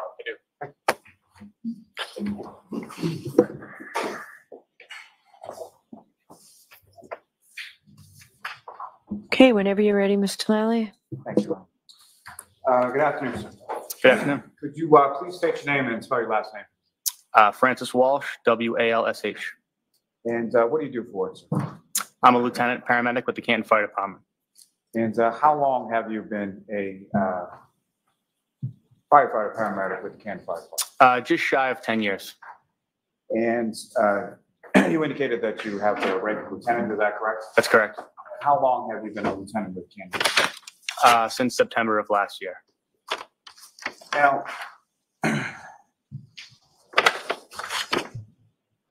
with regards to, you have certifications both as an EMT and a paramedic, correct? That's correct. And with regard to those certifications, when was it first that you sort of received those? I received my paramedic certification in June of 2014. That's when I was officially certified. And is that something that you've been subject to sort of continuing educational components and recertification since then? Yes. Yeah, every 2 years we have to recertify and take continuing education classes. And is your certification up to speed at this point? Yeah, it's current. I just recertified last month, actually. Now, if I could turn your attention to the evening of January 28th into January 29th, 2022. Do you recall that day? I do. And were you working that day with the fire department? I was. And what kind of shift were you working on that occasion? 24-hour shift, which is standard. And is that 8 a.m. to 8 a.m.? That's correct. Is that correct me if I'm wrong, but that would be 8 a.m. on the 28th until 8 a.m. on the 29th. That's correct. And so where were you assigned to on that particular day? I was assigned to headquarters, which is on 99 Revere Street, and my position was engine driver.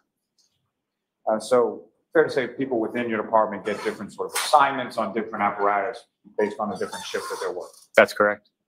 And your assignment that day was the driver of the engine? Correct, yes, engine 3. Now, beyond sort of your assignment as the engine driver in that particular shift, what, if any, sort of specialized assignment do you have, or did you have at that time in regards to snow removal? Yeah, so on that particular shift, I was also the snowplow driver. We have an in-house truck and a snowplow for the fire department, and that was my responsibility on that shift. How many people within your department have that sort of responsibility when it comes to? It kind of depends group to group. So some working groups will just kind of rotate and have a different person do it each time. At that time, the group that I was on, I kind of had the most experience plowing, so I was always the go-to person to be in the plow truck when it snowed. And so with respect to that duty, about what time did you sort of get up on that morning of the 29th? I believe it was around 4 a.m. And why was it that you got up at that time? It was snowing pretty heavily. I mean, we knew the forecast called for a lot of snow. So I got up early and hopped in the plow truck. And so, and just briefly, in addition to the snow, what, if anything else, did you observe as far as the weather conditions when you were out in the plow truck? It was very windy. Yeah, just windy and really heavy snow. Now, at some point, shortly after 6 a.m., does your department get dispatched to a call? Yes. And where was the dispatch to, and what was it in regard to? So I didn't hear the actual dispatch because I was in the plow truck. I was in the rear of headquarters in the plow truck. But my Captain Robery, came out and told me that we had a call for 34 Fairview Road for an unresponsive male party. And he told me, to hop in the engine and head to that call. And when you hop in the engine, who, if anyone else from your department, was assigned to the same engine as you on that day? So I had Lieutenant Woodbury to my right in the passenger seat, and firefighter McLaughlin in the rear. And beyond the engine that you were driving, what, if any, sort of other apparatus from your department was dispatched to call that day as well? So that would have been ambulance 1, and then also car 5 went as well. That's kind of like an optional thing, but with a call of that severity, the captain will go as well. And who was in car 5 on that day? Captain Robery. And you drove the engine, is that correct? That's correct. If you could describe for the jury sort of what you observed as far as the road conditions, visibility, things that like en route from the station to Fairview. Yeah, so it was really, really poor driving conditions and visibility. I can't recall ever driving to a call of that nature and that severity that slowly. The visibility was so poor that we were just driving extremely slow.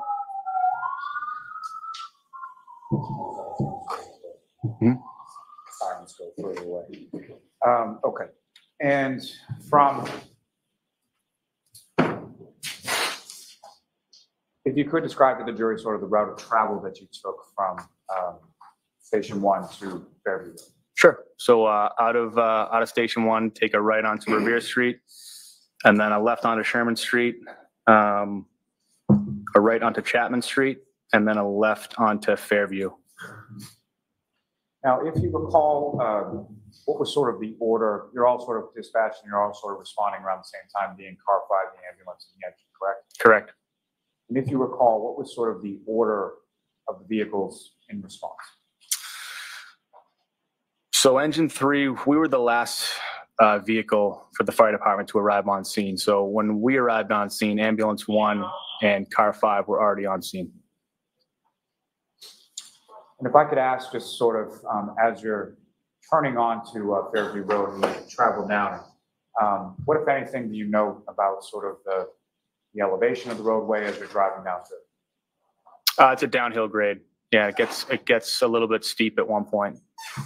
And the residence that you eventually stopped at or responded to, where was that in location in reference to when you first turn on a Fairview, about how far down is the residence that you eventually go? Pretty far down.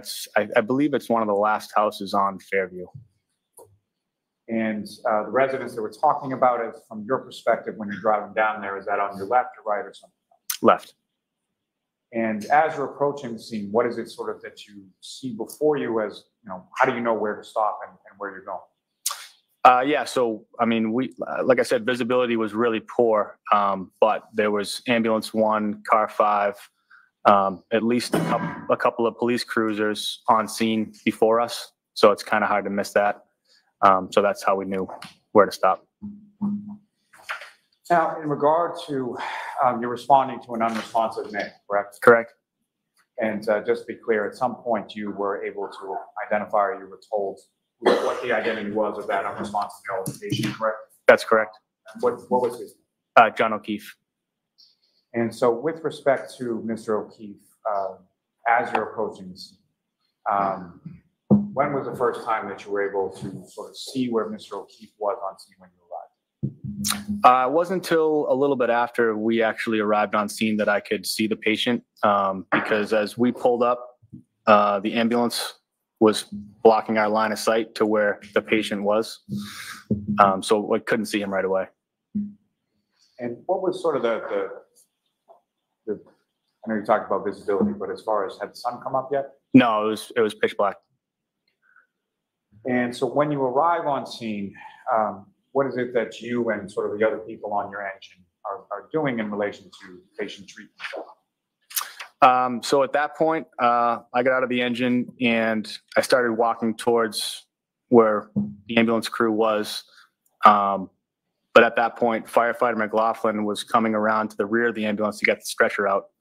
So I went directly to that to give her a hand with that. And we proceeded to bring that around the front of the ambulance where firefighter Nuttall, Flematti, and Kelly, and I believe Captain Robery were working on the patient. Now, in reference to where patient Mr. O'Keefe was, where was he? Could you see sort of how in reference to the ground?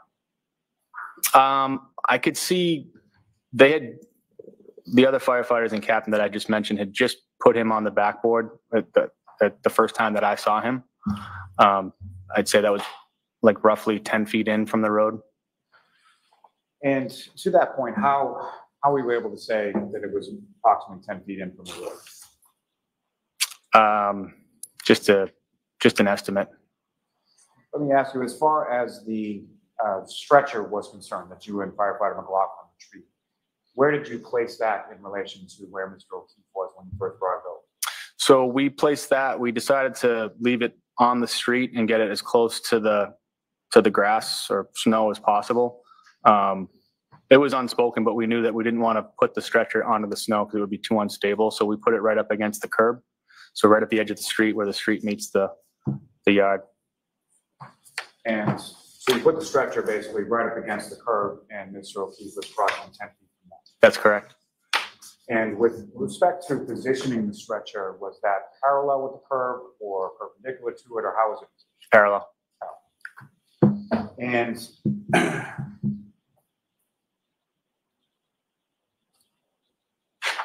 you mentioned that obviously Mr. O'Keefe is on scene, and there are a number of different firefighters from your department, correct? That's correct. There was at least a police cruiser. Did you see any officers sort of around the scene? Yes, I remember Officer Saraf and Sergeant Good. And with respect to civilians, what, if any, civilians did you observe around the scene? I observed 2 female civilians. And where were they in relation to where you were, or in relation to where Mr. O'Keefe was? I mean, they were pretty worked up, so they were moving around quite a bit. But I'd say they were somewhere in between myself and the stretcher and where Mr. O'Keefe was. And did you yourself have any conversation with either of the two females that you saw? I did not directly, no. And you just testified a little bit before that they were upset. Is this so both of them were? Yes, yes. And what, if anything, leads you to that sort of conclusion as far as their demeanor? What, if anything, did you specifically observe? I mean, I observed one of them like screaming and crying, and they were both just frantically like moving around a lot. As far as the one that you observed screaming or crying, do you recall specifically what, if anything, that person said? All I recall her saying was, "Is he alive?" With respect to Mr. O'Keefe, as far as his clothes, what, if any, observations did you make of his clothes? The notable observation that I made was that he was missing one shoe, his right shoe. And where was Mr. O'Keefe when you made that observation of missing one shoe?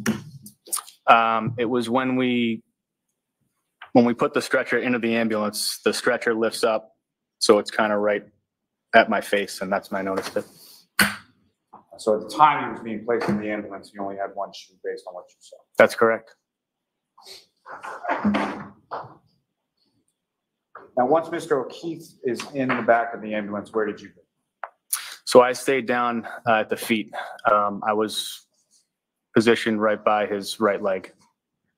And what, if any, difference did you know between sort of the lighting conditions outside on the lawn versus the lighting conditions in the back? In the back of the ambulance, it was dramatically better. And so once in the back of the ambulance, what, if anything, did you note or observe as far as injuries to Mr. O'Keefe? I noticed a hematoma on his right eye, and I noticed some blood coming from his nose.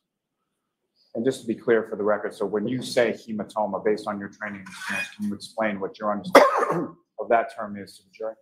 Swelling and bruising.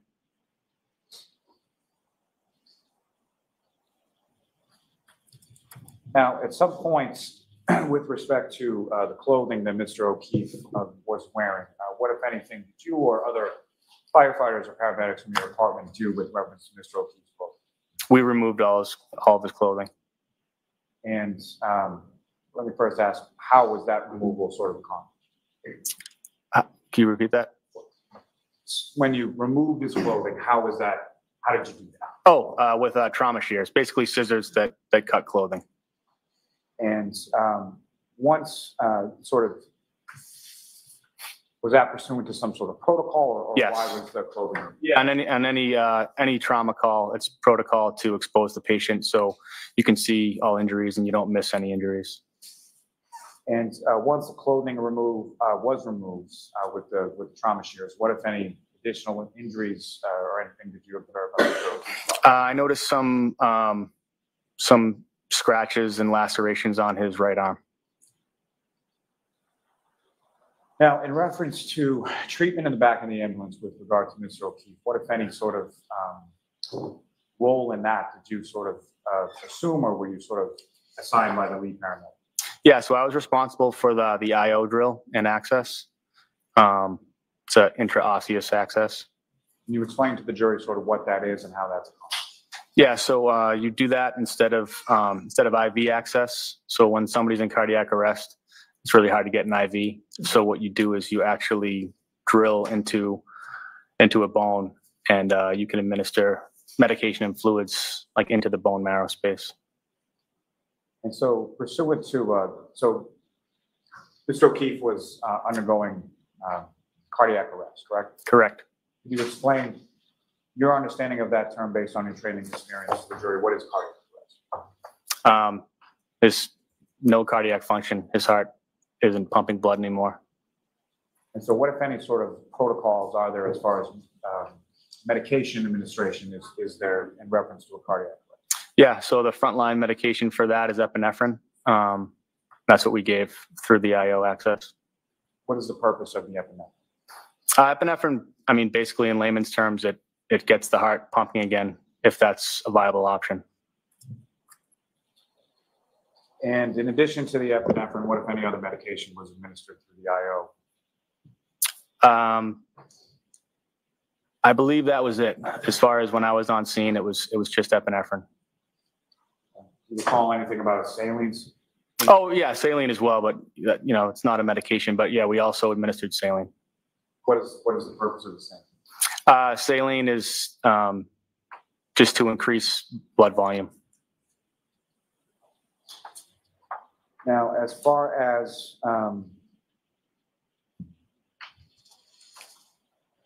the transport, Mr. O'Keefe is then taken from the scene to a hospital, correct? Correct. Did you go along with the ambulance on the transport to the hospital? I did not. So you remained on scene at least for some period of time, correct? Very briefly, but yes. And you referenced some officers from the Canton Police Department that were on scene when you were on scene, correct? Correct. And without reference to anything said, which of them, if any, did you have any conversation with prior to leaving the scene? Sergeant Good. And just as far as what you told Sergeant Good, what, if anything, did you relay to him before you left the scene? I relayed to him that there were signs of trauma in the patient. And did you give it any sort of further explanation as to the signs of trauma that you observed? Yes, I believe I told him what I told you about the hematoma on the eye and the blood in the nose and the scratches and lacerations on the arm. So you told Sergeant Good what you've just testified to this jury that you observed? I believe so.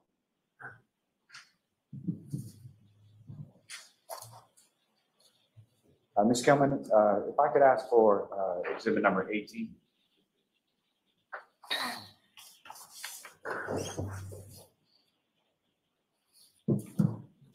And Firefighter Walsh, what's up on the screen is exhibit 18. Do you recognize that? Yes, 34 Fairview Road. Is that fair, minus whatever the weather conditions are, a fair and accurate portrayal of what you observed that day at 34 Fairview? Yes. And approach the witness to agree with it? Yes. So this is again the latest one. Okay.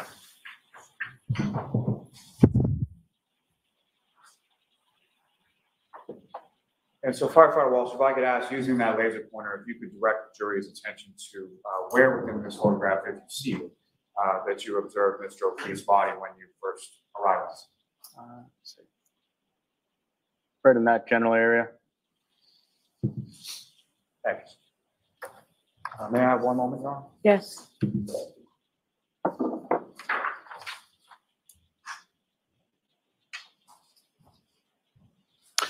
No further questions for this witness, Your Honor. All right. Cross-examination? Yes. Good afternoon, sir. Good afternoon. I just want to ask you about the woman that you saw on scene who appeared to be screaming and crying. Would you agree with me that she stood out to you because she appeared to be the most upset? Yeah, I would agree with that, yes. And the loudest? Yes. She appeared to be crying more than others? Yes. And she was screaming, right? Yes. And what you heard her say, I understand your testimony, was that she just said, "Is he alive?" Correct? That's what I recall, correct? In a loud voice? Yes. In a distraught voice? Yes. While she was crying? Correct. I have nothing further. There's nothing, Mr. Lally, right? No. All right, you are all set, sir. Thank you. Thank you. Who is your next witness? Miss Katie McLaughlin.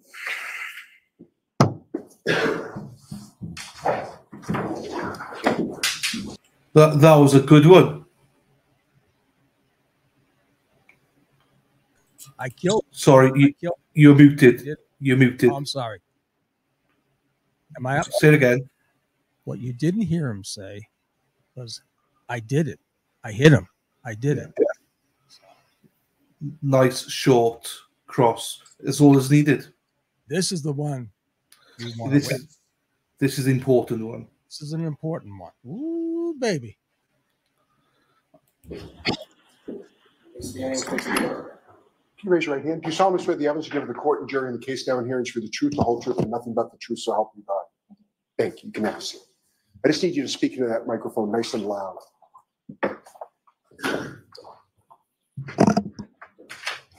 Okay, whenever you're ready, Mr. Lally. Good afternoon.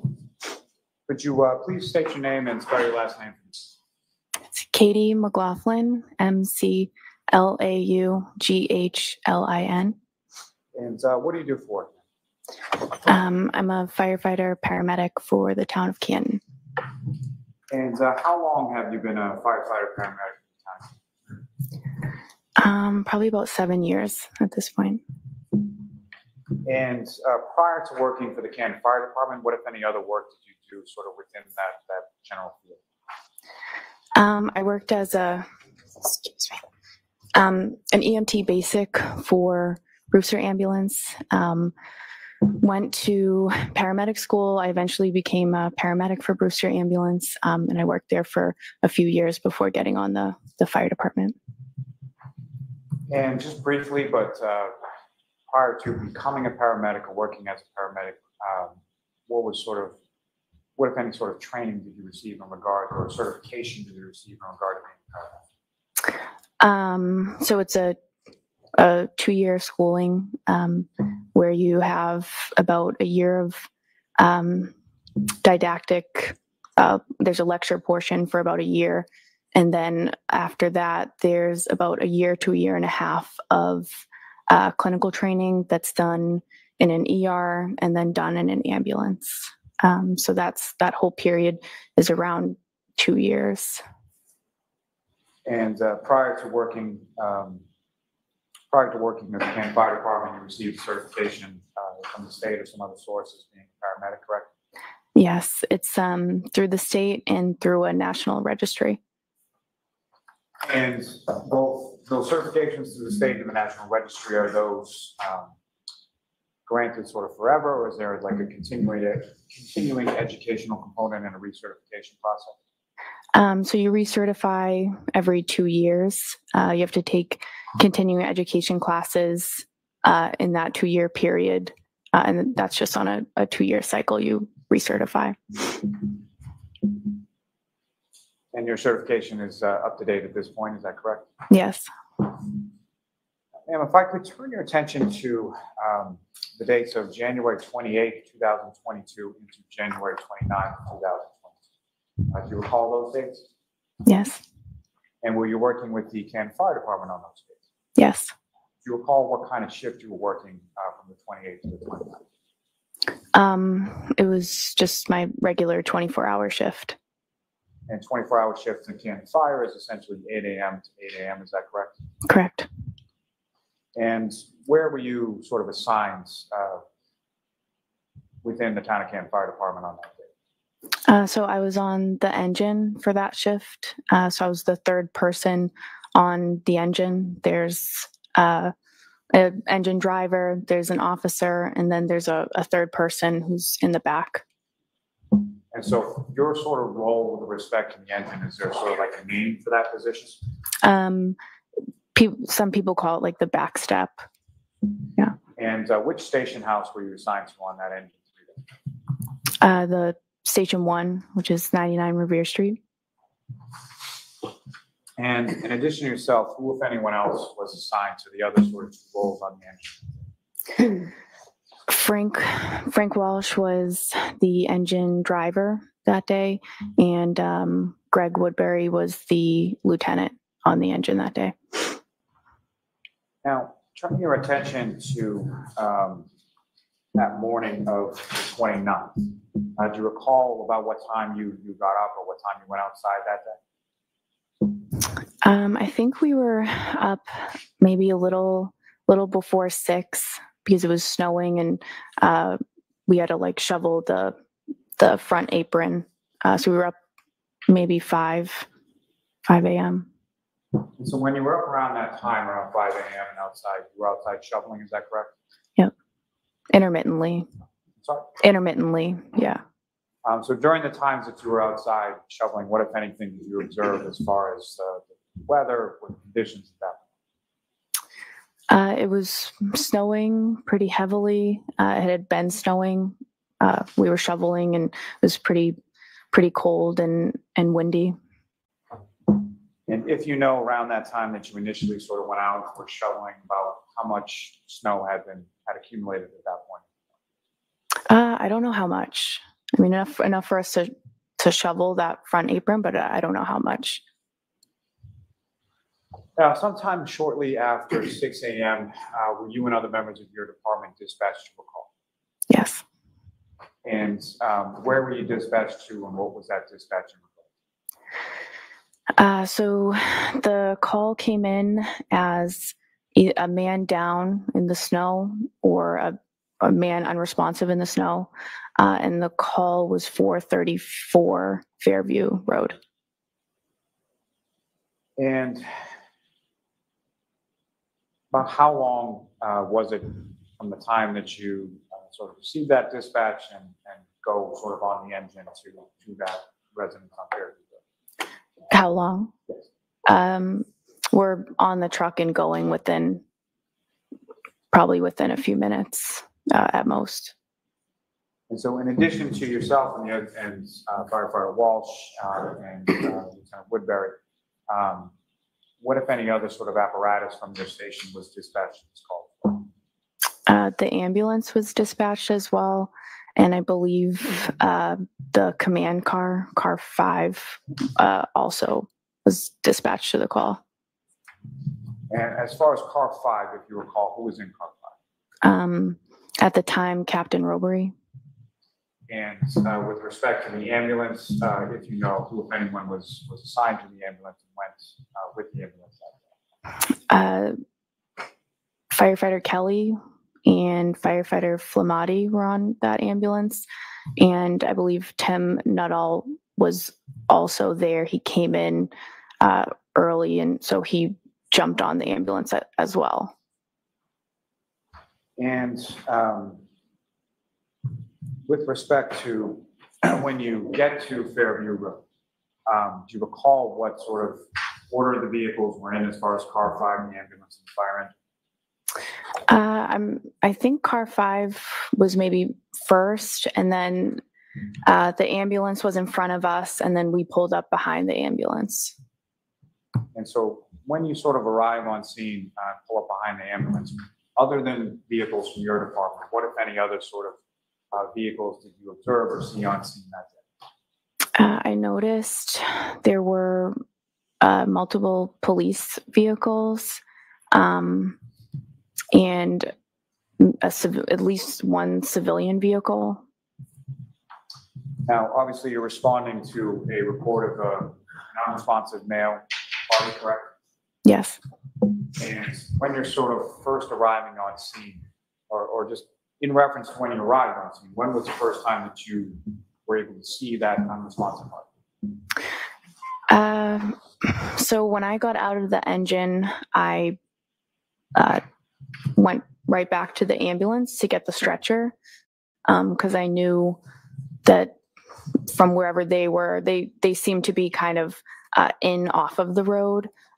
So I got the stretcher with firefighter Walsh, I believe, and then we brought the stretcher as close as we could to the patient, and that was like parallel to the curb, and that would be the first time that I observed them working on a patient.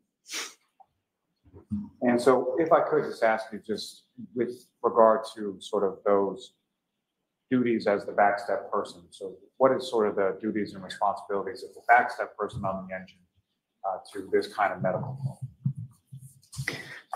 So the role of the person in the back of the engine is, it kind of is dependent upon what that lead paramedic needs you to do. You're there to assist the ambulance in any way that they need. So that could be assisting with extrication of a patient. It could be obtaining information about a patient or bystanders. It could be assisting with patient care if they need you in the back of the ambulance. It really depends on what they need you to do for that particular call. And turning back to your testimony just from a moment ago, you said they were over rendering sort of patient care. Is that correct? Yes. What do you mean by that? I noted Tim I noted Tony, and there were a lot of people that seemed to be around that area. So I'm not sure exactly who else was there, but I did note Tony and Tim were in that area. So as far as sort of the other people in that area where Tony and Tim, so people sort of beyond people from your department, what, if any, other sort of people did you notice around that area? I don't know specifically. What do you mean? Like, as far as outside of the, right. So outside of fire department personnel in that area, what, if any, observations did you make of those people? Who were those people? Well, at that point, I couldn't really make out, like the identities of like other people. I noted Tim and Tony, but I didn't really pick up on who anyone else was at that point. They were still like in off of the road at that point. And so from where they're positioned with regard to the patient, and just for clarity purposes, you were subsequently learned the identity of the patient, correct? Yes. And who did you learn him? John O'Keefe. And where you and firefighter Walsh were with the stretcher, how far away from where you were was Mr. O'Keefe and the other firefighter? They were, I don't know that I could give a number, several feet away. They were like, I remember kind of seeing a fire hydrant, but I don't know exactly number wise what that would be. And from your observation of where Mr. O'Keefe was, could you tell how his body was positioned? He was supine, so he was lying on his back or face up. And what, if anything, by the time that you arrived with firefighter Walsh on the stretcher, what, if anything, could you see that firefighters Flematti and or Nuttall or anyone else was doing with reference to Mr. O'Keefe? By that point, it seemed like they had already got him pretty much secured on a backboard, and they were ready to move him to the stretcher.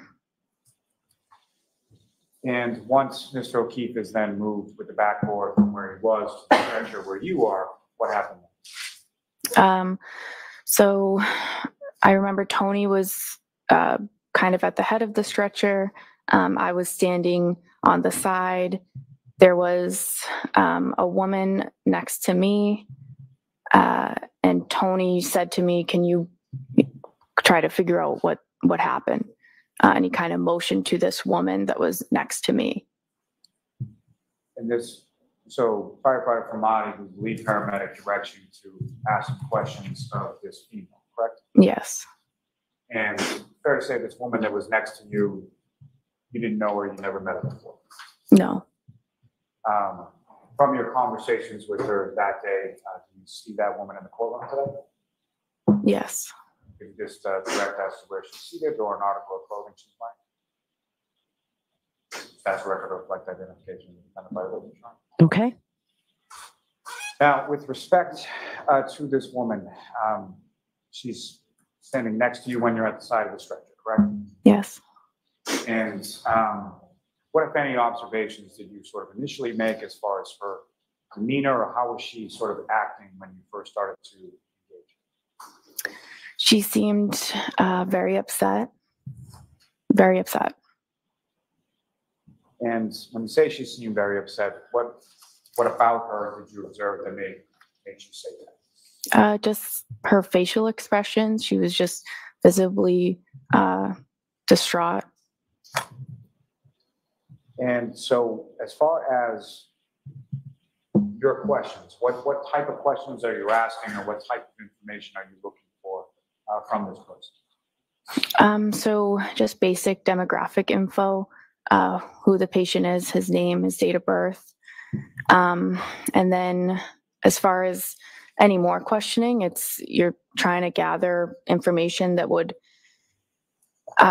basically help explain how this person ended up in the scenario that they're in.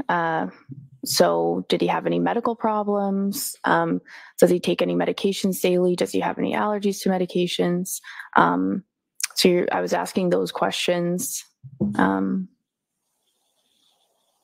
as you're asking those questions, what, if anything, is the defendant Ms. Reed doing while you're asking those questions? She answered who the patient was, his birthday. I think she answered the maybe some of those initial medical questions that I asked.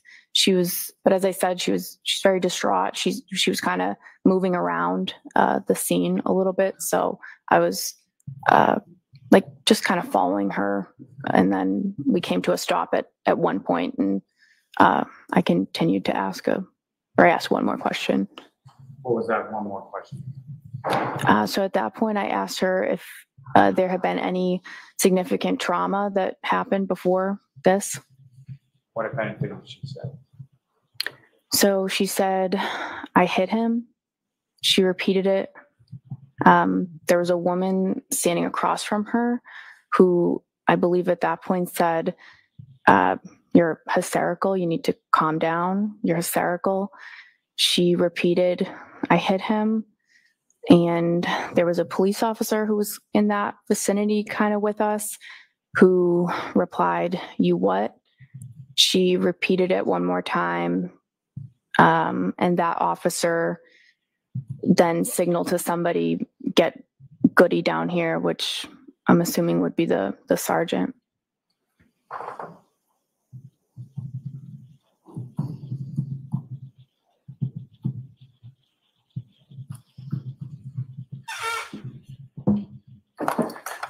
So when you have this conversation, if you recall, you mentioned that the other person who was across from you was just, was that somebody from your department or an officer or a civilian, or who was that? So I was standing, Karen Reed was to my right. There was another woman to the left of me, kind of across from her. And then there was a police officer kind of, not directly across from me, but within the same kind of area that was more closer to Karen, I would say. You know who that officer was? I don't. You know who the female or civilian person that was across from you? You know what that person's name is? No. And with respect to when Ms. Reed said this repeatedly, I hit it. Can you describe for the jury sort of the tonality of that? Like, how did she? She was very, very upset. She seemed hysterical, I would even say. Just very upset. But once you received that information, did you follow up with any other questions to Ms. Reed at that point? At that point, I did not. I have to drive the ambulance, so it's a time-sensitive situation. So I knew I had to drive the ambulance. It was said in the presence of the police officer, so I felt like that was the appropriate, that information was appropriately transferred. And I just felt, based on her demeanor, I don't think it would have been productive for me to continue to ask her questions at that point. And so after asking and receiving that answer of I hit him, where did you go? So I went to the ambulance. And in reference to the ambulance, did you go to the back of the ambulance, the front of the ambulance? Where did you go? So I went to the back of the ambulance where the patient care was happening. And as far as the information that you had received from the defendant, did you relay that information to any of the other firefighters from your department in the back of the ambulance? I did.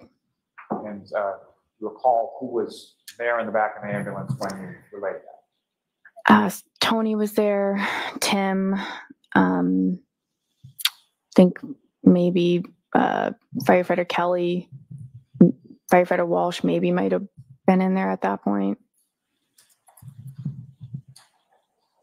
Now, as far as when you get to the back of the ambulance, what, if anything, did you do with reference to assist or help as far as patient care with regard to Mr. O'Keefe? I didn't assist or partake in any patient care. Now, prior to putting Mr. O'Keefe into the back of the ambulance and prior to your conversation with the defendant, what, if any, observations had you made during the brief time that you were on the side of the stretcher of Mr. O'Keefe and any injuries you observed? I noted he had injuries to his face. I noticed some blood from his nose, from his mouth, and most notably, he had some swelling to his eyes, mostly the right eye, and a laceration above the right eye. And same as far as when you went to the back of the ambulance to relay the information that you have been asked to obtain. What, if any, injuries did you observe from Mr. O'Keefe once he was in the back? Oh, I'm sorry. I observed those injuries in the back of the ambulance. I didn't observe those injuries while he was out on the stretcher. I didn't get a good look at him. You really hadn't got a good look until you Right. came back. Right. Now, as far as you indicated, you drove the ambulance from Fairview. Where did you go to? Good Samaritan Hospital. And as you were driving that ambulance along the roads from Canton to Brockton, what, if anything, you know as far as visibility, road conditions, things like that? There was poor visibility. The roads weren't plowed yet, so it took probably longer than usual based on the conditions. And I apologize, but if I can take you just a step back further for a moment, just in reference to when you're in the back of the ambulance, you indicated the injuries that you observed. What, if any, observations did you make as far as the clothing that Mr. O'Keefe was wearing? I noted that he was wearing jeans. I noticed a lighter, like a black zip-up jacket or sweatshirt. It was like a lighter jacket. I noticed he had one sneaker on, and that was it. You recall which foot the sneaker was on? I don't. All right, could I see counsel for a second, please?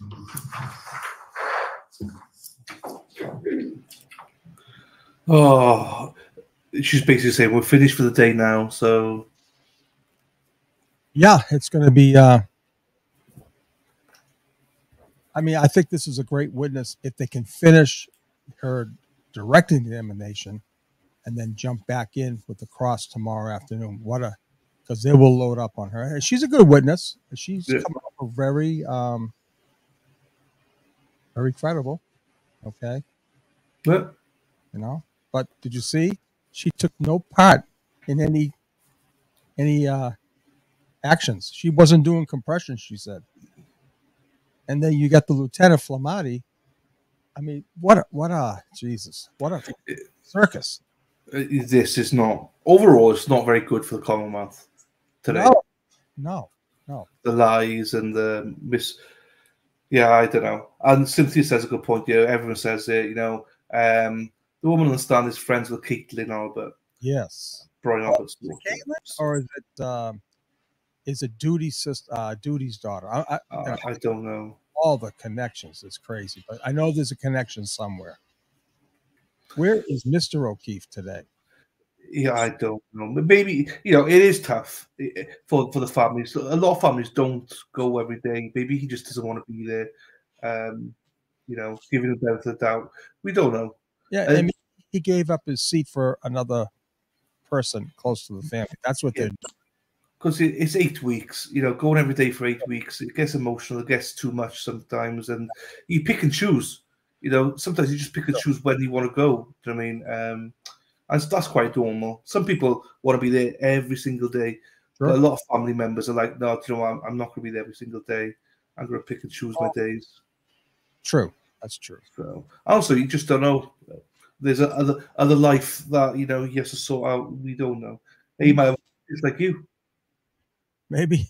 You know what I mean? Jen's trying to convince him back of that. Who knows what's going on? Who knows? Yeah, we'd only be speculating. So right, no more speculation. Right, no more speculation.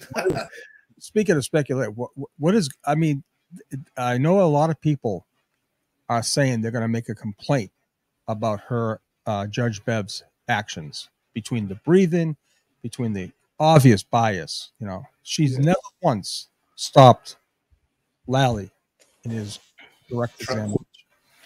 No, no, you're right. She hasn't. She's let them get away with a Trying lot. to figure out some logistical things because we're going to go on a view tomorrow. We're going to finish with the testimony first, and we'll go on the view after we finish with firefighter McLaughlin's testimony. So, but a couple of things about the view. Please dress comfortably. I really appreciate everybody's dressing respectfully for court, but wear comfortable shoes at least for tomorrow. So those 3 cautions: please do not discuss this case with anyone. Don't do any independent research or investigation into the case. If you happen to see, hear, or read anything about the case, please disregard it and let us know. And for the view, I'll give you some preliminary instructions on that just before we leave. Okay, so we'll see you tomorrow. And tomorrow's a full day. All rise for the court, please. So tomorrow's a full day. So it's a full day tomorrow.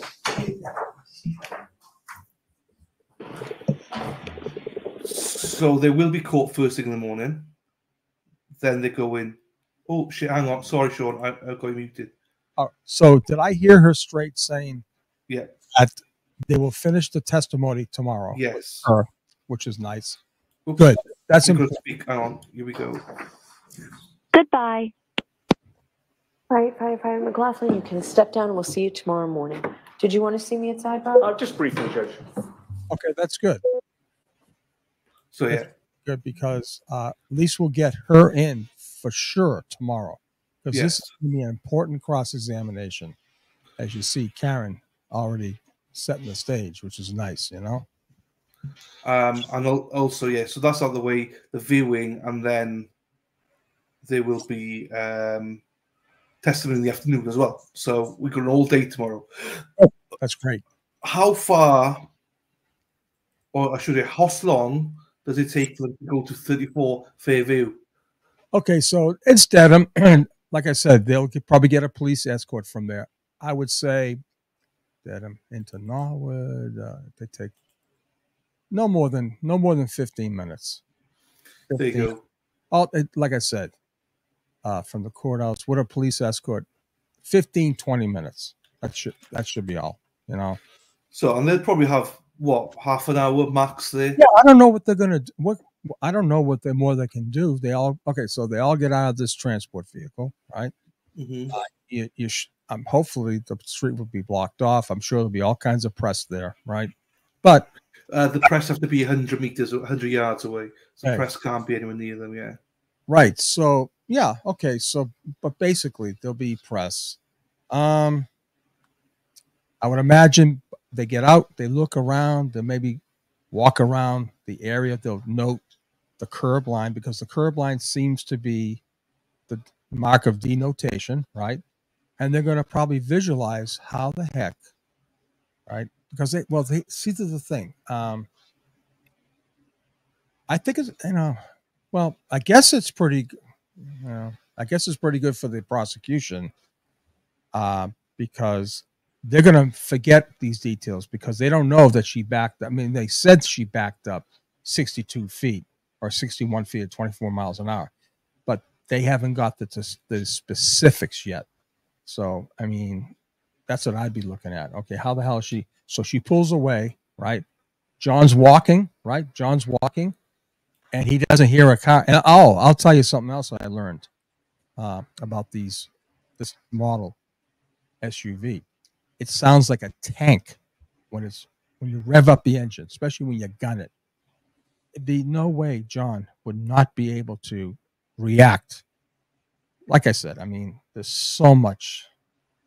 Oh, there's so much into it. Well, but if you go with Plevin's thing on Court TV, he left the cocktail glass in the middle of the road and then went over to pick it up.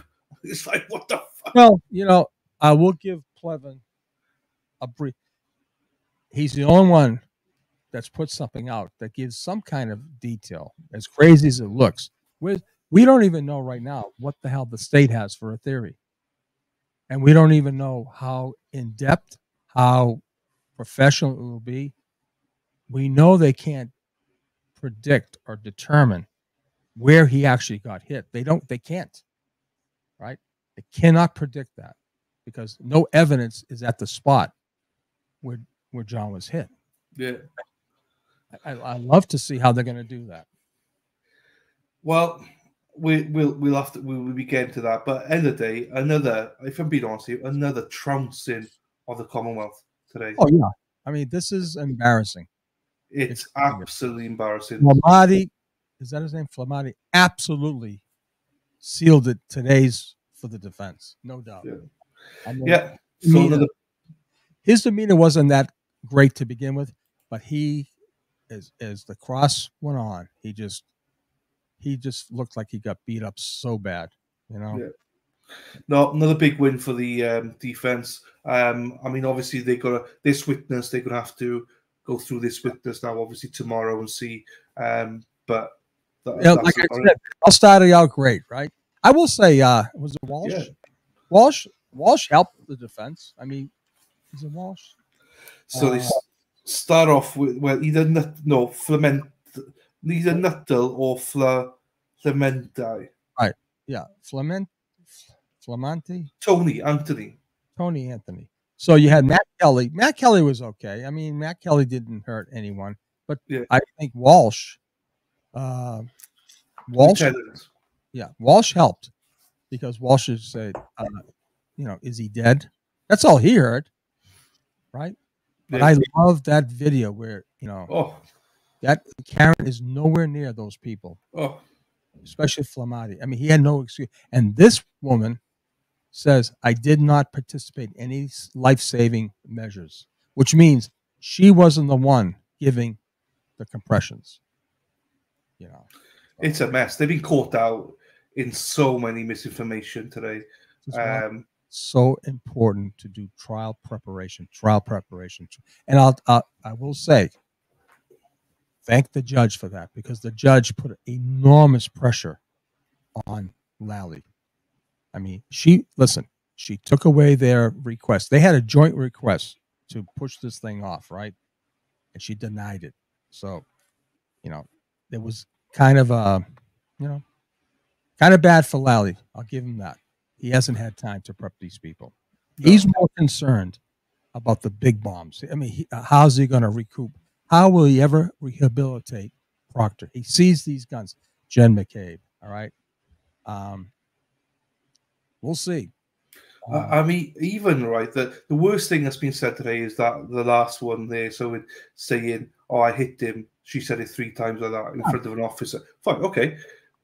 But allegedly there was 5 people, but most of them we've just proven that they weren't even in the area when it happened.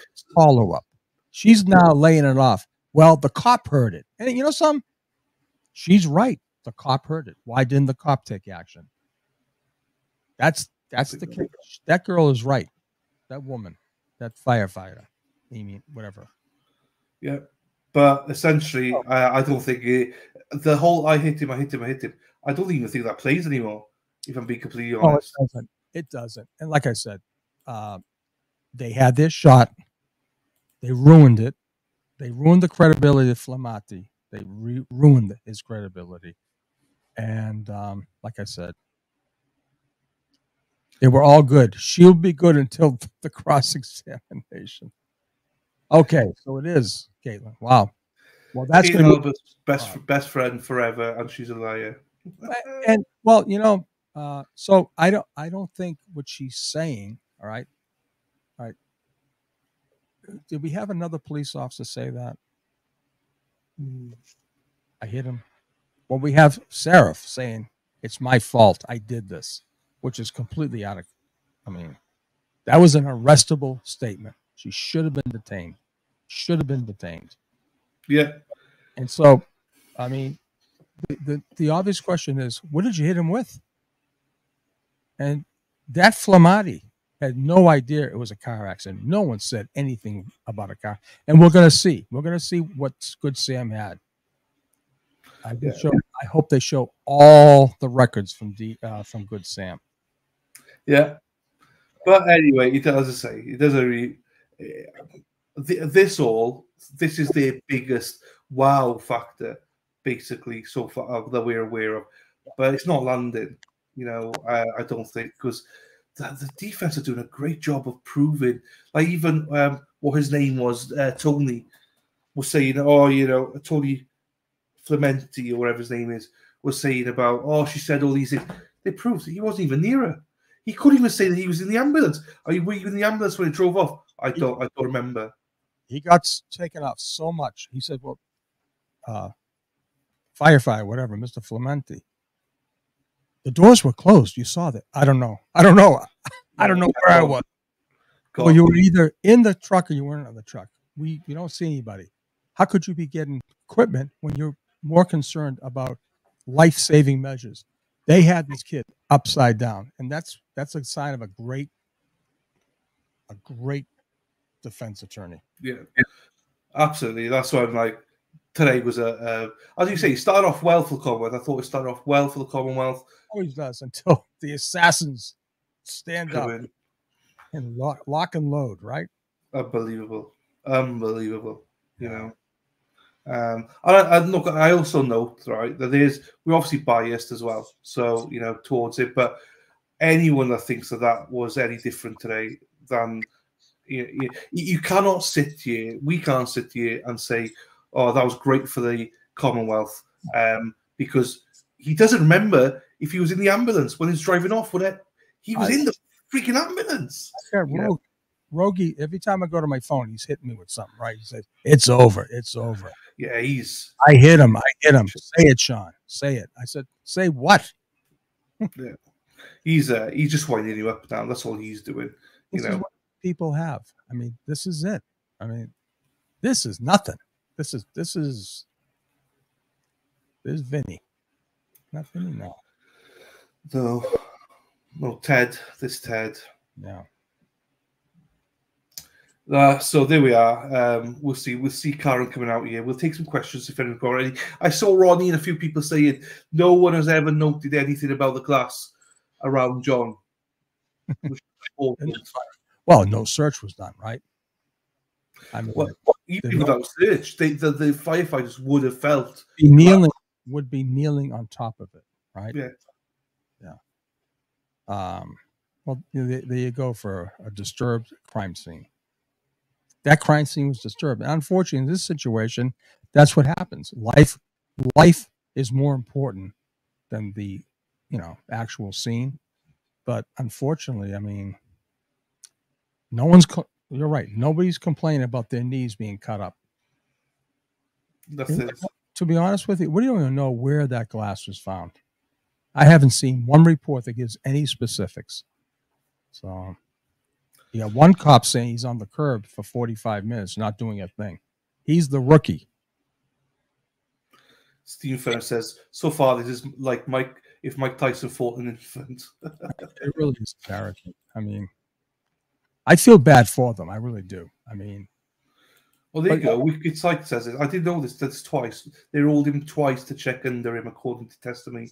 Nothing under him either. So how did he get embedded in his clothes? If it, right. But think about this. They knew this was coming down. I mean, trust me. They live in Canton. All these people, except for Timmy, he lives in Brockton. They know they're a part of this case, and they seem so unprepared. It's mind-boggling. It really is. No, I agree. Lamont, very big disappointment because he's the lead, whatever the hell, the lead guy for that team. And again, I'm telling you again, if it's not on paper, it doesn't exist. I learned that a long, long time ago. And it's true. Even Coffin Duffer said that. Obviously, she didn't know she was helping by saying that. Report writing is very important. Well, no kidding. Some investigations are too. Me, Stan, Sean, who do you feel bad for? I mean, let's take it. I do feel bad for these firefighters because they brought into this scenario.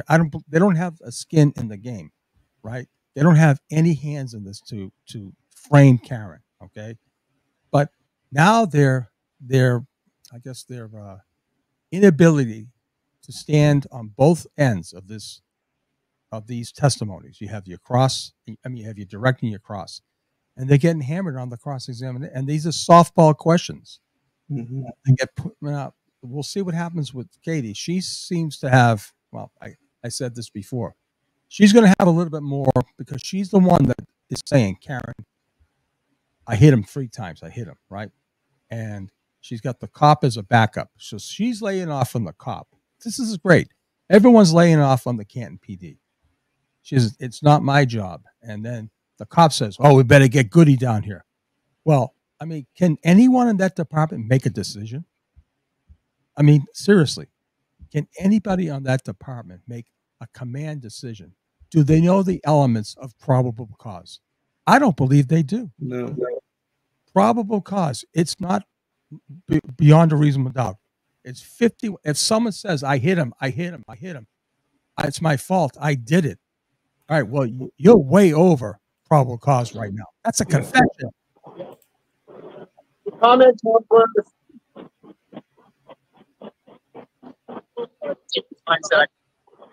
oh. Karen, why'd you say you did it at the scene? Grant. I'll fuck you. Mom and Dad. So we agreed, Chris. We agreed with you. I didn't talk about that. We agreed on factual questions only. Okay. That's what our agreement. You start going nonsense, and that's it. Agreement's done. That's the testimony.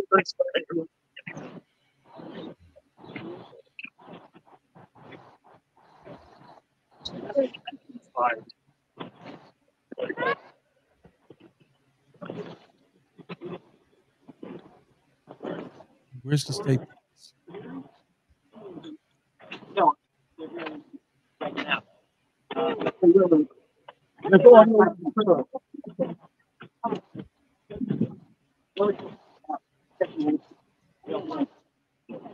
Paul Hill, Paul.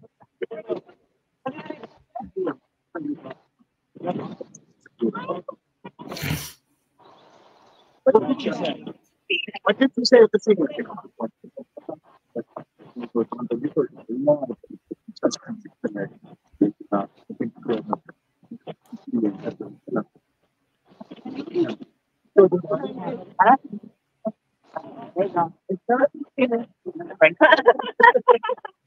She got right at it.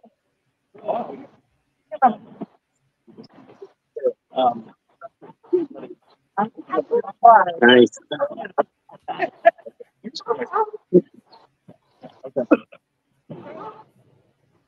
See Sarah P.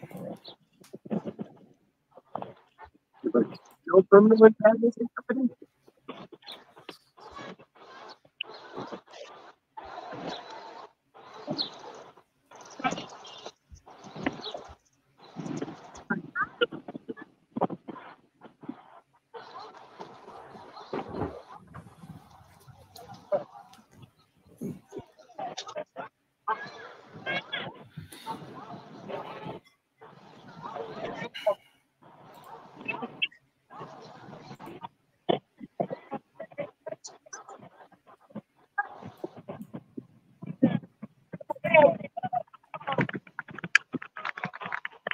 Nathan? Yes. Hi, how did it go today? Good to see you. Nick Jenna, how did it go? Went well. Seems like a lot of people don't recall things in this case. Amazing, right? Yeah. Lot of Isn't that something? It was. Isn't that?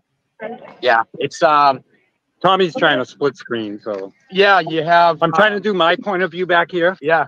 I think as we heard today, you know, some of the paramedics, firefighters don't remember where they were.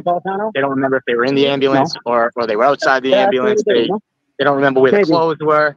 As we do know, the clothes were on the ground, and we're gonna, you know, I'm sure they're gonna find that out in court. Now, if the clothes procedural was to take the clothes and hand them to a nurse, you know, and they were cut off in the ambulance, why were they on the hospital floor? It's amazing. Thank you, man. All right. Have a good night, my friend. Welcome to Boston. You're welcome anytime. When they were cut off, thrown around, thrown on the ground, whatever was on those clothes, any pieces of plastic fallen off those clothes at that point. They would not have stayed on for 3 weeks. Probably held on to them. It's too much, too busy. It's too many of them speaking over each other. We know our own assessment of this trial, so. Yeah, hang on, let me go back Not to going to take it from a hairdresser, I can tell you that. No, I got you. Look, Veteronoga Magda, I don't know how I pronounce that. Dalan, she said Karen said it in front of a cop, so MCL didn't report it anywhere. The only 2 cops there at the time already testified. They never heard Karen say I hit it. True? Is that true? I believe it's true. We have Seraph saying it's my fault. I did it. He didn't hear anything. Said I hit him. So Seraph is out. What's his name? Mullaney. I don't know nothing. I didn't hear anything, so he didn't hear it. Right. So you got good. I don't know who's the cop. Who's the cop? We have the first three cops are good, Seraph, and Mullaney, right? Seraph and Mullaney. We've not heard from Good though, have we? No, but the cop next to McLaughlin, she's saying that he heard it and he called for Goody. Well, here we go. We got a conflict right out of the gate, and that's trust me. That's what. Who's gonna? It has to be Jackson. It seems like Jackson's the bad cop and Yannetti's the good cop when you see these guys. So with McLaughlin, you know someone's gonna light her up. All right, well, so yeah. But see, here's the problem, Katie. The cop said he never heard it. So who's lying, you or the cop? Because we didn't hear a cop say that. No, here so far. Are you best friends with someone? Sorry, someone was saying earlier on. First question would be, are you best friends with Caitlin? Oh, that will come at the end. By the way, you have every reason in this case to lie, right? She goes, no, I don't. Oh, yes, you do. You're friends with the guy in that house, his daughter. That's going to be the thing at the end. But I guess my comment is, so we know for sure. Mullaney, what did Mullaney say? I don't believe he said he heard that. I don't think he did. I don't think so. I don't believe so. I don't remember. I don't think he did. And we know for sure that Sergeant Slaughter there, whatever his name is, Seraph, he just said, it's my fault. I did it. It's my fault. I did it. There's no consistency. One guy's saying, is he alive? Is he dead? That's a firefighter. Yeah, Katie's got a problem now. We got a conflict. Massive conflict. She's the only one that's heard it properly. Jennifer says, thanks to Lanshaw, no glass, no shoe, no phone. Nothing. Paramedic testified first day. Sometimes they put them in a bag. Sometimes they are just thrown on the floor. Yeah. The clothes, yeah. It's like Russian roulette. Pick what's going to happen. Gordon testified, curious if he had dashcam audio inside Cruiser 2. C-Dog says, thank you, Dylan and Sean. Oh, thank you, my friend. McLaughlin, Bellin, if is lifelong friends with the daughter of the owner. Yes. McLaughlin, yes. Amazing. And that's going to be a massive question because she is stating one thing, but she is the best friend of Caitlin. Yeah, she's going to be the one. Lally, you have copies of everything. Why don't you buy yourself a briefcase and get your shit organized? Charlie. Puffy co-paramedic testified she said she hit him, was proven wrong, admitted he was wrong during cross. Yes. You see, this is why I love the chat. They remember better than what we remember, I think, half the time. Yes. We have the best chat. We do. It. No fight. Tony says, good so far, good medics, bad fibbers. Yeah. That's true. Yeah. And it's been 2 years as well because your mind goes also Lally. We don't know what Lally's told them. We don't know what anyone's told. Do you know what I mean? Lally's hoping for the judge to give a directed verdict now and say, no, you haven't proved your case. It's out of here. Get out of here. Let's go. Get out of here. But I don't know. Look, it's interesting, isn't it? So, you know, again, it's hard not to say they're lying because it frustrates me that that guy said that they answered the question so slick, right, with the Commonwealth. Then it's like, yeah, so you were in the ambulance, and I don't know if I was in the ambulance. I may not, but you just said earlier on you were in the ambulance going to the hospital. Well, maybe I wasn't. Maybe I was getting equipment. But the doors didn't open, so you must have been in the ambulance because he drove away. But I don't know then. I don't remember. We were in unison, given yeah, fives. I mean, that was, you talk about a melt. I wouldn't say it was a meltdown, but for a professional guy like him to be taken down about 100 notches, I mean, he just lost all credibility with that jury. Did. No doubt. It's like, so right. So tomorrow we're going to finish today. So we'll finish now, right? Before we do finish, so Wicked Psych is trial in the afternoon tomorrow. So what's happening tomorrow is 9 o'clock. Well, sorry, 8:15 tomorrow morning. Me and Sean, we will be here. We'll do our rigmarole hellos and stuff. I'll be way behind as usual on it, but we'll try and keep up as much as we can. Next thing happens is 9 o'clock. Testimony from McLaughlin. So the direct will be finished, the cross, and then redirect. That will happen tomorrow. Then they go off and do their walk, which probably takes an hour and a half. Yeah, I'll give them an hour.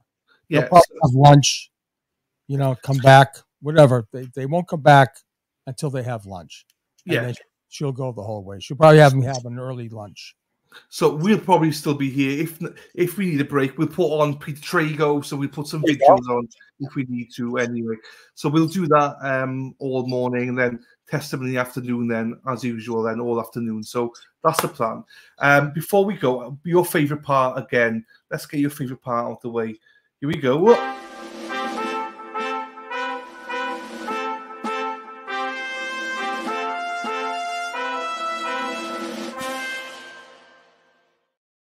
There you go. You love that one. I do. So I think I said hello. Thank you to Matilda, but thank you to Kane Gang 5. Bought 5 coffees. Thank you for all you do watching from Pittsburgh, Pennsylvania. Thank you, Kane Gang 5. Rachel says, enjoy watching you and Sean covering this case. Watching from Mass, about 30 minutes from Canton. Free Karen Reed. Thank you, Rachel. And Robin Wilson. Robin, thank you, darling. Thank you for all you do. No, thank you, Robin, for everything you do as well. So thank you for that. And thank you as well, Sean, for your super chat as well. That was very, very generous of you. Talking about, hang on, what have we got here?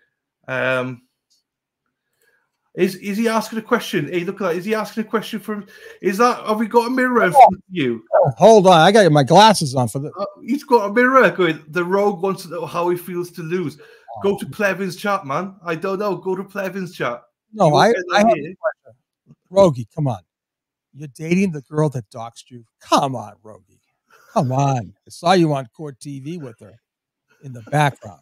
That's got to be awful, man. Don't lower your standards. Come on. See, I love Rogie. He fair. I love him. Rogie's fine. He jumped on. I couldn't believe it. I know. Well, probably Plevin. They're all crying in Plevin's stream, probably.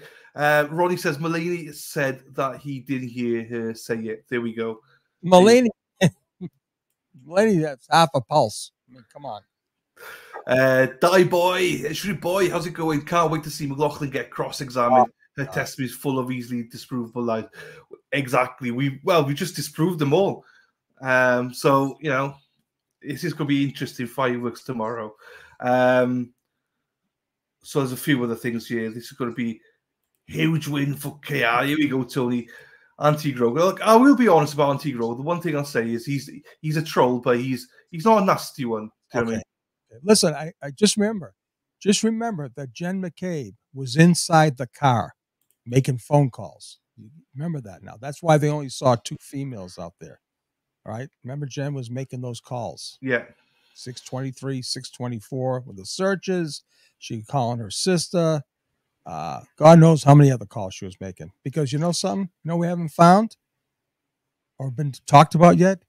Are the Verizon tolls from her phone.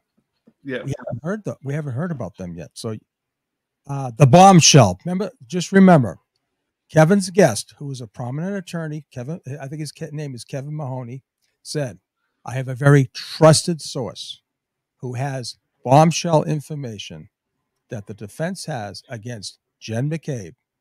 And he said, if I was on that jury and I heard that information, I could not vote to convict Karen Reed. That came from Plevin's own guest.